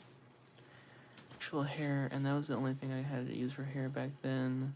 I remember how awful. Yeah, I get that though. That's why I like rooted a lot of my dolls with yarn because I didn't have hair. Well, not a lot of dolls with yarn, but like when I went through like this phase of like because I found people customizing dolls online, and I thought that was so cool. So I like destroyed a bunch of my dolls trying to like mimic that. And I found out that you could like use yarn, and I was like, "Ooh, okay, let me try that." And I tried it, and I just for all of these customs, and it never hit the same way. You know what I mean? Just never did. But yeah, I get like why people do it. It's like more cost effective and more accessible, and all this stuff, and it can look really pretty actually if you prepare it right and do it properly. But like I think it's because I'm like a touchy person. Like I like touching like the hair, especially on a doll. I like run my fingers through it. And I even have a doll. She is over there now. It's G3 Venus McFlytrap. And they rooted her with these little like twists in her hair. And I think the style is really pretty. But it's made of this yarn yarn or like thread material, and it just feel it for me like as a texture person it just feels really like ugh, I don't know. That's why I don't really like polypropylene because it like has a certain sound to it, like a feeling to it and a sound. So I don't know. That's probably just like a me thing, but yeah, I do think it can look really pretty on a doll yarn. Just thought I would clarify that in case anybody heard this and was wondering like, oh, he's judging people for using yarn. I'm not. I'm just saying that like it doesn't. I don't know. For me, it just isn't the right avenue. Me personally. Okay. That's why I really am so thankful that there's like expressions connect on pretty. I went to a like hair salon that's about 45 to 55 minutes away from me. Just say an hour. I was there for something, and I was like, oh, there's a hair shop. Let me go in there, because my hair shop carries the Expressions Kanekalon, but a lot of the colors that they have are in the flame retardant and antibacterial types of hair, which I've tried. I've literally tried taking that hair to the absolute melting point, and it doesn't. It hardly straightens out at all. The most it will do is like depuff it. So that hair is a no-go for me for most of my dolls because I like adding the texture in after I put it in if I am going to add texture. So yeah, but at that salon, that beauty salon, they carried a lot more colors in the regular non-antibacterial and flame retardant type, they like the normal Expressions braiding hair. And I got a hot pink, a yellow, and a darker green color. And I was going to. They had a silver color as well as a like a lavender type purple color. I really wanted to get the lavender purple, but I didn't because I have purple nylon hair, so I thought, I don't know, I don't need the purple, but I'm kind of regret it now because like I would love to have like more purple hair. Playing with clone dolls so much as a kid, and the main thing I hated about Polly is the hair would frizz at the end. Oh, exactly. Yeah, that's one thing I just did not. I never really liked about like the later Bratz dolls, the Moxie girls, um, basically any doll that had that fiber is that it just does not brush well, and I really wish that they could like maybe like find a different fiber if like maybe like make, I don't know, like find a different fiber that's cheaper than the rest, but maybe like is better when it comes to like styling and like texture and it like, you know what I mean, like brushing it so it doesn't like frizz so much. Ugh, I don't know. It's just like I wish that they could like do something where they could like keep the cost down for them and us, and also like, you know, have decent quality, you know what I mean? Yeah, exactly. I don't know why they haven't, nobody has like tried to find anything like that. I don't know. Like, I don't know. I wish that they, I don't know. The milk silk might, I'm just wondering like what's the cost to make the milk silk, since I have heard good things about it. What's the cost versus like, I feel like if that's like a cheaper alternative to nylon, then like, well, I guess it depends on what the melting point is. Like, I don't know. I'm just like throwing out ideas here in case like any brands are watching me. Little old me on YouTube, casually getting that one employee from Mattel headquarters that oversees the hair. Oh yes, the see the dry. Okay, so for me, the main reason why I do not like polypropylene and why I try and reroute every single doll that I get that has that fiber is because it has the potential to dry rot. Like, and I'm not like saying like if your doll has polypropylene, it's going to like it's like guaranteed to do it, because I have dolls that are like the same age as other dolls and their hair is completely fine. But like you just it's there's no way to tell for like people like us like from the naked eye unless you get like a freaking send it to a lab or something and get it like dissected and find out what, you know, what's the difference in the makeup of it and all this other stuff. But like normal people that just like buy dolls and stuff like that, like how are we supposed to know what dry rots and whatnot? So like to me, like every poly is like bad because like you don't know which is the good, like the okay poly versus like the really really bad low quality poly, because they both feel and almost act the same way. You know what I mean? So I don't know. It's just weird. It's ugh. I wish that we had just like a standard for each hair type, so it wasn't like variations of different hair types, like different qualities of different hair types. It's just ugh. It's not the best. It doesn't feel the best when you're collecting and they're using it so often, especially like the main, like one of the biggest brands in the world, right? Mattel using the lowest quality fiber on the market. And I had messed up her. Okay, so I'm gonna have to go back over her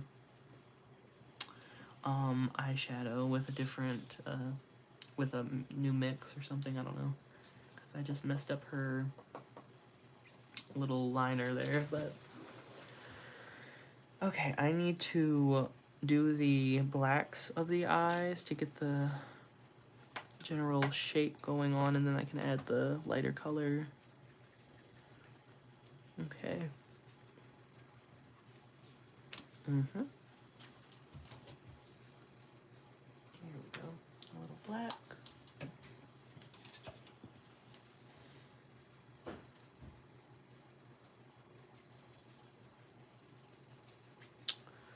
Okay, so her iris, I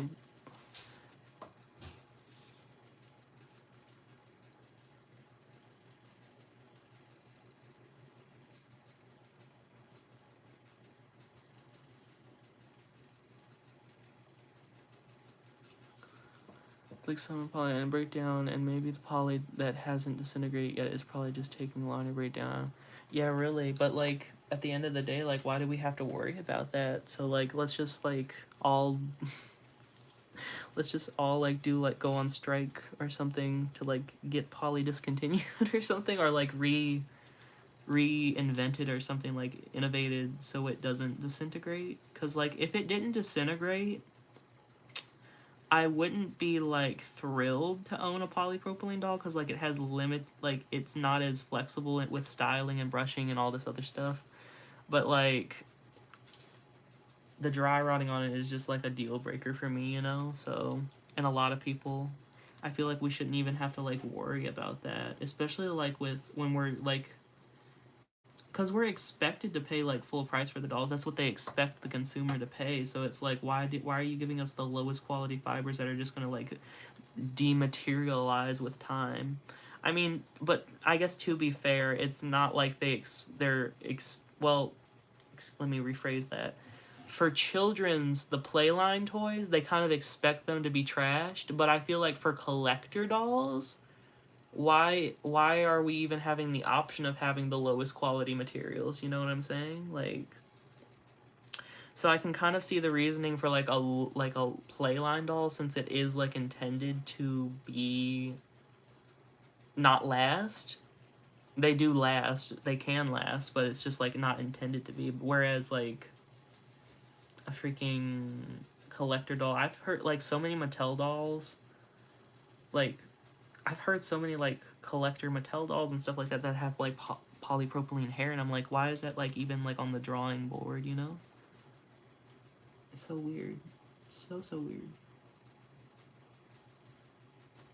Okay, okay, she is looking a little bug-eyed. I think I need to extend this more here, and then I think I just need to make that bigger in general, the whole iris, because she is looking rather shocked. She's looking quite shocked, and I want her to look like relaxed and all that good stuff. So, all right, let's try and extend this outwards a little bit, widen this.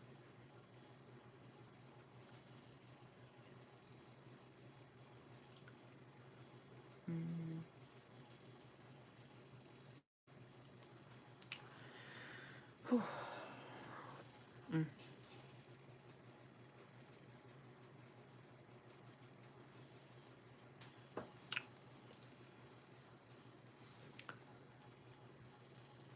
And we'll eventually have nostalgia for toys and dolls they had, so they know you know. Yeah, for real. Like, I believe in giving everything good quality, regardless of whether you think it's going to be trashed or not. That's why when I heard about them making Barbies biodegradable, I was like, ew, like, why? I don't even know if they're still doing that, but I heard about it and I was like, no, it's literally like in 100 years it's gonna be rotten. Like, are we just like not having longevity for things anymore, or like is there not a way for us to like repurpose them and stuff like that? We're just gonna make them to where they disintegrate and not be around anymore because of people's wrongdoings or whatever to the environment or what have you.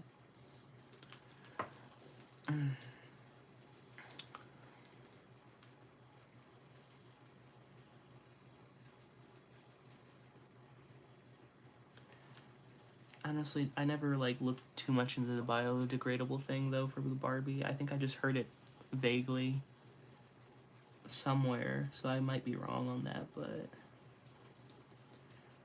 even the mere thought of just like making a biodegradable doll seems very like saddening. Mm. Mm.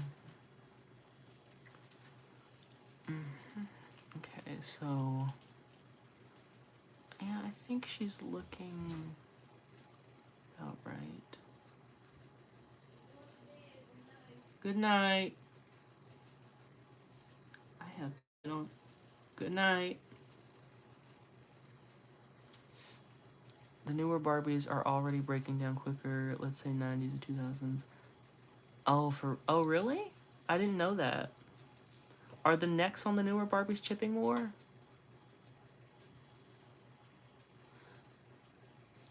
Hmm.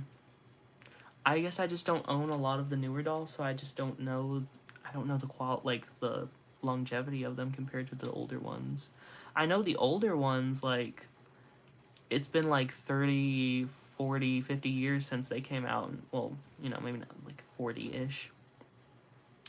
And, like, they're, considering their age and everything, they're holding up pretty nicely. Like, even though we have a lot of, like, broken neck dolls, like, there's still, like, a lot of them that are, like, in really good condition, you know?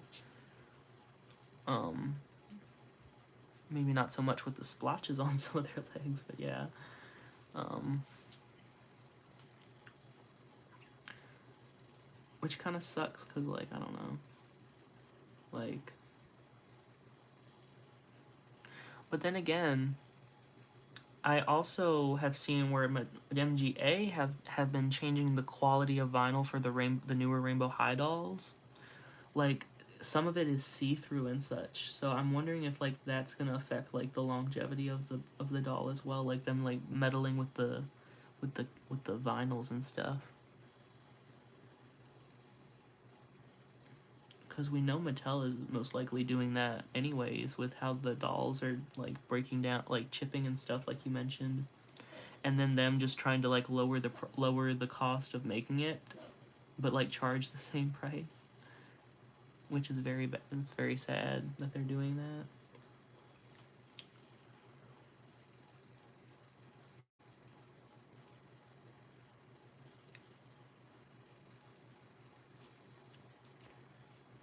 $2015 was playing with a bit and she already. Oh really? Wow, that's awful. Awful, awful, awful.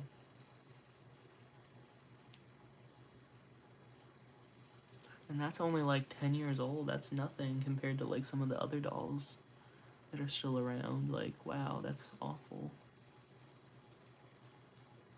Honestly.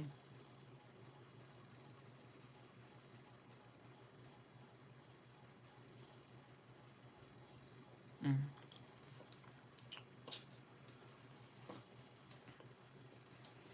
I think I'm just gonna pull down the black of the eye. Mm-hmm.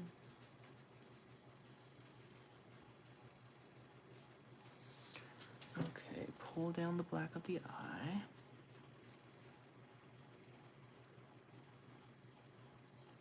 Oh, there we go. Like so.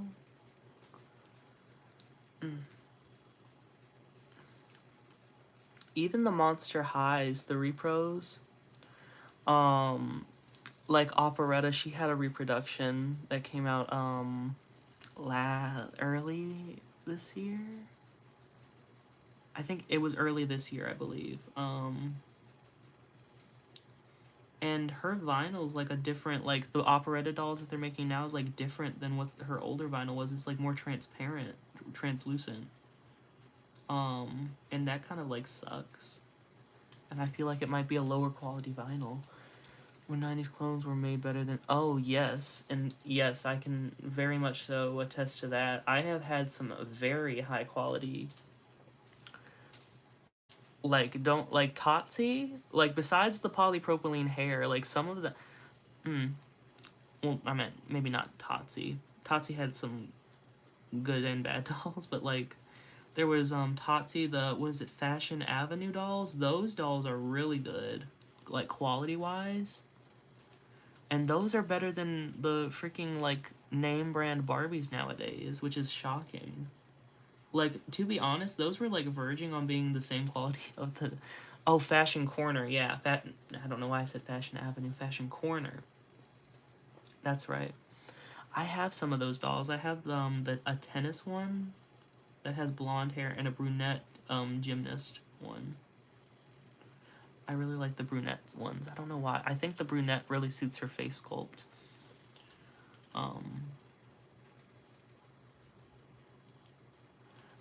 I have like an I think I have like an earlier released Fashion Corner doll because her face sculpt is like different or something. The way they painted her face from like the other ones. I don't know what's up with her. I'm pretty sure it was a Fashion Corner doll. Yes, they had like such a unique face sculpt for back in the day. I don't know. It was very like I don't know. It was stylized, but it was like realistic enough where it didn't look like a cartoon, you know what I mean? It was like stylized reality. I don't know how to describe that. Mm.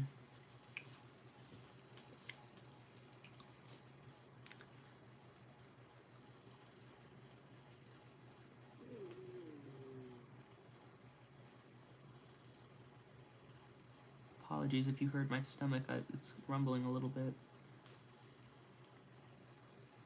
haven't really eaten today, so that's what that's from. Okay. Yeah, her face is a little bit, just a wee bit off from how I envisioned it, but it's fine. I need to bring this down a little bit.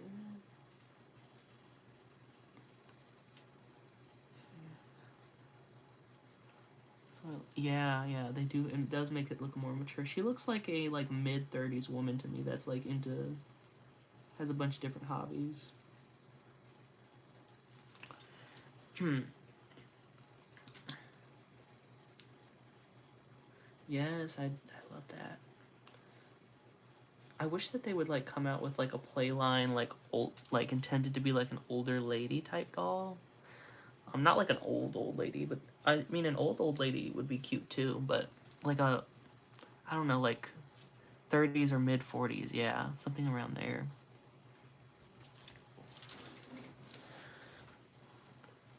I do like the like younger characters, but you know, it'd be cool to like mix it up a little bit. I feel like they cuz like for Barbie back in the day, she had like a little bit more of like a mature vibe to her. And for like even though she's like the teenage fashion model, right? I feel like by the time the 80s came around, that's when she really started to look a little bit more like honestly like a little bit more like in her 30s, 30-ish range. She looked like a more mature woman. Now it like when the 2000s hit, she kind of like shifted a little bit more towards the youthful side of things. And now she's just like straight up like a 20-year-old girl that doesn't know how to do her makeup. And I'm just like, I don't know. I don't mind that, but not for every doll, you know what I mean? Like I want Barbie to have a little bit I want her to have like mature and youthful looks, you know what I mean? With the Superstar scope look more, yeah, they did. I think the Superstar, well, see, Barbie has always looked like old, like I feel like the only doll before the 2000s that didn't look like she was like more mature was the TNT, the mod Barbie when they switched to the mod era with the TNT sculpt. She had a very youthful. She looked like a teenager to me, like a older teenager, like 17 to 19, maybe 20, just turned 20 type girl. But like before that, the original Barbie sculpts that they had, they looked more like a late 20s to 30s woman to me personally. Um maybe it was also because of the way that they dress, I don't know. But and then when the Superstars came around, yeah, the older Barbies looked a lot more mature, which is always why I thought it was funny when they were like the teenage fashion model doll by Mattel. I'm like, she doesn't look like, which is not a bad thing that she doesn't look like a teenager. Like, but also, I don't know. I just think it's funny. I always thought that that was funny. Even when I was younger, I was like, she doesn't look like a teenager. But yeah, I don't mind that. I like that it gives them more. I don't know. I feel like you have more options to style them if they look a little bit more mature, but I don't know, maybe it was something to do with like the parents and stuff that they just decided to stop doing that. I don't know. They stopped taking risks to be more like user. She looks like a glamorous mom. Ooh, a glamorous mom. I can see that. I definitely can. Yes, I can actually see that because I remember seeing somebody make a an art that looks like that the original Barbie. It would be like the mom that would like defend you or something like that, and had like the newer Barbie like being defended by the older Barbie, which I thought was kind of funny because she does look like the kind of a girl that wouldn't take anything from anybody. The type of woman, I should say.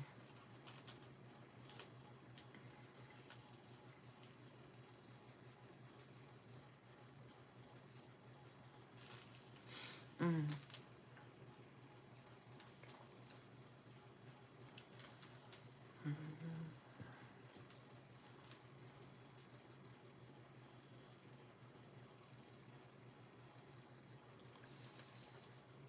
Oh, hello, Bob. Welcome back. I'm just I'm still, excuse me, still painting and hoping that I do not mess up any more than I already have. So had a very motherly look to her in the until like the tooth. Yes, yes, yes. I definitely see that.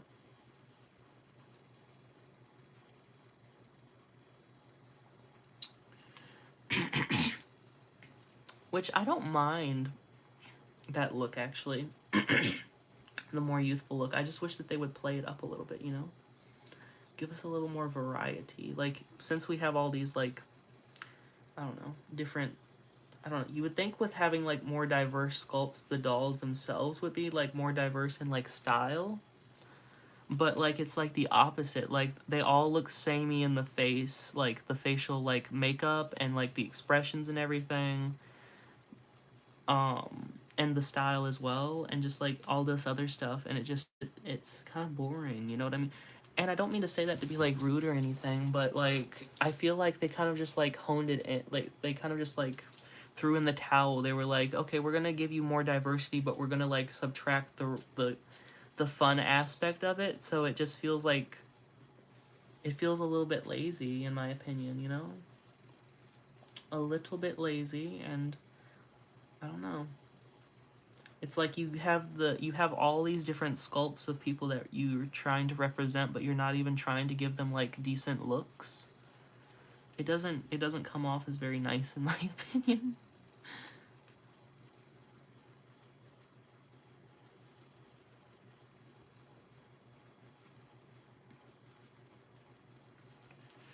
Mm, mm. Like I can imagine. I don't know. Especially with Millie, they keep trying to. Exactly. I think it's because like Barbie is trying to it.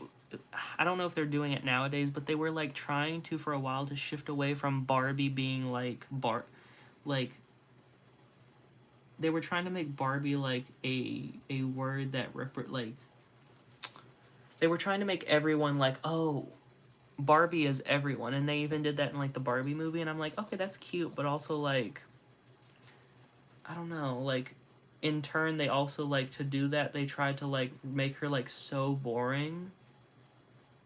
I feel like it was almost like a plan or something to make her so boring that people would like forget about her existence to focus on the more diverse casting or something like that. I don't know.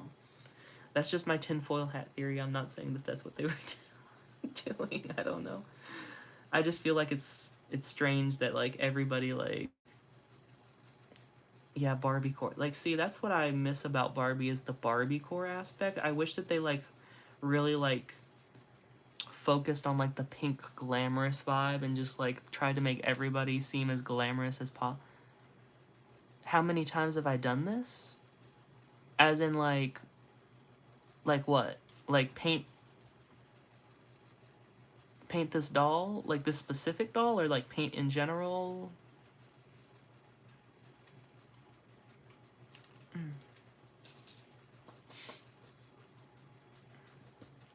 mm. Oh, paint dolls. I have done this. Let's see. I have currently next to me one, two, three, four, 5, 6, 7. I have done. I think I've done this like probably like 40, 50, 70 times. I've done this a lot. Probably 100 times looking at it now from all the failed practices. But yeah, I've done this like so many times it's hard to count. I just yeah, I'm just very shaky with a brush. That's why it might not it might not be the best. But yeah, yeah. I do a lot of like customized. Here, I'll show you one of them. So this is one of my more recent ones. Yeah. So I completely repainted this one to look like a specific doll that is very expensive. I don't know if you can kind of see that. So yeah, I just took her face off, drew on like a guide, and then just like completely repainted it with acrylic. And then I did this one, which is supposed to be an Alyssa batch, like in style like her prototype, but yeah. So I gave her new hair and repainted her face completely.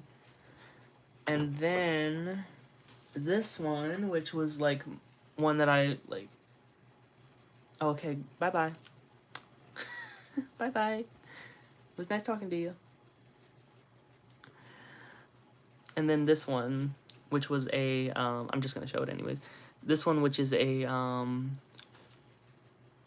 one that is a custom of a doll that was just like a for a promotional thing that Monster High did. So I rerouted the hair, redid the face, painted the rooted the lashes, and sewed the skirt. So I sewed. This is one of the few things that I sewed that I actually turned out decently that can be used. So yeah, she's supposed to have this fur jacket that I stole off of a Bratz doll, and this isn't her body, but you know, yeah, it's kind of like a placeholder situation going on there. But all right, where was I at? Oh, Barbie core, yeah, definitely bring it back, make it 100 times more Barbie core esque. Um, do all of that. I'm surprised that they didn't do more after the movie, like do like a whole like rebrand of Barbie, like making it more like Barbie core s, like going back to that more like superstar era pinkness, glamorousness. A very strange decision not doing a complete rebrand on the Barbie brand. It probably would have done a lot better. Um, like the whole movie dolls and stuff like that. I don't know.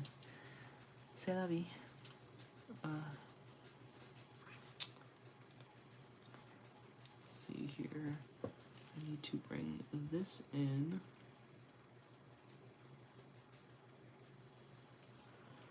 Whew. Okay.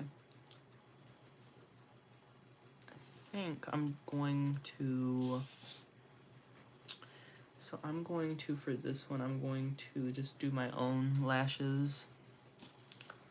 I'm going to, well, actually, I can't because I need to paint the pink. I'll do, okay, I can't do that either because I need to paint the pink. Okay. Let me do the eyebrows really quickly. Let me do them with a blue base since I,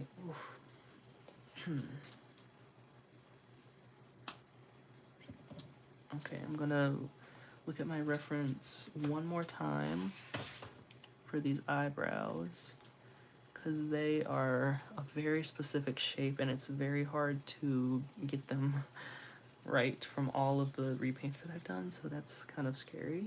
So I'm gonna do it in a light color. Okay, let me make sure the thing is clear. Okay. Whew. So it starts right here, go up, and then place that right here. And then it goes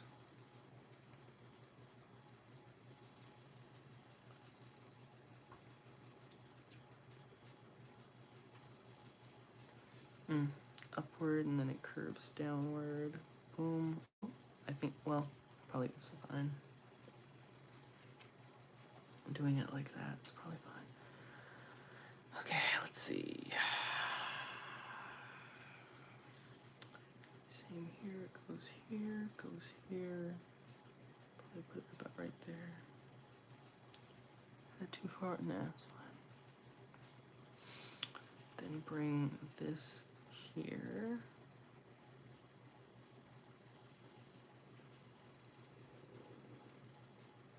I hope that, okay, that looks somewhat the same. It's not exact, but it's fine. Okay, that's good. Hope it was something yummy.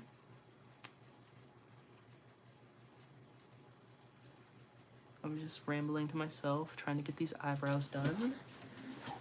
Oh, because like I've said multiple times, my tablet is dying, so I'm trying to get as much of the base proportions down so I can just like do my own thing with it. Oh, okay. Good thing I used a light color there. Okay, I need to position my hand properly.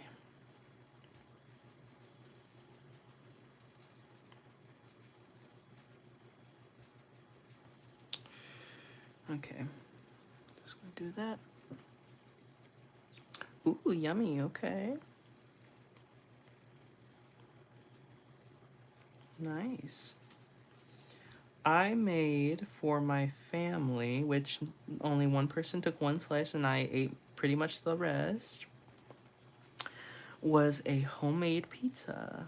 I got the dough from the store because I've tried to make dough before and I'm just not a fan of trying to make that and I can never make it right. And I mixed up the sauce myself, added my own seasonings, and then put it in the oven. And it was stuffed crust and it was pretty darn good. Pretty darn good. Ooh, and cherry Pepsi. Ooh. I've never had cherry Pepsi. I don't think I would like it, but I hear a lot of people. Oh, yes, you can never go wrong with pizza. That is my favorite food of all time, pizza. Which is why I loved going to Chuck E. Cheese for that pizza.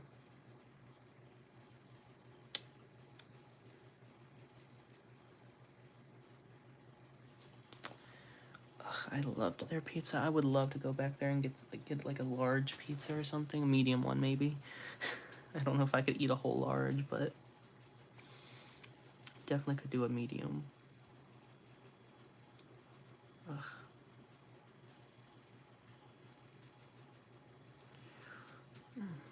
Okay.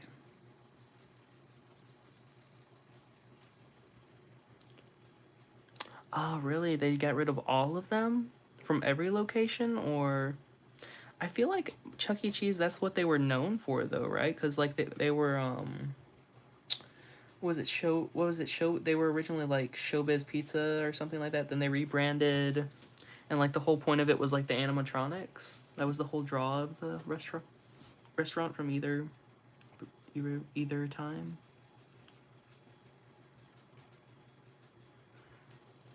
Was it Showbiz Pizza or am I thinking of something different? I don't know. I feel like I watched a video on it and that's what they called it.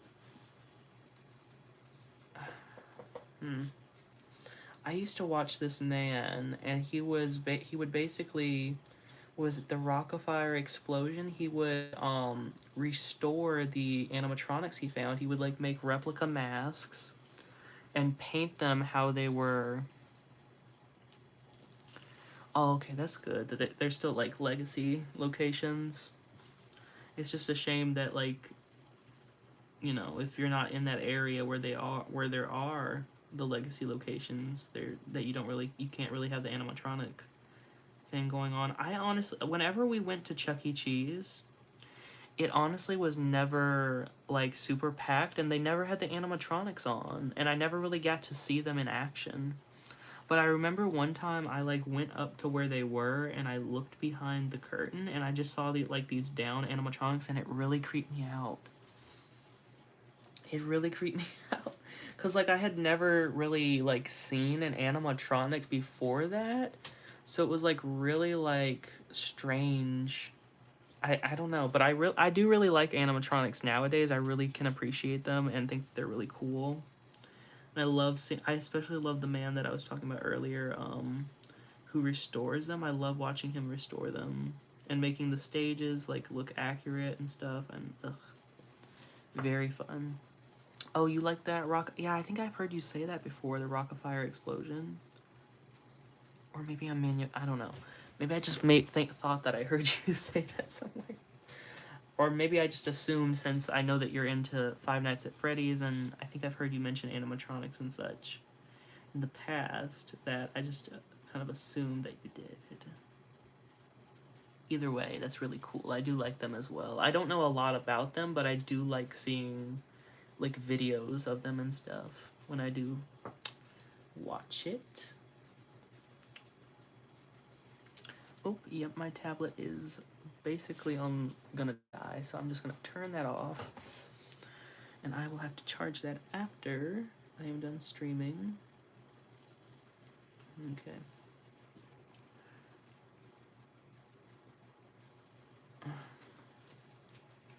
I learned to do this from somebody, and I cannot remember who that was. I think it was this Monster High repainter on Instagram, and I cannot remember their name. But I just love doing that for some reason. I don't know why. Which is good that the Wild Child seemed to have done that. I've made a video of Rockafire drawings and oh, really? Oh, I might have to watch that. I don't know if I ever saw that video. Or if it's still up. I'm not sure if it's still up.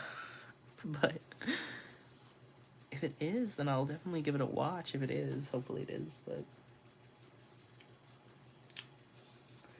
I understand if it's not. I've deleted many a video in my time.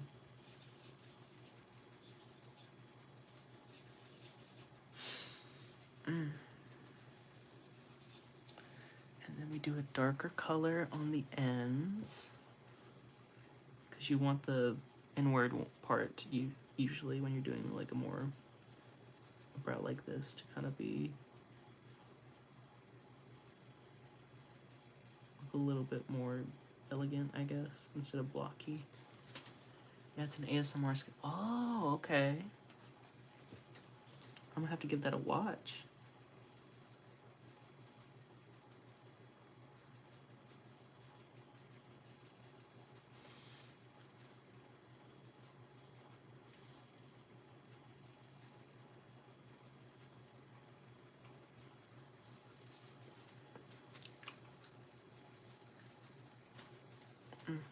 I remember watching so many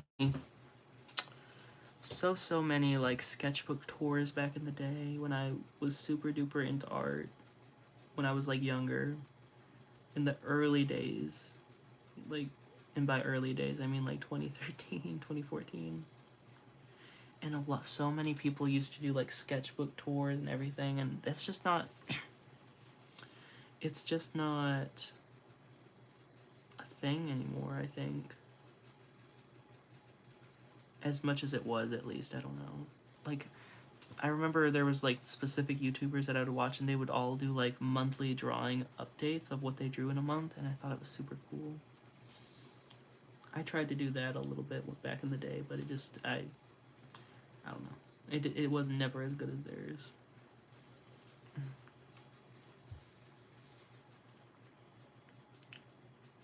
Using that's how I discovered the rock. Oh, okay, that's neat. It's cool. It's cool when things can reignite a passion for something. I gotta do the little brow like that.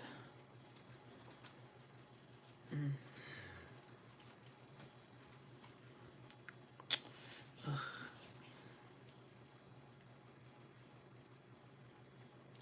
okay. Alrighty. Okay. Okay, the brows are... Maybe I might darken them a little bit. I might darken them a bit on the ends. I remember watching Characters Illustrated as a small kid and just being... Ooh, that's cool. See, I never really had that. I guess it's because, like, one, I just don't have that in my area as much, because, like, we would have to go to town and stuff, like way far out to, like, even get to a place that even had those options, like the animatronics. And two, I'm younger and stuff like that. Well, a little bit younger, anyways. I'm 23, so I guess like at the time when I was like in my youth and stuff, it had already kind of like become a little less common. So I never really got to experience that stuff, which is kind of sad because like I really it's definitely something up my alley. The whole animatronic thing. It's a shame it's a dying art form. They should make like a retro restaurant with like a It was back when Chuck E. Cheese wore his fancy tuxedo. Oh yeah. See, I didn't even I grew up with the like the modern Chuck E. Cheese with like in the t-shirt, in the green shoes with the hat. I think I even have a little Chuck E. Cheese like it's basically like a doll, like this like an action figure doll type thing, this big or so. And I think he wore a little hat, and I still have him somewhere that I got from Chuck E. Cheese years ago when I was like super young. And I do not know where that thing is, and I want to find it because it's like a part of my childhood. The Avenger Chuck. Oh, okay. See, I don't know all the Chuck E. Cheese lore, all the variations of Chuck. Um, I know the one that I grew up with, and then I know that there was the old, like the original Chuck E. Cheese.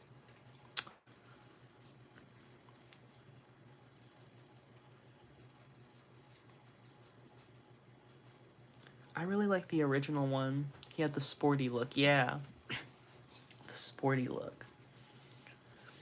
I grew up with the sporty Chucky. I grew up with the sporty Chucky, and I grew up with the murdering Chucky as well. So there's that. Um, I thought this was so funny when I was younger. I always wanted like a Chucky doll, but not like a Chucky doll. Like I wanted the good guy doll, the non-evil version of Chucky. That's the doll that I wanted when I was growing up. I always wanted that, and I still want that, but the most I can get is my Buddy I have. I have a My Buddy. I loved My Buddy. I still have him. I need to wash him because he was stored outside, and I think he's like really dirty. I also have the kid sister.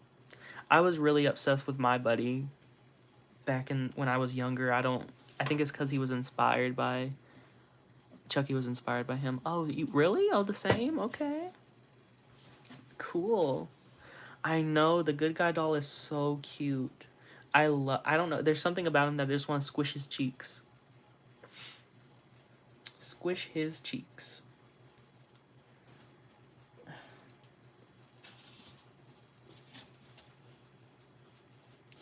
There was this one, I forget what its name was, but it was the inspiration for I think that and the good guy, the not good guy, the My Buddy was the inspiration for Chucky. It was like this little like a Minotaur doll, not a I don't know what it was, like a goat doll or something. It had like red hair, I believe. And I wanted that doll so bad, and I could never figure out what doll it was. I saw it was somewhere. I don't know. I'm gonna have to look into it because it's been so. The rainbow shirt with the overalls and the red eyes and the blue eyes with freckles. Yeah, yeah. So cute. So cute. The rainbow shirt with the overalls, red eyes, and red hair, and the. Yes. It's just, ugh. It really pops out. It stands out, really. And I really, really like it. And I wish that there was like a. Probably not a play line. I don't know if you would want a kid playing. I'm sure that would scare parents to death if their child had like a whole Chucky doll. I do not see that selling well if it was Playline, but I would love for it to be the Playline price. I really, really would.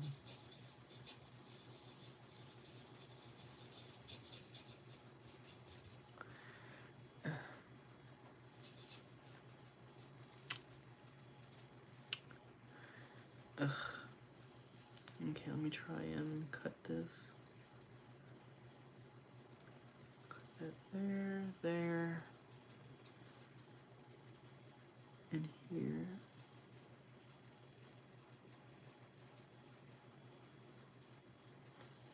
I destroyed a good guy doll as a kid because he would have gone everywhere with me. Oh my goodness, that is very relatable, honestly. When I was younger, my grandmother would get me some of the most like expensive sought after dolls, and I nowadays especially I had a original, the mechanical one, talking Jill doll. that would sit in my bed with me while I slept. That I do not know how she acquired that or how much she paid for it, even at the time. I'm sure it was nowhere near as expensive as it is nowadays, but I honestly don't know what happened to her. I think it got sold or something by someone. I do not I remember owning her though and like loving her, but I don't remember what happened to her, which is so odd. It might have gotten thrown away. I think it kind of like creeped me out a teeny bit because like she had like this expression that just like looked into my soul, and she didn't work, mind you. So her face was just like stuck in that position, and her being in my bed when I was sleeping kind of like, I don't get freaked out by my dolls, but I don't know. I think that's what happened, especially me being that age. I don't know. I could have gotten, I think I might have gotten rid of her because of that. I'm not sure. But, anyways, I own that doll. And then I had the My Buddy. Like, I was really into vintage dolls when I was younger. Like I was adamantly against newer dolls. I'll be completely honest. I thought that they were trash. Um, and so I grew up on, I had the My Buddy, I had the Jill. Um, just like so many beautiful dolls. I had vintage Barbies. I have a I have a number 3 Barbie, like right over there, that my grandmother got from a woman for like 10, probably around like 10, 12 years ago at this point. Um, for like very, very cheap price. So, I don't know. I just grew up so much on the vintage that I don't know. It holds a special place in my heart, I guess. Maybe more than like some other people that just like casually like it. I don't know. I think it's cool, vintage dolls and toys and stuff.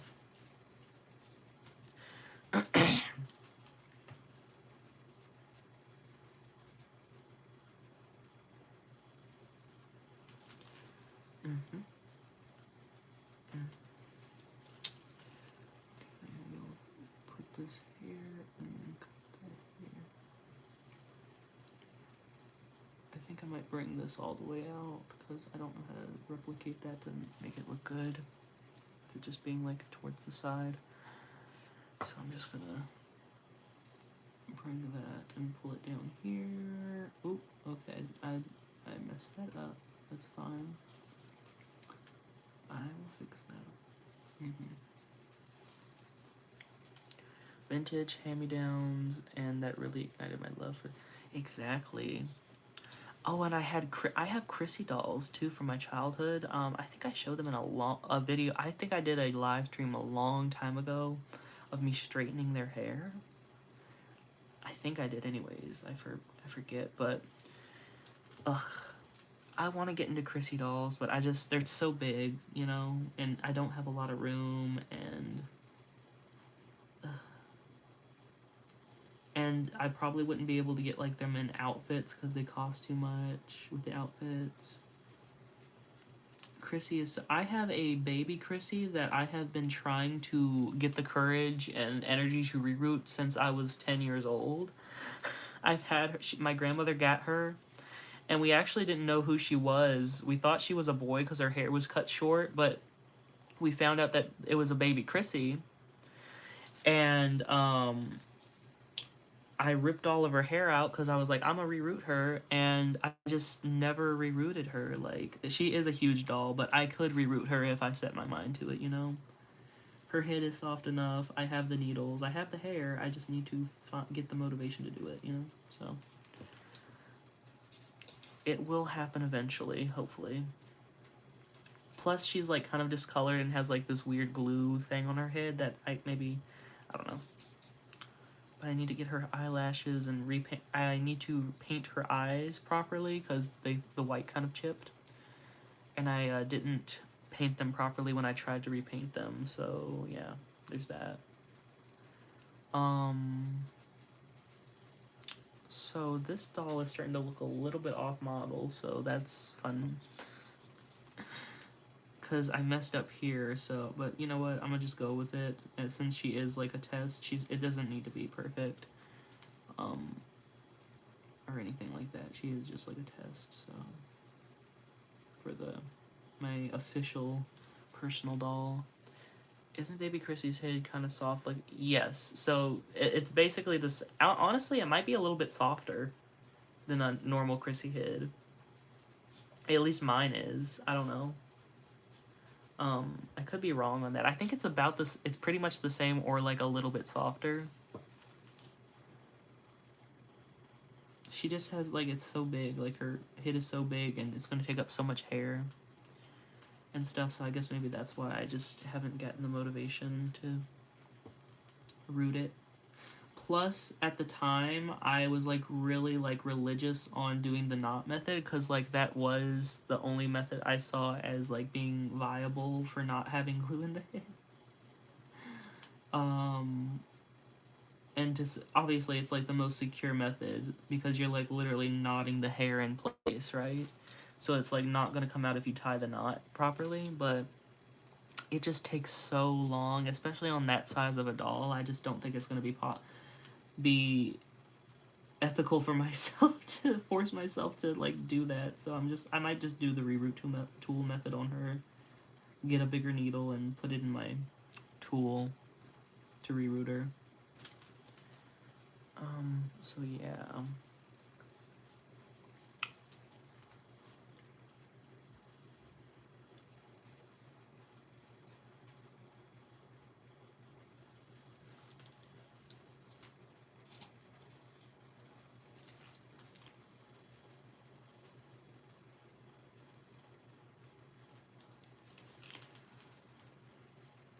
I know. That's where I learned that method from. And that's what I used for a lot of my dolls until recently because I was doing a lot of dolls with that method and I was getting them done fairly quickly because I was getting faster with it. Is my paint dry? Okay. I was getting faster with it, but then I kind of got into a slump with doing it, and it was taking so long. I mean, the quality of like the hair staying in there is like worth it, but I guess at the time like it was just like so much effort to like knot it each time that I just got so demotivated. So then I just ended up using the rerouting tool for a lot of my my recent reroutes, and I've been like speeding through them because of it, I guess, because like I don't have to like sit there and because like knotting the hair is like a process on its own, right? Like especially if the knot doesn't go into the right place the first time, at least in my experience, I'll sometimes even if I like crimp the hair in the middle like you do, the knot will sometimes slip past that, especially if I'm using like a nylon. Oh yeah, yeah, yeah. Yeah, I learned that I'll be honest, I tried doing that, I could not because because so I'm the type of person that likes to like if I'm in the mood to do it, I like to do it quickly so I don't like lose the motivation. So when I have to like glue the knots at the end, it like almost it and I have to wait for it to dry and then I have to like and then I have to repeat that process like several thousand times. I tried that with one doll and I just was like getting glue in the hair because I was like not waiting it long enough for it to dry. And it was just like a whole thing. So I was just like, ugh, I'm not, no. This cannot be my life. It's so annoying. So annoying. And then I saw a video where you said that you would glue them when you did the not at the end method, you would glue them at the end and then you would split them in two. I thought that was a really cool idea and it does work because I have tried that as well. It just, the glue at the end, bro, it's just not, it's not the vibe, you know? Not the vibe. Such a shame. Ugh.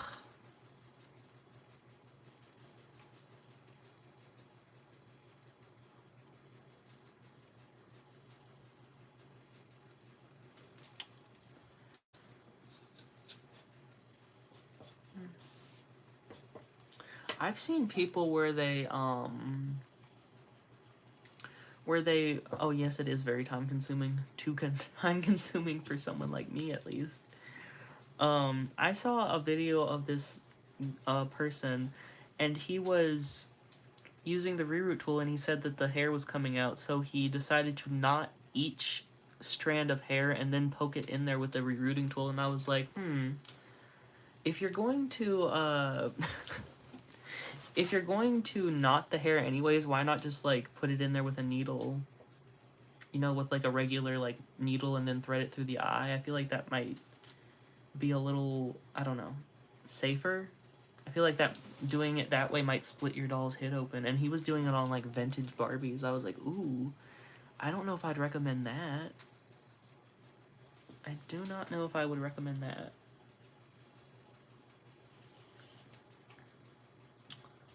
That was scary.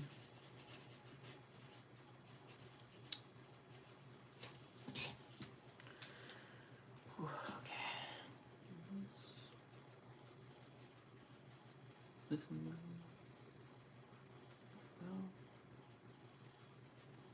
Oh, darn it. But then again, I've never done the reroute tool method yet. Yeah, the reroute tool method, it's, you have, like, okay, okay, so it is a learning curve, because I know from experience, oof, you really have to be careful with not only your plug size, you have to be careful with the size of your needle, you have to be careful with where you position the needle, because, like, I'm sure you've seen this in some people's, like, reroutes, like, especially beginners, when they use the reroute tool, the hairline especially, there will be jagged edges from an improperly cut or an improperly, like, placed needle, so you kind of have to, like, learn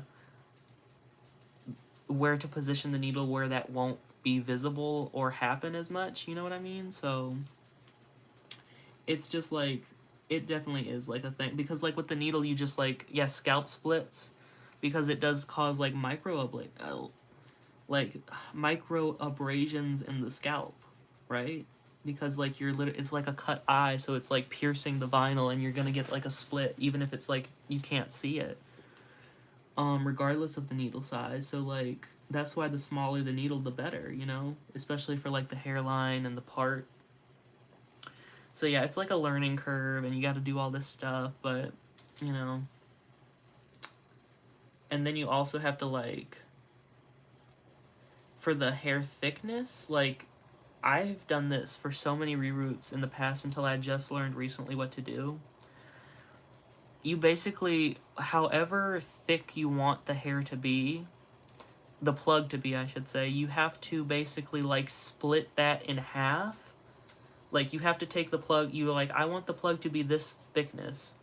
You have to split that in half, because when you double it over to put it on the tool to push it into the hole, it's going to double that thickness. So 20 plugs will become 40 plugs when doubled over. It's when, yeah, the knotting method is honestly simpler, because you just stick the needle in there and knot it, pull it out. That's the thickness it's going to be. But I don't know. Maybe I just like, I don't know. It's a whole, yep. That is a whole, like, that's like a mathematical equation with the tool. So it's definitely, I understand why people do not want to do the tool.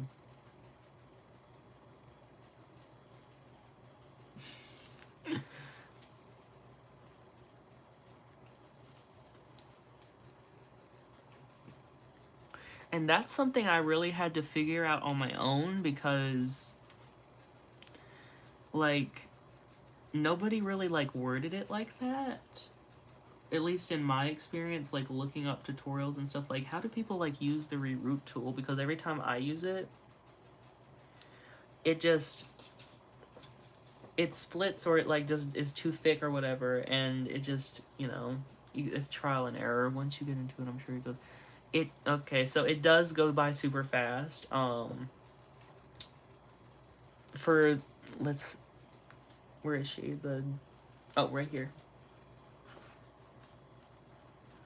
This Twyla doll right here, this took me 4 hours to do with this the reroute tool method because I had learned how to so what I did with this doll is you basically lay your hank of hair, a smaller hank of hair, onto the scalp. You take the reroute tool and you grab about the thickness you think the hair should be, and then you plug it in a certain direction, and then you go over here again, and then you keep grabbing it and plugging it into the holes right beside it in like a line, and that basically makes it go by so much faster. It's so because you're not setting down there and meticulously like separating each hair strand. It's almost like you're doing a machine rooting with your hand. I don't know how to describe it.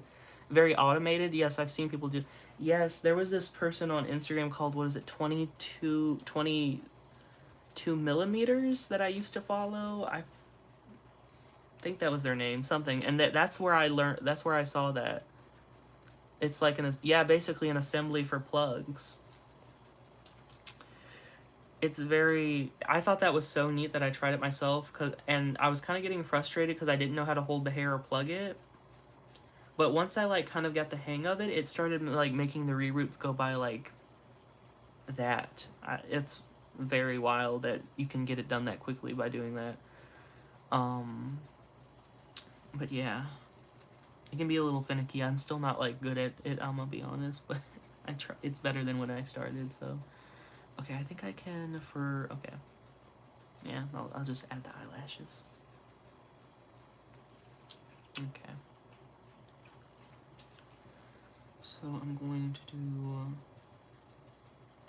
one, two.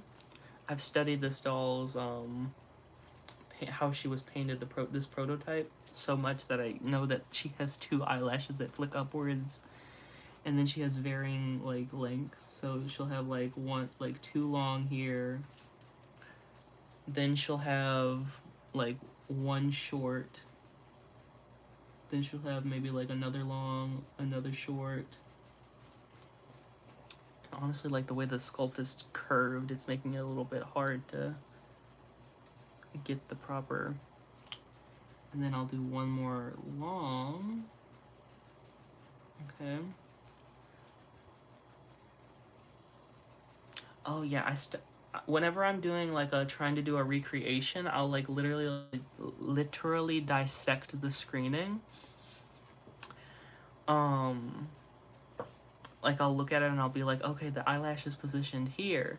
It flicks up this direction. If I do my brush like this, then it will do that, and all this other stuff. So it's definitely time consuming, I'm not gonna lie. Oopsies. That's why you shouldn't angle your brush like that. You have to be the way this doll is sculpted. It's just a little bit difficult to paint. I think that's why cuz there are like production samples dolls of these. I think at least test samples of them, I think, that have leaked the vinyl samples, and I think they have revised sculpts or something, because I was looking at them and the like face shape is different and everything, and each one has like a more like definitive. I'll count lashes and how many catch lights there are in the eyes and the eyes. Yes, yes, I do that too. I'll like get the doll's fit, like this is my head, this is the doll, this is the doll's head, this is my face. I'll like get right up to it and I'll like analyze like what the detail in it is. It's really fun. I don't know. I like doing it, at least. Some people might not, but it's kind of useful in my situation since I do repaints. Um, for like, doing stuff for my own customs or like recreations and stuff like that. I'll just like dissect different screenings and styles and like try to apply that to different stuff. So, um, let's see. She has a short one there, so short and then long.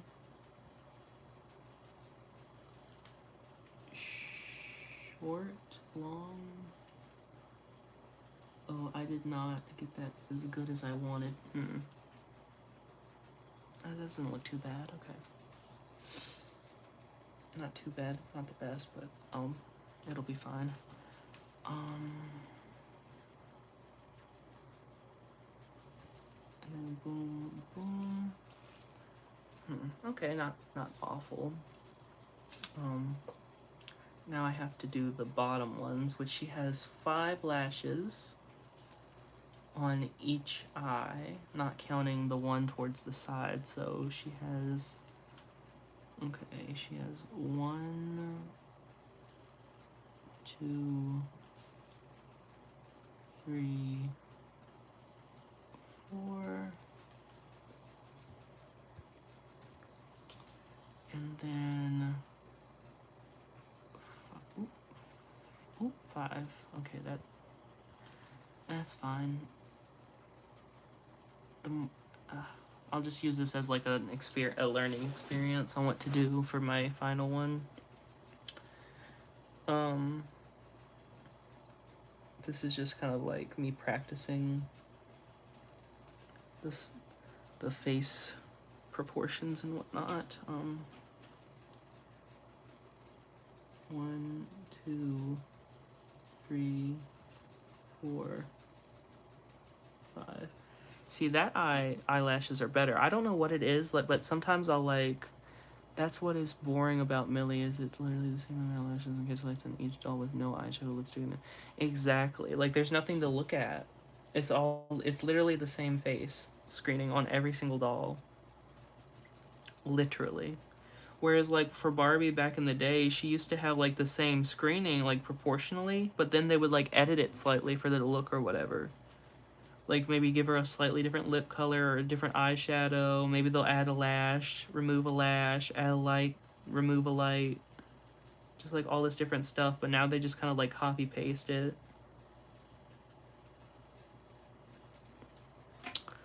Such a shame what Barbie has come to, what dolls have come to, just very mass-produced and standardized. No, like, character, like it's almost like they're trying to like remove like the individuality from each doll. They're trying to make it like streamlined, I guess, maybe for like cost effectiveness, maybe, I don't know. And then I'll add her beauty mark right there. I mean, it's getting there. Okay. I'm going to add some more yellow to the bottom portion of her iris, or it's like the superstar face. Her screens were. Yes, they were. They really were. I'm just praying that, like, because if you look at Barbie through the decades, she kind of like had a major like a major style shift like every give or take 10-ish years from what I've seen. So I'm hoping that since we're at like the 10-year-ish mark, like for Millie, I think, right? She's been like the main she's probably been around before that, but she's been around for like mainly for the like 10 or plus years. I'm hopefully thinking that I'm hoping that they maybe like try and change things up recently. Like soon, I mean, not recently. Soon for her. Like maybe Barbie in general will go through like a style shift or something. Like because we are seeing a lot more of the Odile. So I'm hoping and praying that maybe she'll like take Millie's place or something. I don't know. Or maybe they'll put Angel Kent as like the lead designer or something if he'll accept that. I don't know. I would love that. Traditional girl Barbies had different screens. Exactly. Like even Barbies from what I've seen, even Barbies from the early 2010s had different screenings compared to like when they had that made like when Lamely first was announced, when they had like the diversity switch because of Lamely. That's when I really started seeing that they really started like kind of dulling down the faces and stuff like that, like making them less like glam from what I've seen. Which is a shame that Lamely is the doll that changed that because she was not. I'm gonna be honest. I have a Lamely doll.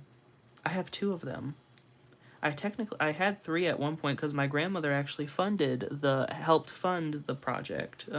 She gave a donation because she really liked the idea and stuff like that, and I really like the idea too. But like, the actual doll is really just like not.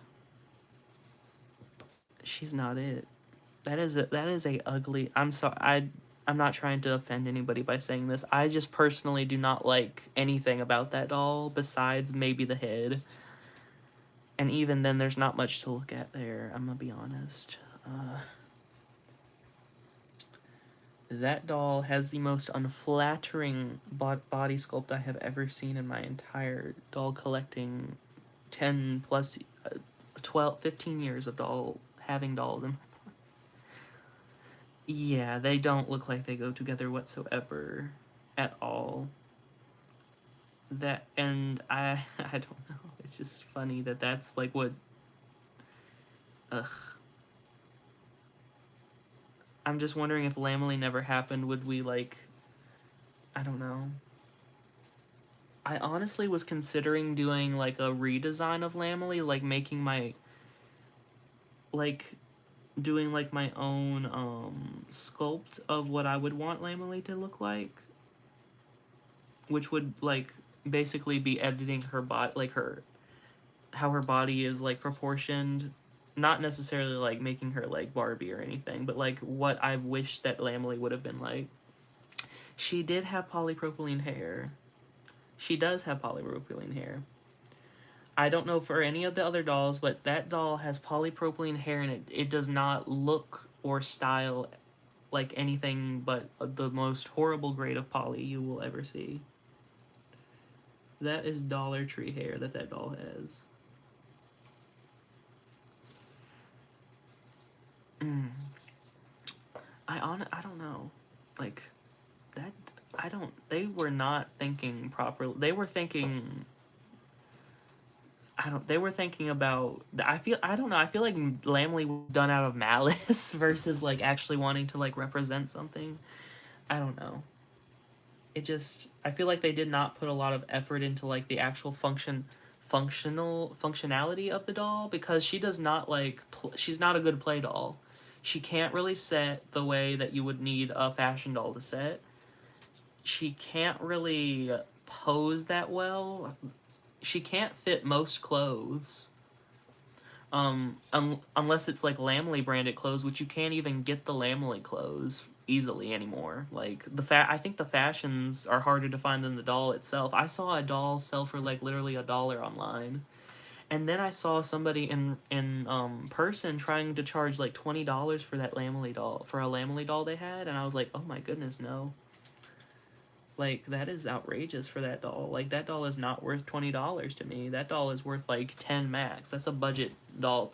I'm sorry. I get a little bit heated when I talk about Lamley because she is just I don't know.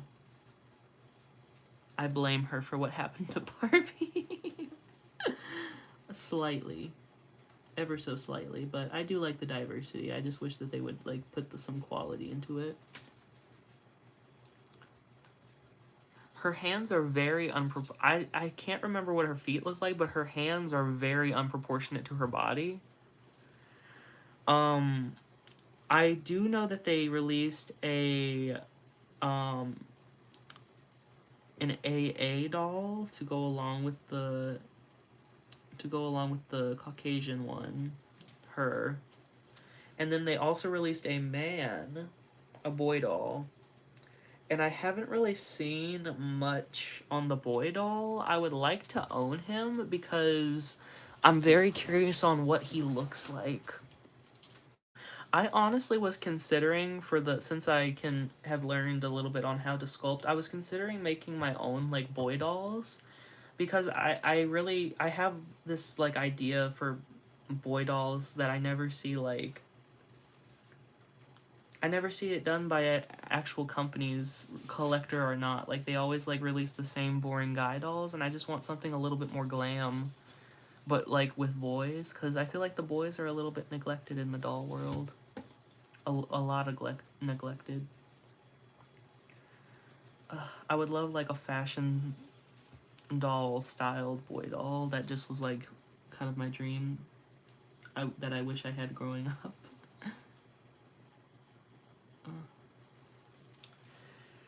Uh, so yeah. All right, she's nearly done. The test paint's nearly done, so I just need to add the lights and then I'll probably be done with her. I cannot believe that that took like 5 hours to do. That's wild. Okay, so I need to first make the light because she has a light green catch in her eye. So I need to mix together this green with this color and then this white to create the catch. So I'm gonna mix in a little bit of the yellow to the green. I'm gonna mix some white and add a little bit more green and then add a little bit more yellow.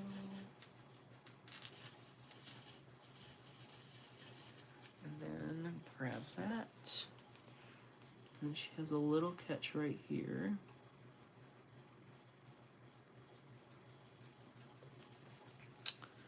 Okay. I love doing when dolls do the little catch, like catch lights. Is that I think that's what they're called, where it's like a different color or like a lighter color. Or something. It's just like not. It's just there for design reasons, aesthetic reasons. I think it's really pretty. I saw people doing that in like artworks, and I kind of like have been doing that for a lot of my dolls recently. So I'm just gonna get some of this white color. Okay, do that. And she has one big highlight here.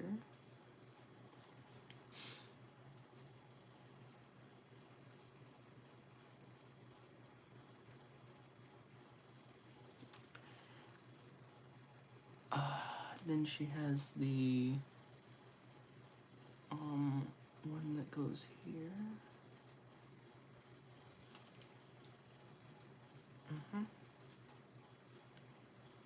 Then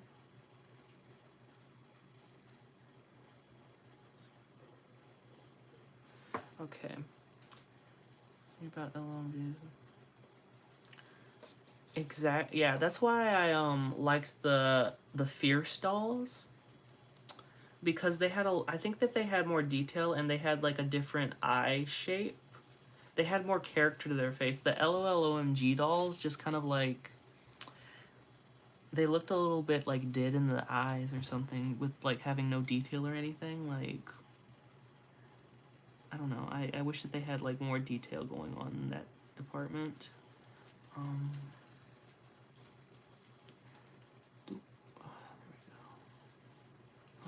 okay.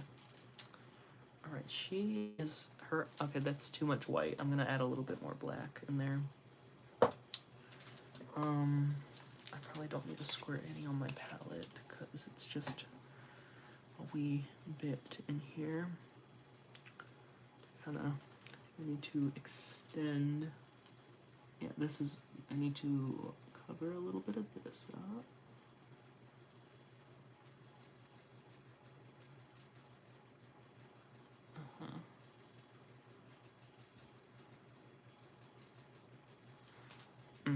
That looks a little bit better, and then I pull this down a little. Just have such big eyes, but they like barely add any details to the screening. The Fierce dolls were super. Yes, they were. I really wish I could get because I remember seeing when they were on sale when they were getting ready to discontinue them, I believe. And I saw like they had two that I didn't have on sale for like $7 a piece, and I regret not getting them because I was trying to save some money, but I really wish I had gotten them. They're still like fairly inexpensive on the secondhand market, but it would have been nice to have them then and there, you know what I mean? With not having to pay shipping or like having to go like a ways away to like pick it up off of Marketplace or something like that, you know? So I really want to like get all of the Fierce dolls because I do have the Cleopatra and the I forget what her name is, Neonlicious, I think her name is. Um I have her and the Cleopatra doll because the Cleopatra was on sale for 20 and she originally was like 100, so I needed that doll. And the Neonlicious, I believe her name is, was on I got her for 15. Ugh, the Novi Stars is such a like I really feel you on that one because like I wish I had gotten like I have actually some Novi Stars from when I was little. Still they're in like rough shape and missing stuff, but I wish I had gotten way more Novi Stars back in the day because they're like so expensive now because like they're more people are more into them nowadays that like more weird like people are into like nostalgia, you know what I mean? It's more of a, like a nostalgia thing and they're also like a cool concept. And like I just wish I had gotten like more back in the day, especially like the swirl girl. I forget her name, but like she has like purple white swirls and stuff. Pinky Cooper. I had Pinky Cooper. Ended up I actually had one from when I was a kid that was in like mint condition, had her accessories and everything. And then I had one that I found at a thrift store for $5, and I ended up selling them because I needed money at one point. So, but I kind of regret selling them because they're kind of like a little bit, I don't know, a little bit hard to find nowadays. I was surprised I even found that one in the wild. It was Ginger. It was, yeah, I know. It's sad. It's sad that I sold it. I really wish I didn't, looking back. There's a lot of dolls I wish I didn't sell. Oh, you only have one. Which one do you have? Do you have the basic Pinky, or was it one of the other fashion like other styles she had? Was it one of her friends or that you have?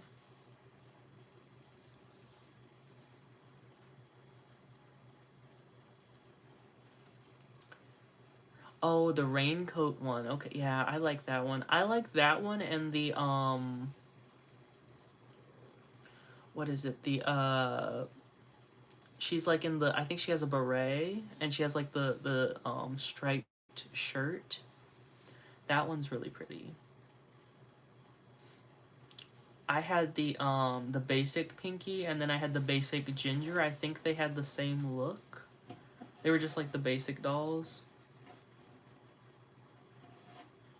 Oh yeah, yeah, yeah. I definitely see that. See, that's why they're so that's why I think these dolls would do so good because Pinky Cooper is like a super like sought after doll nowadays because she's like an anthropomorphic dog girl with like cool fashions and stuff. And it's just like a cool and unique concept. So that's why I think that these would do well, especially nowadays that the furry community is like more like I guess it's more like normal to be into like the furry thing nowadays. Like people see it as more normal, you know what I mean? Like, it's more accepted as mainstream nowadays. So I don't know. I feel like that would be like a cool thing to have for people that are into furries and stuff like that, like our furries. Um, Something like this. Yeah.